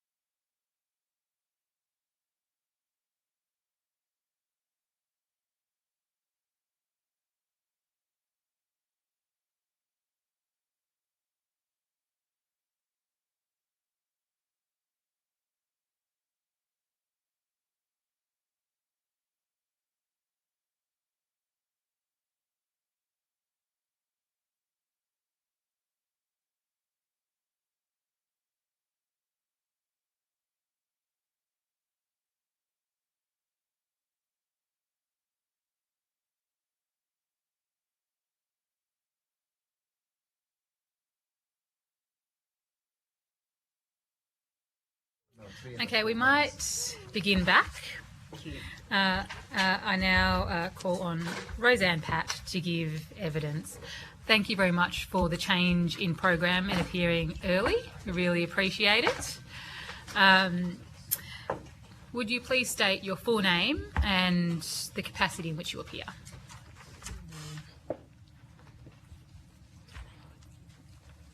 My name is Rosanna Helen Pat. I'm here to speak on behalf of my family applicant, spokesperson, and my leadership, and yeah. Yep, absolutely. Good Thank to you. be here today and to meet everybody. Thank you very much for giving up your afternoon to come and give evidence to the committee. Appreciate it. I've got a little spiel to read out that you've probably heard me read out to other people before now, but I'll read that out and then I'll get you to make some opening remarks, if that's okay. And if at any point you need us to repeat a question or you want to ask a clarifying question of us, you can absolutely do that at any stage. So although the committee does not require you to give evidence under oath, I should advise you that this hearing is a legal proceeding of the Parliament and therefore has the same standing as proceedings of the respective houses. The giving of false or misleading evidence is a serious matter and may be regarded as a contempt of Parliament. The evidence given today will be recorded by Hansard, so this is Hansard over here, and attracts parliamentary privilege. And it's also being broadcast live. I wanted to check in with you to get your permission for ABC to record. You can say yes or no, it's up to you. Yes. Yep, that's okay. Awesome, thank you. That's fine. I'm joined by Senator Thorpe, Mr Venning, myself, Senator Stewart, Senator Whittaker and Mr Lim. We'll now hand over to you to say some opening remarks before we go to questions. Yeah.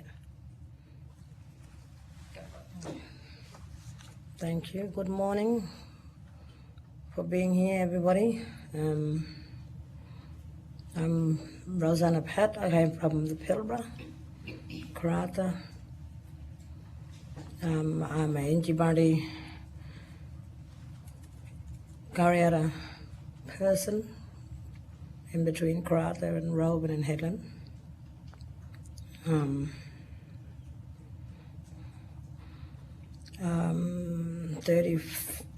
38 this year. Relocated a stroke patient from a lot of trauma back into Pilbara. There's a third party in the Pilbara where I came from, Rowan, Karratha, and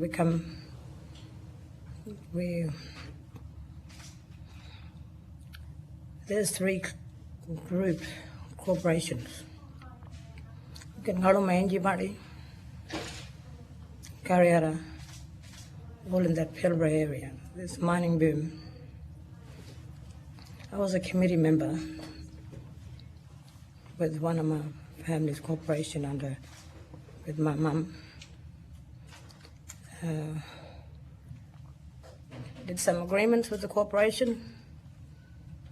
Not treated as an individual anymore. They just got what information they wanted off us. Because there we a third party. Connected to country. Full connection, bloodline connecting. But there's this. I'm going to say it. Sorry.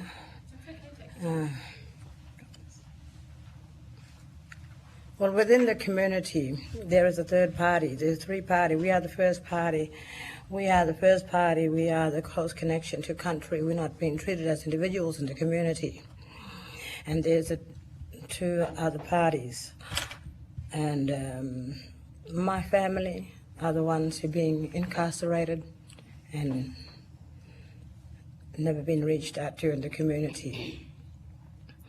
And there's the other party, that's my where the father of my kids overlap with the in-laws, some other parties. But there's a third. These mining booms are causing a lot of family breakups between all family through the corporation, because there is nothing put back into the community for our future generations and our fugitives, and for us to be reaching out to even through our mental health. Well, from my point of view, my family, as the Pat family, never got justice for years, and we are suffering the system through the system. I lived through the system for my daughter. She's about 21 years of age now, and she was about 14. But for me, as my symptoms, short-term memory loss, I'm traumatized. I lived through the system. I suffered so much through violence.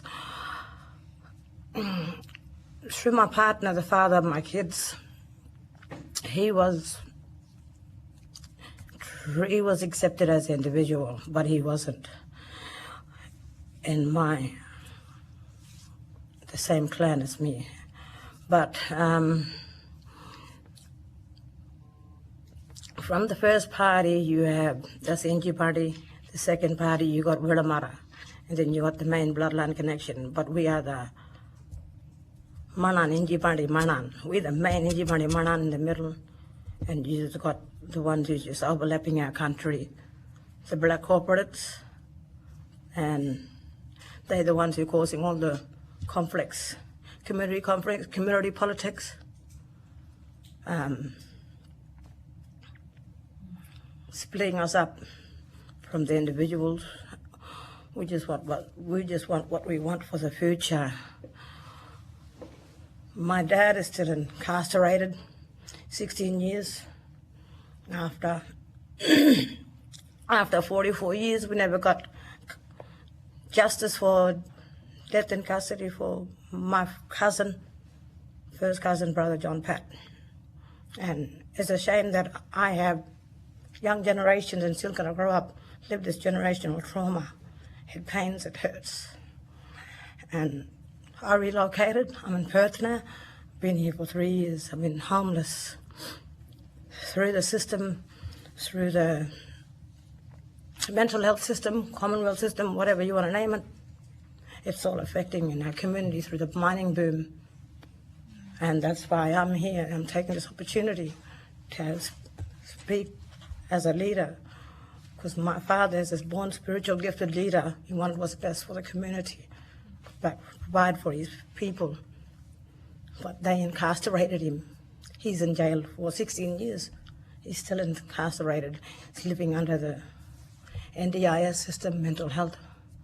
I got most of my family, all in Kraut and Roban, under the mental health system, under the incarceration, under the system.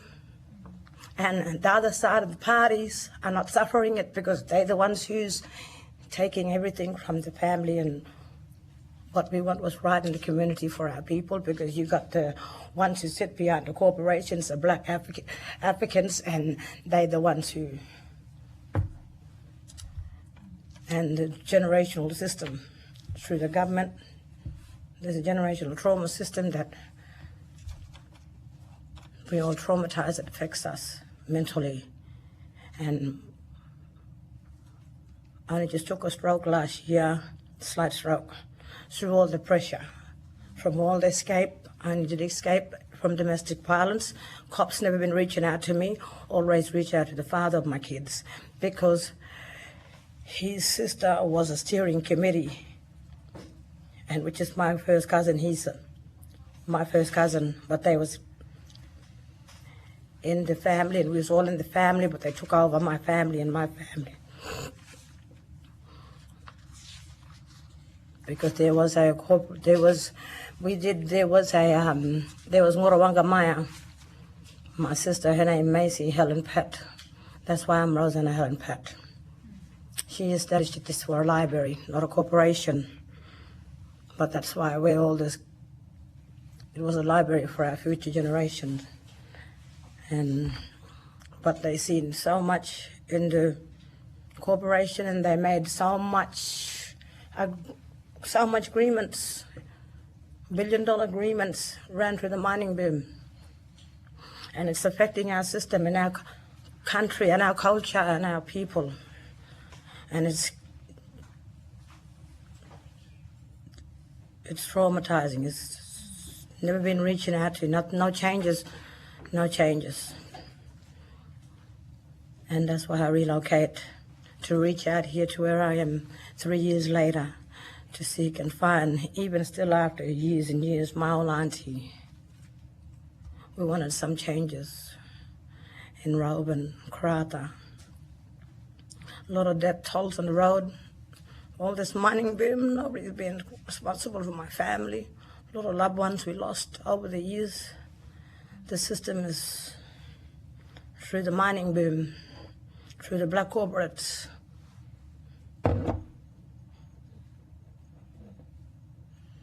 It leads right up to the Parliament House, to my dad, incarcerated. We never got justice then. It gave us a prison to incarcerate our family in the future. Give us more grief, sorrow, and heartache and pain. And that's what I live with every day, but I have to pray and stand strong to live with the suffering of my family and of my people, and to be here. And it scares me to live on and see everywhere happening, not just. We need some changes for our future generation. We just need equalism. My dad is suffering in jail, 16 years. My Pat family never got compensated. 40 years. Never got any justice. We're not worried about compensation. We want just justice. We want some changes. We're suffering the system. And living through suffering the system, I think that caused me to have a side stroke for being a strong young mother like me, to stand up strong for my family and my people. And I'm grateful to where I am, being reached out to, because I wasn't reached out to in the Pilbara, Karratha, Roban, anywhere. I had to escape. It was my life. And I would not be in here talking if it wasn't for me to make my own choice, to put myself first, to have a better future for my girls, because I had girls. And because my sister-in-law, she's a steering committee, she's the one controlling people, person's choice needed to be investigated in Roban through the mining boom. Because my family, through my mother's side and my father's side, we are the ones, treated as individuals when we are the ones who have been individuals. But we're not being reached out to, because we only want what's best for our people. Ms. Pat, I'm wondering if we can go to questions, if that's okay. I might begin with Senator Thorpe. Thank you. Thank you for appearing today, Roseanne, or Ms. Pat. And I just want to reflect on some of the things that you said, because it was your cousin, your 16-year-old cousin, who was beaten by 5 drunk cops, that started the Royal Commission into Aboriginal Deaths in Custody in 1991. Because a young boy died at the hands of 5 drunk police officers off duty. I understand I know that there's been no justice and there's been no peace for your family. And we've had witnesses today come and talk about mental health and the impacts of intergenerational trauma and all of the trauma that our people face because of racists and racism. And your cousin was a victim of a racist system. And now it seems your family continues to be a victim of the same racist system that your cousin died from. Is that a true Yes. reflection? Yep, that is true. Now, your family, you know, there's been a collective of those original families from the 1991 Royal Commission to Aboriginal Deaths in Custody, who my office has been meeting with regularly.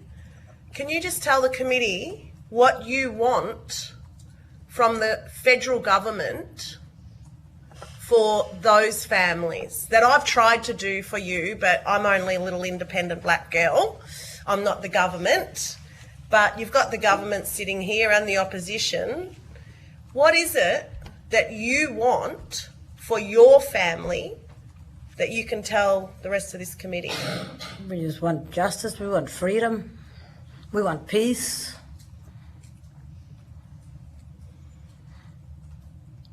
Did you want a peace. meeting with somebody? Yeah, we want a meeting with somebody to come and meet us in person. Was that the Prime Minister? Yeah, to meet us in person, the Prime Minister. To meet us in person, have a meeting. To try and get my dad under the system. He's incarcerated, he's living under NDIS.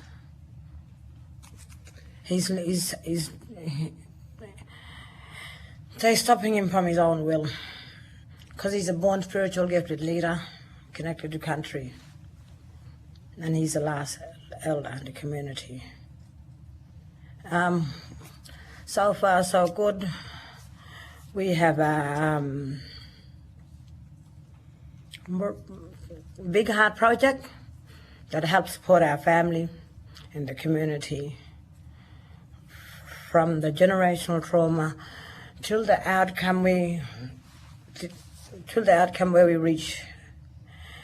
There's going to be a little bit of documentary about our family. Going to be showing the whole world about.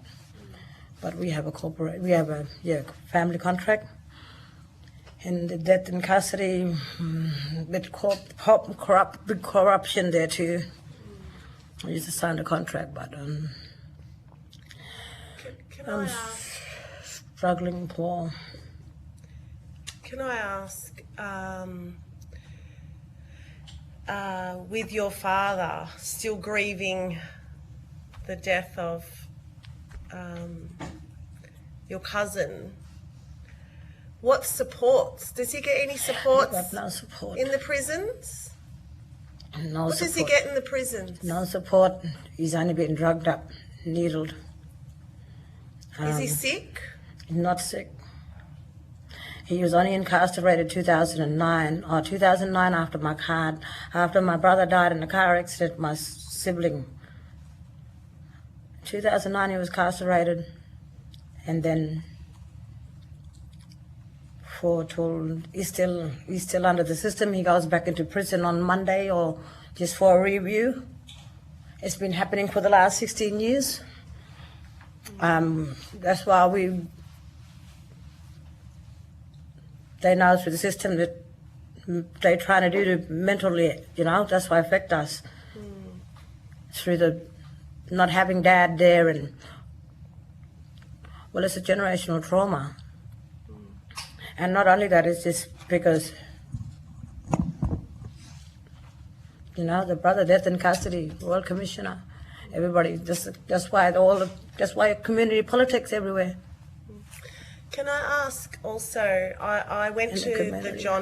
John Pat Memorial outside the prison on John Pat Day a couple of years ago, and there were about 5 people there.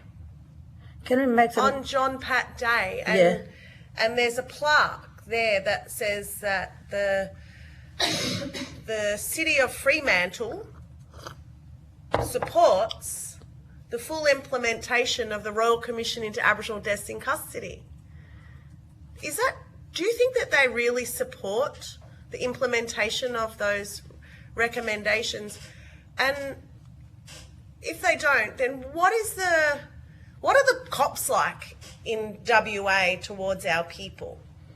Are they good to us? Like, do you know any examples of of what that looks like? Because I'm hearing that the police here are very racist. We have high deaths in custody rates. We have high removal rates. Can you talk about some of, you know, people that you know? If they once have been on duty for Lily about maybe years, well, I don't know, because they usually get different officers, but how come they're having the same officers and that really knows, you know, getting used to the officers are harassing the ones who that's how I gotta say it. Sorry, that my are speaking throat. up, or the families? Yeah. You know, the family, through the generational system, through the corporations, through the bloodline system, I don't know how you say it. That's the thing now about my... So I think I know what you're saying, because you talked about the mining companies coming to town. Like we target it. They know which one they target. Yes. They know which one they're going to target after. They know to target which one to harass, because that one wouldn't. So, well... So the mining companies play a role in the racism that our people are experiencing. Is that what you think might be happening? Because they're given... Yeah, I think everything revolved around me and my family, my dad and the system, because I was through the death in custody and whatnot. That's why you got a lot of community politics and conflicts and whatnot happening in the mining booms and I don't know. But I got a lot of people studying me and I'm not safe. You know what I mean? I'm just, and it's not safe. I'm not safe anywhere. But my next child is going to be a target. My next child, my nephew, he's 16 years now, back in Melbourne. I don't want him there. And that's the one and only son. And my little brother, he was the one and only son for my dad. And that broke him when he lost his son in a car accident and he died on a highway, and they incarcerated him year after and not reaching out to him, and then... So, and this one, I've got one final question. How do you keep going?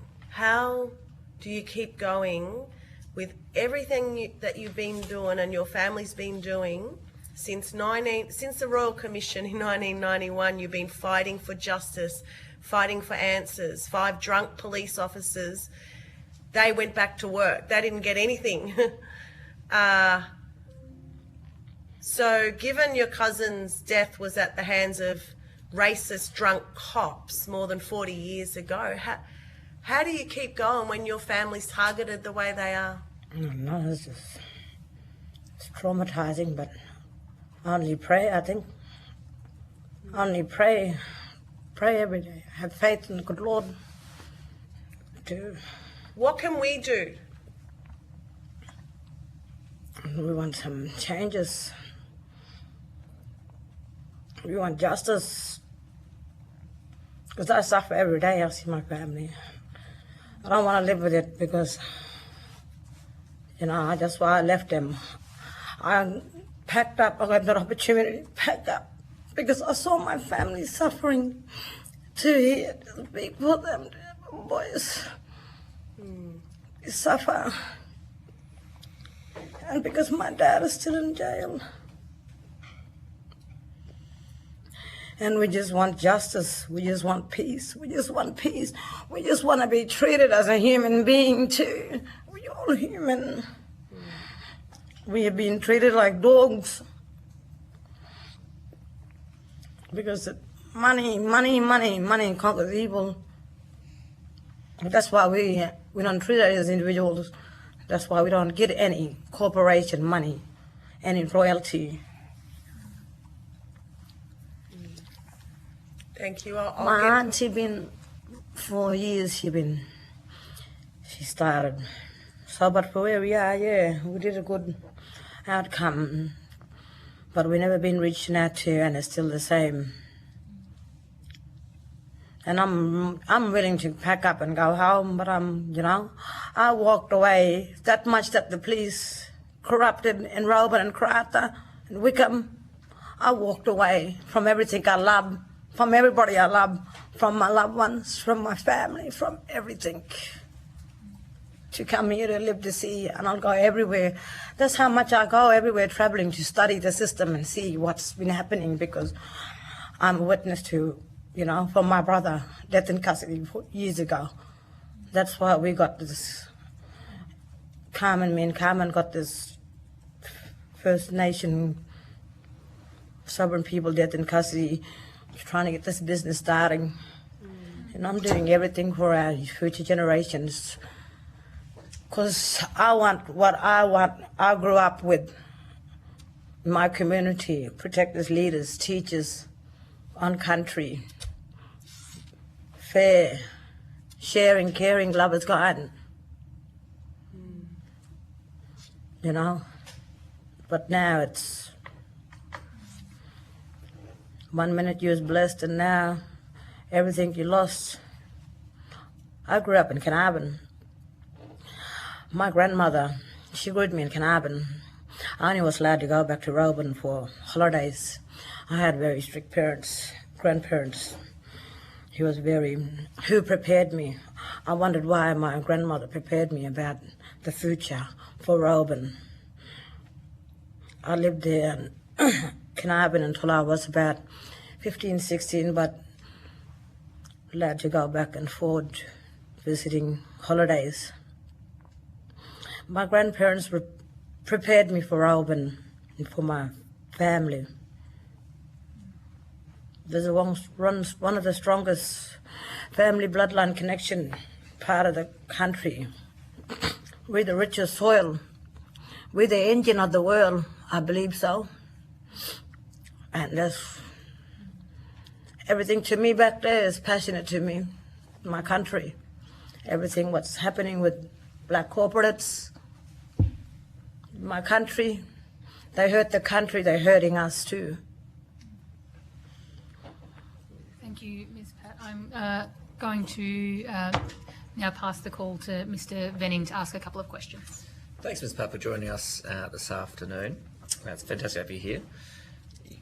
You talked about not being treated as an individual. Now, I hear the term go away money all the time from mining companies, from renewable energy companies that come in to establish developments on Aboriginal land. Do you have an issue with how, in your experience, Aboriginal corporations are set up? Do you want to see some changes there?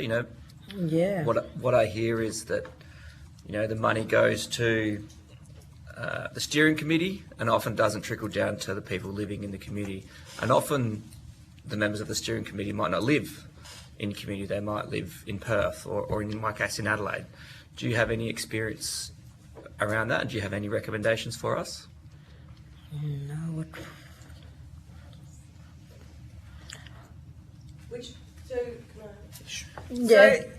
How should it be done better? Because we know the corporations aren't always doing the right thing. How can they do it better? Well, I was one of the committee members with my mum on the board. I was the board of director. How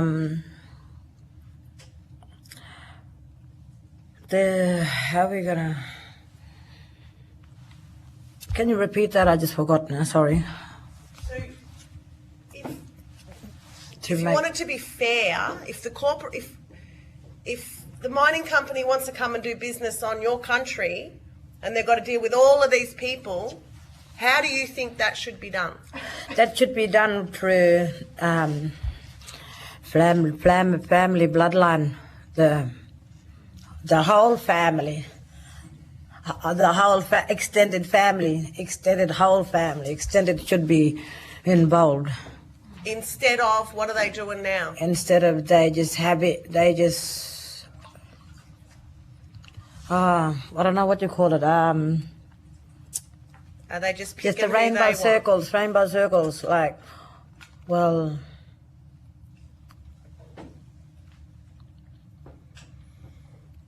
Are they picking the families they want to work with yeah. and cutting out other families?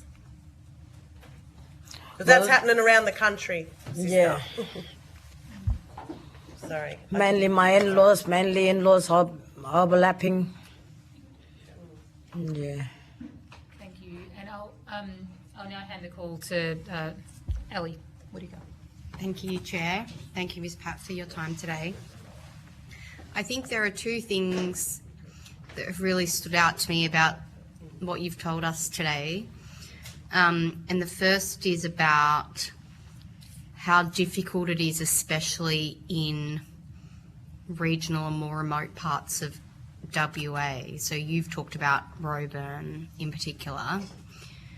And I'm hoping you could talk a little bit more about that, because I think it's really important for this committee and in our work to make sure that anyone who's reading our report at the end of this understands why the challenges faced by First Nations communities, particularly as it relates to racism, are particularly challenging in places like Roebourne. And we found it more peaceful here, moving away and more in society, but still gotta. Why yeah. did you decide to move to Perth? I moved to Perth because I wasn't reaching out. I was a victim of domestic violence and harassment targeting the community. I was in domestic violence while I was being violent from my partner. Police wouldn't even help me. And so what could have been done that might have helped you stay there? Do you think? If anyone would have reached out for me, if I would have got help, Yeah. if I would have just, because I mean I had everything going there. I had my leadership, I had everything. I had business there, I had a contract to run, but they run me out of the town because I only wanted what was best for my community. Because the position there is a position where, as a steering committee, my sister was sitting in that position from our family bloodline, and I think this would not be through this and the mining boom. Yeah. And we just want individuals be treated equally. Yep. And want to be heard. Yeah. Because I had to live with that system, because now that my daughter is 21 and she has a partner, and I don't want the police and the community to get involved with my son-in-law and my daughter, because I know how the system runs, so I don't want them involved. I can deal with my son-in-law and my daughter, because I'll calm them down. I'll tell them I was right for you and I was wrong for you, so. But I got trial coming up soon, B. I've been on trial for years. I've been on order for years. And you got my other first cousin, John Pat's younger sibling. He's still under the system, incarcerated. And never been reaching out to. He never been laid a finger on his wife, but been locked up in jail. And he's been in there for 3 years. And you got a lot of people in town who's fighting around and tolerating a lot of things that I don't agree with and disagree with, and there's no one in the community that, agrees with me. And everybody just go with what's all the disagreements in the community. Thank you. Well, no leader there, nobody there to teach the ones to, we don't want fight, violence. That's not our culture. Alcohol, drugs, not our culture. What the government doing to us? We're strong First Nation people, strong connection, bloodline, country. Our spirit and our soul connect to you know, spirit, sky, Mother Earth. And as me, for a leader, my dad is a born spiritual gifted leader. He's beyond castrated, and he only wants what's best for his community. But through the mining boom, I don't know. And then you got Michael Woodley there, and you got, you know, I don't know. He's not treating our community. He should have been a leader. He scattered all the flocks. Thank you. Thank you. Thank you. And I had no one to talk to. I wrote my book every day. I suffered all my pain, cried every day, and prayed to the Lord, and for all the suffering for that long, for my living generational traumas from my first cousin, and I lived with it, seeing my auntie. And I think that was one of my dad's best mate. He grew up with nephew. And now that my dad is in the system, and generational trauma, you know, through stolen generation, I lived my great-great-grandmother. I see her through that, all through the system. I suffered it. So that's what made me the strong person I am. Just want to go back to what was said earlier, just so it's not lost by the committee, that the original families want a meeting with the Prime Minister about the 1991 Royal Commission into Aboriginal Deaths in Custody. Is that what you want with with those families? Yes, please. So would you like that to be one of the recommendations for this committee to take? Yes. Thank you, Senator. Because my father's suffering the system. Yes. So I have his tribunal on the 17th. And then I have my trial on Karata back in the 22nd. So, yeah. So far, so good. I had to escape domestic violence because I wasn't being reached out to, and I would not live to see myself here sitting today if I would not made that choice. But yeah, only the good Lord, and I had faith to get me out to where I... Like I say, when I go back there, I'll end up in the middle of a war zone. They always target me. I was off the system. I was doing my own things, living and trying to find what's best for myself, to keep my mind occupied, traveling around, was helping with my mental health and being home. And, you know, I thought doing that, reaching out, sharing that experience with all the family, and well, nobody would never have the gut feeling to leave their hometown out of my family, any of them. So, but I did, to make that choice to, you know, to reach out for their suffering. So, Thank you, Ms. Pat. That concludes the time we have for questions today, but I want to say thank you for your courage in coming forward and sharing your story with the committee today. It is really valuable. I know it was difficult, but I appreciate your persistence with us as we asked you questions as well. So thank you very much. If you want to provide any additional extra information to us, you can do that through, you're sitting next to one of the Secretariat members. You can get in touch and give any additional information you want us to know. And you'll also be sent a copy of the things that you've said today. And if you read through it and you see that there's things that aren't quite right, you can request that those things be changed after today too. Yeah. So thank you very much, and we will now suspend very briefly while we And even through that, sorry, I forgot one thing. Through all that, it even runs through Black Magic Corporate. We are in a spiritual war at the same time. Thank you. But the black corporate is coming to do the black magic on us.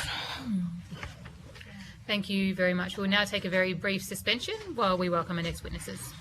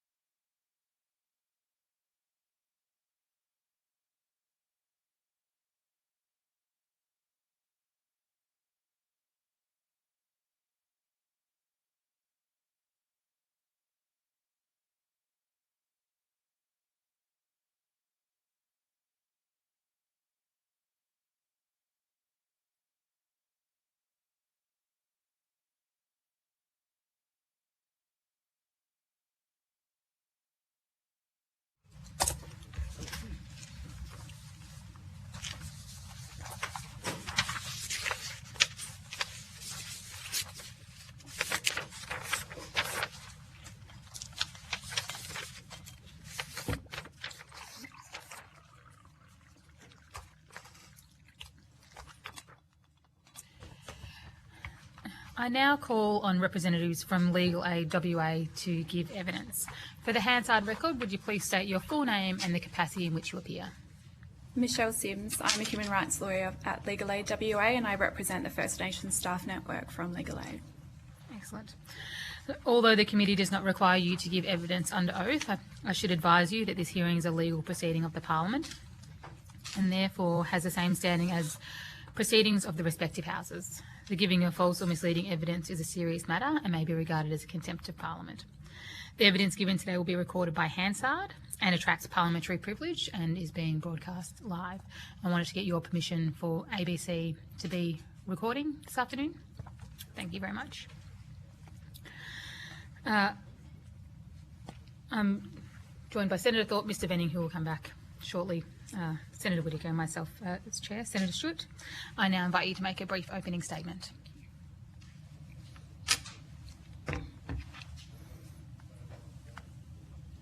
So thank you for the opportunity to address the inquiry today. I'm a Wadjuri Yamatji Nalu who was born and raised on Noongar Budja, and my family's part of the Stolen Generations. Today I speak from two perspectives.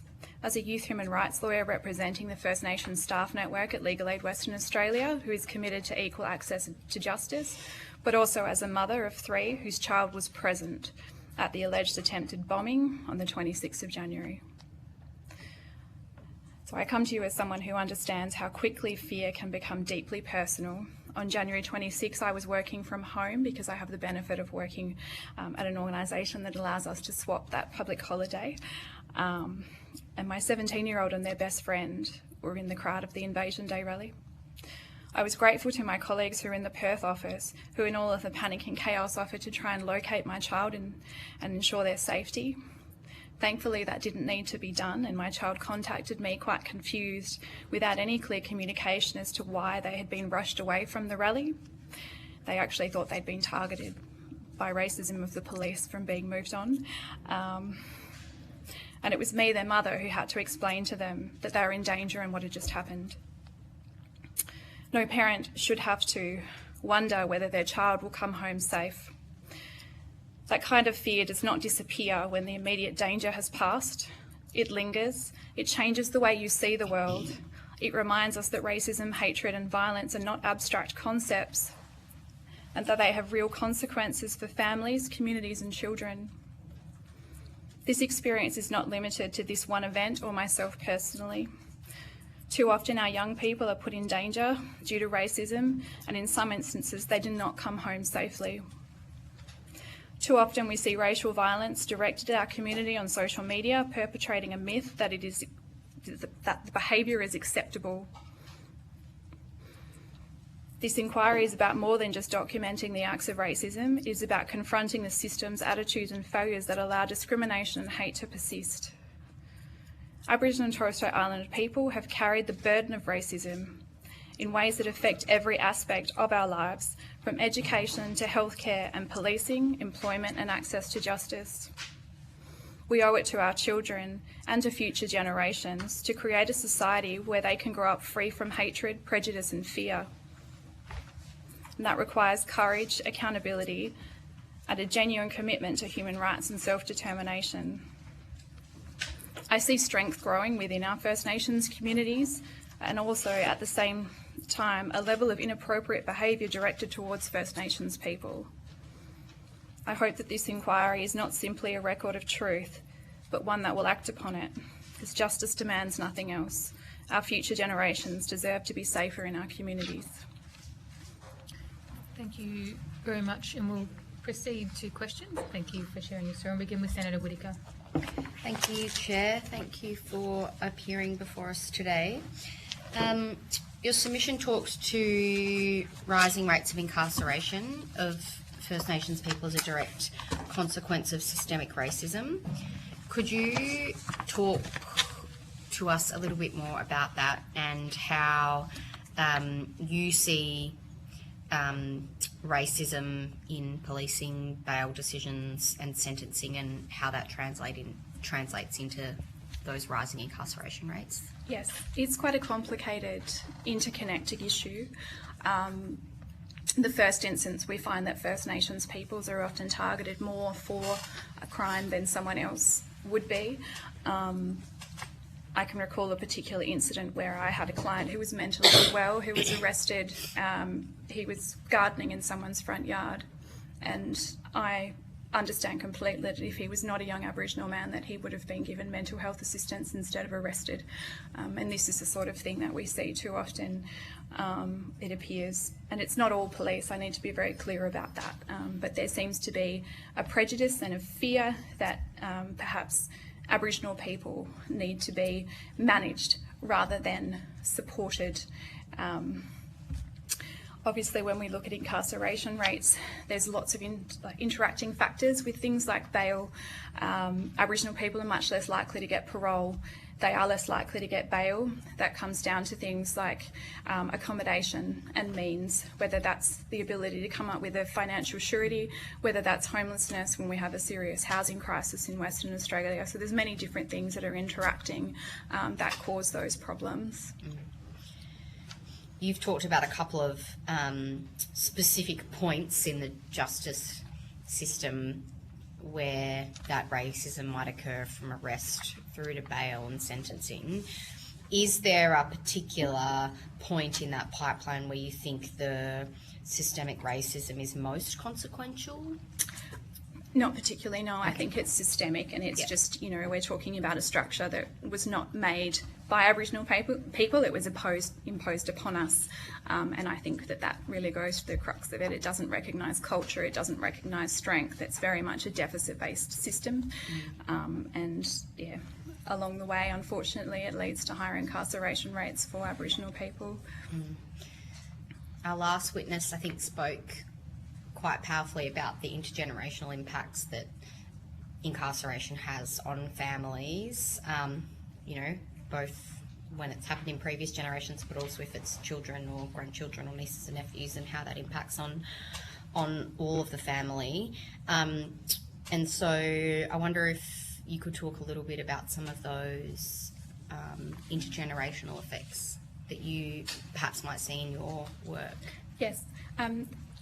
Incarceration definitely becomes a normalising factor if you are exposed to family members who are frequently in the justice system. You come to believe that that's normal. But aside from that, it is the disconnection from family and culture. Families being destroyed by incarceration where they no longer have links to the older generations. Miss Pat referred to her father as a healer who has been in custody for some time as an example.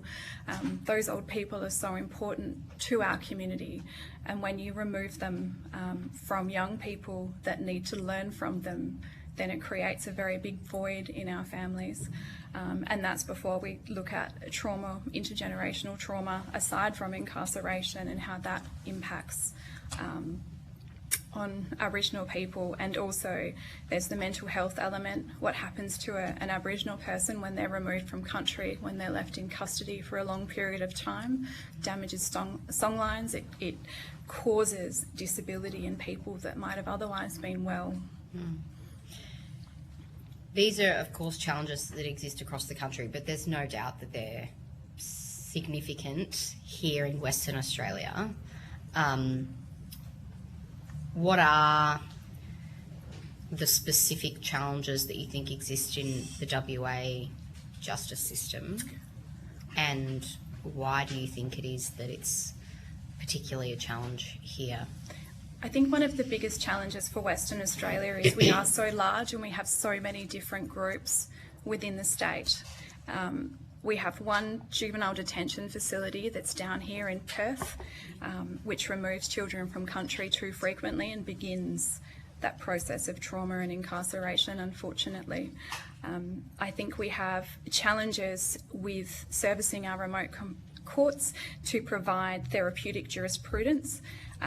We do have some really great systems in the Perth courts, you know, around drugs and mental health, those sorts of things, but resourcing means that they're not available to the wider state. So if you're a person from a regional area, you might not have access to the same opportunities for rehabilitation that someone within Perth would have. One of the things that you've mentioned in your submission is the importance of considering that measures to combat racist extremism needing to be balanced with civil liberties. Of course, one of the arguments that we often hear in this debate is around free speech, and I think it was the Honourable Ken Wyatt who made a really very wise contribution earlier about defamation laws, for example, that free speech doesn't extend to being able to defame someone. Do you have any reflections on that? And I'm interested particularly in the context of the point in your submission about balancing combating racist extremism with balancing civil liberties. Yes, I think it's a very difficult line. I don't think we go far enough in policing racist behaviours, particularly online. That seems to be an evolving area where there just isn't the legislation and supports. And I think as a lawyer at Legal Aid, obviously we represent various areas of law. So our criminal lawyers will have a different view to perhaps our civil lawyers about civil liberties and similar, and some of them can be more concerned about those than others. But it's definitely, I think, a challenge of this government and future governments to work out how you can protect some very vulnerable people from racism while still allowing people freedom of speech. And I think that really comes down to freedom of speech is not freedom from consequence. One of the things you mentioned in your submission goes to the government recommitting to closing the gap priority reform 3. Could you talk to that a little bit? Yes, transforming government organisations.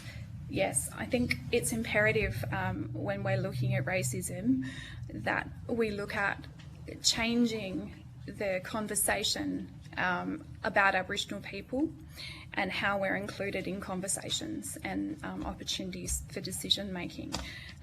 So that really just talks to considering us and asking us and taking the nothing about us without us approach. If it's about us, then you actually need to include us and hear us and not make it a tokenistic opportunity where things are not acted upon, but a genuine walking alongside Aboriginal people to deal with the problems that we've got. Thank you. Thank you, Senator Whittaker. Senator Thorpe. Thank you, Chair. Thank you for appearing today, Legal Aid. I'm hearing some things that we all should know anyway if we were educating ourselves on deaths in custody. But anyways, let's go around this journey again because, 1991 is, 35 years ago of knowing about deaths in custody and its impacts. So I'm more interested in what are we going to do about it 35 years on. So we've got no cops coming today. We've got no departments, no Western Australian government department has had the courtesy or the respect to even rock up to a racism inquiry in so-called Western Australia. What does this absence of the cops and corrective services not appearing today say about systemic racism in WA today? Respectfully, Senator, I'll take that question on notice. Okay. I don't want to get you into trouble because Legal Aid actually really struggles for funding, so I'm happy for that. I do advocate for more money to go to legal aid in this country. In your submission, you identify that the Western Australian Police Force needs more cultural awareness training because of the over-policing of blackfellas here. You gave all the examples. Children, 14, breaches of bail, being held in custody overnight. You say in your submission that sometimes even police are waking children up from asleep at a family member's house to arrest them. What type of training do you recommend to address a situation like this? And what else could address the over-policing or racist policing of our people by the Western Australian Police Force? I think that the majority of police could benefit from unconscious bias training. I think too frequently we don't realise some of the things that influence our actions, and it would be beneficial to have those skills to be able to self-reflect on perhaps why they do certain things. I think that everyone always benefits from training, and the more that we can provide to people, the better. And cultural awareness training is an ongoing journey, in my opinion, one where people eventually become somewhat autonomous in identifying what they don't know and what they need to know. So unfortunately, I'm not privy to what level of training the WA Police Force have, and I've definitely come across many passionate police officers along the way who really do care about the people they're working with, but there's always room for improvement. I always hear that one, you know, there's really good police, but they're still killing us. And they're still strip searching 10 and 11-year-old black kids in this country. They're also shackling women to beds while they give birth. Black women are being shackled to beds when they give birth. So there's no nice police in those situations, because if there were, anyone in their right mind would not strip search a 10-year-old or tie a woman up to a bed to give birth.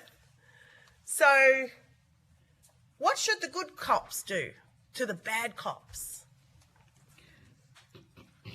Respectfully, I think that two things can be true at the same time. So if you're using specific examples that can be very concerning, that's not necessarily reflective of an entire group of people.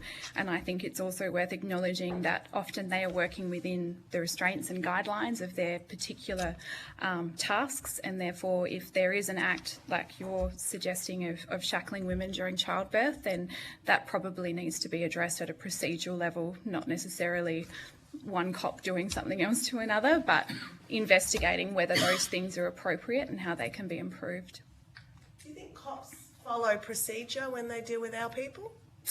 I think they do when they're properly trained and when they approach things compassionately. Obviously, it's not always perfect, and not everyone is perfect. When it's imperfect, can the consequences be death of Aboriginal people in custody? Respectfully, Senator, I think you know the answer to that. I'm asking you. You're I'm the not expert. sure that it's really... I'm just a little black senator over here asking the questions. I think I'll take that question on notice. Thank you. Okay. Do police contribute to Aboriginal deaths in custody in this country? I'll take that question on notice as well. Have you heard of the 1991 Royal Commission to Aboriginal Deaths in Custody? Yes, I have, Senator. Do you know any of the recommendations? Yes, I do, Senator. Do any point to the fact that cops are racist? Is this really within the terms of reference of this inquiry? Chair, would you like to answer that? It feels like we're going down a bit of a rabbit hole. This is a racism inquiry and hate and violence against Aboriginal people. We have over 600 deaths in custody. So I think it's more than relevant in terms of police violence and racism and deaths in custody.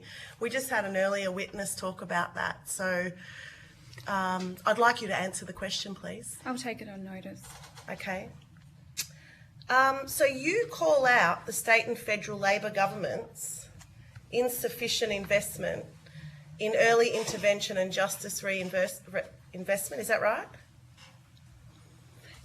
Senator, I came here to give evidence and answer questions, but they all seem to be heavily aligned with attacking particular parties, and I do not wish to disclose my personal views around particular political parties. I'm here to speak to the systemic problems that Australia has. So this was in your submission, with all due respect? So in your, Ms Sims, yep, I've got Ms Sims, Legal Aid WA submission 118, it says that in your submission you do, not me, you do in your submission, you call out state and federal Labor governments insufficient investment in early intervention and justice reinvestment. So my question was relating to something that you provided to us as a committee, rather than me trying to make something up. So my question to you is, can you expand on the inadequacy of this investment and why it will be difficult to close the gap when it comes to justice outcomes? When we're talking about social reinvestment, we're talking about young people that need support programs and healing. So there has always been an inadequacy in that area, and I don't think that that's unknown within this group of people. That if we, the academic research shows that if we invest more in healing and well-being for young people and supporting them, that we can reduce incarceration rates. Should children at the age of 10 be locked up in this country? I'll take that question on notice. 11? 12? 13? I'm just wanting to understand what your position is as, was it Legal Aid WA? Do you believe that children should be incarcerated under the age of 14? We believe that young people should be supported to be healthy. Great, thank you. Thank you, Senator Thorpe. Mr. Benning. Thank you, Chair. Just one question from me. Thank you for giving evidence this afternoon. We've talked a lot about the tension between freedom of speech and some of the challenges we're seeing in our online platforms. Can you help me understand, you talked about in your opening statement, freedom of speech is not freedom from consequences. I understand that, but what does that mean in practice? What do you want to see change from our legislative point of view? Well, we've got the E-Safety Commissioner who does lots of things to protect people, but it seems like since the 2023 referendum that there's been this constant rhetoric towards Aboriginal people that is just not being addressed. It's not being moderated. You know, when police post when they're looking for a particular offender, as an example, and they put a photo up and it's an Aboriginal person, and then there'll be a litany of abuse underneath that. That is not moderated, it's not removed, it just sits there, and it perpetuates this belief, I guess, that this kind of behaviour is acceptable. So I think there needs to be some better legislation around how social media in particular is moderated, bearing in mind that our young people are not as exposed to it anymore due to them being banned under a particular age, but they still do witness and see that. So I would like to see personally, and my colleagues have also expressed this to me, that we would like to see laws that mean racial abuse can be reported and removed. Sure, thank you. Thanks, Chair. Thank you. That concludes the questions that we have for you this afternoon. Thank you very much for giving up your afternoon and for sharing your story as well with the committee. It is greatly appreciated. If you want to provide any additional information to the committee, and you have taken questions on notice, if you please forward that to the Secretariat by the 3rd of August. And you'll be sent a copy of the transcript of your evidence and have an opportunity to request any changes to transcription errors that you find. So that concludes today's proceedings. I thank witnesses for their attendance and to broadcasting and the Secretariat for all their assistance throughout today's proceedings. I declare this public hearing closed.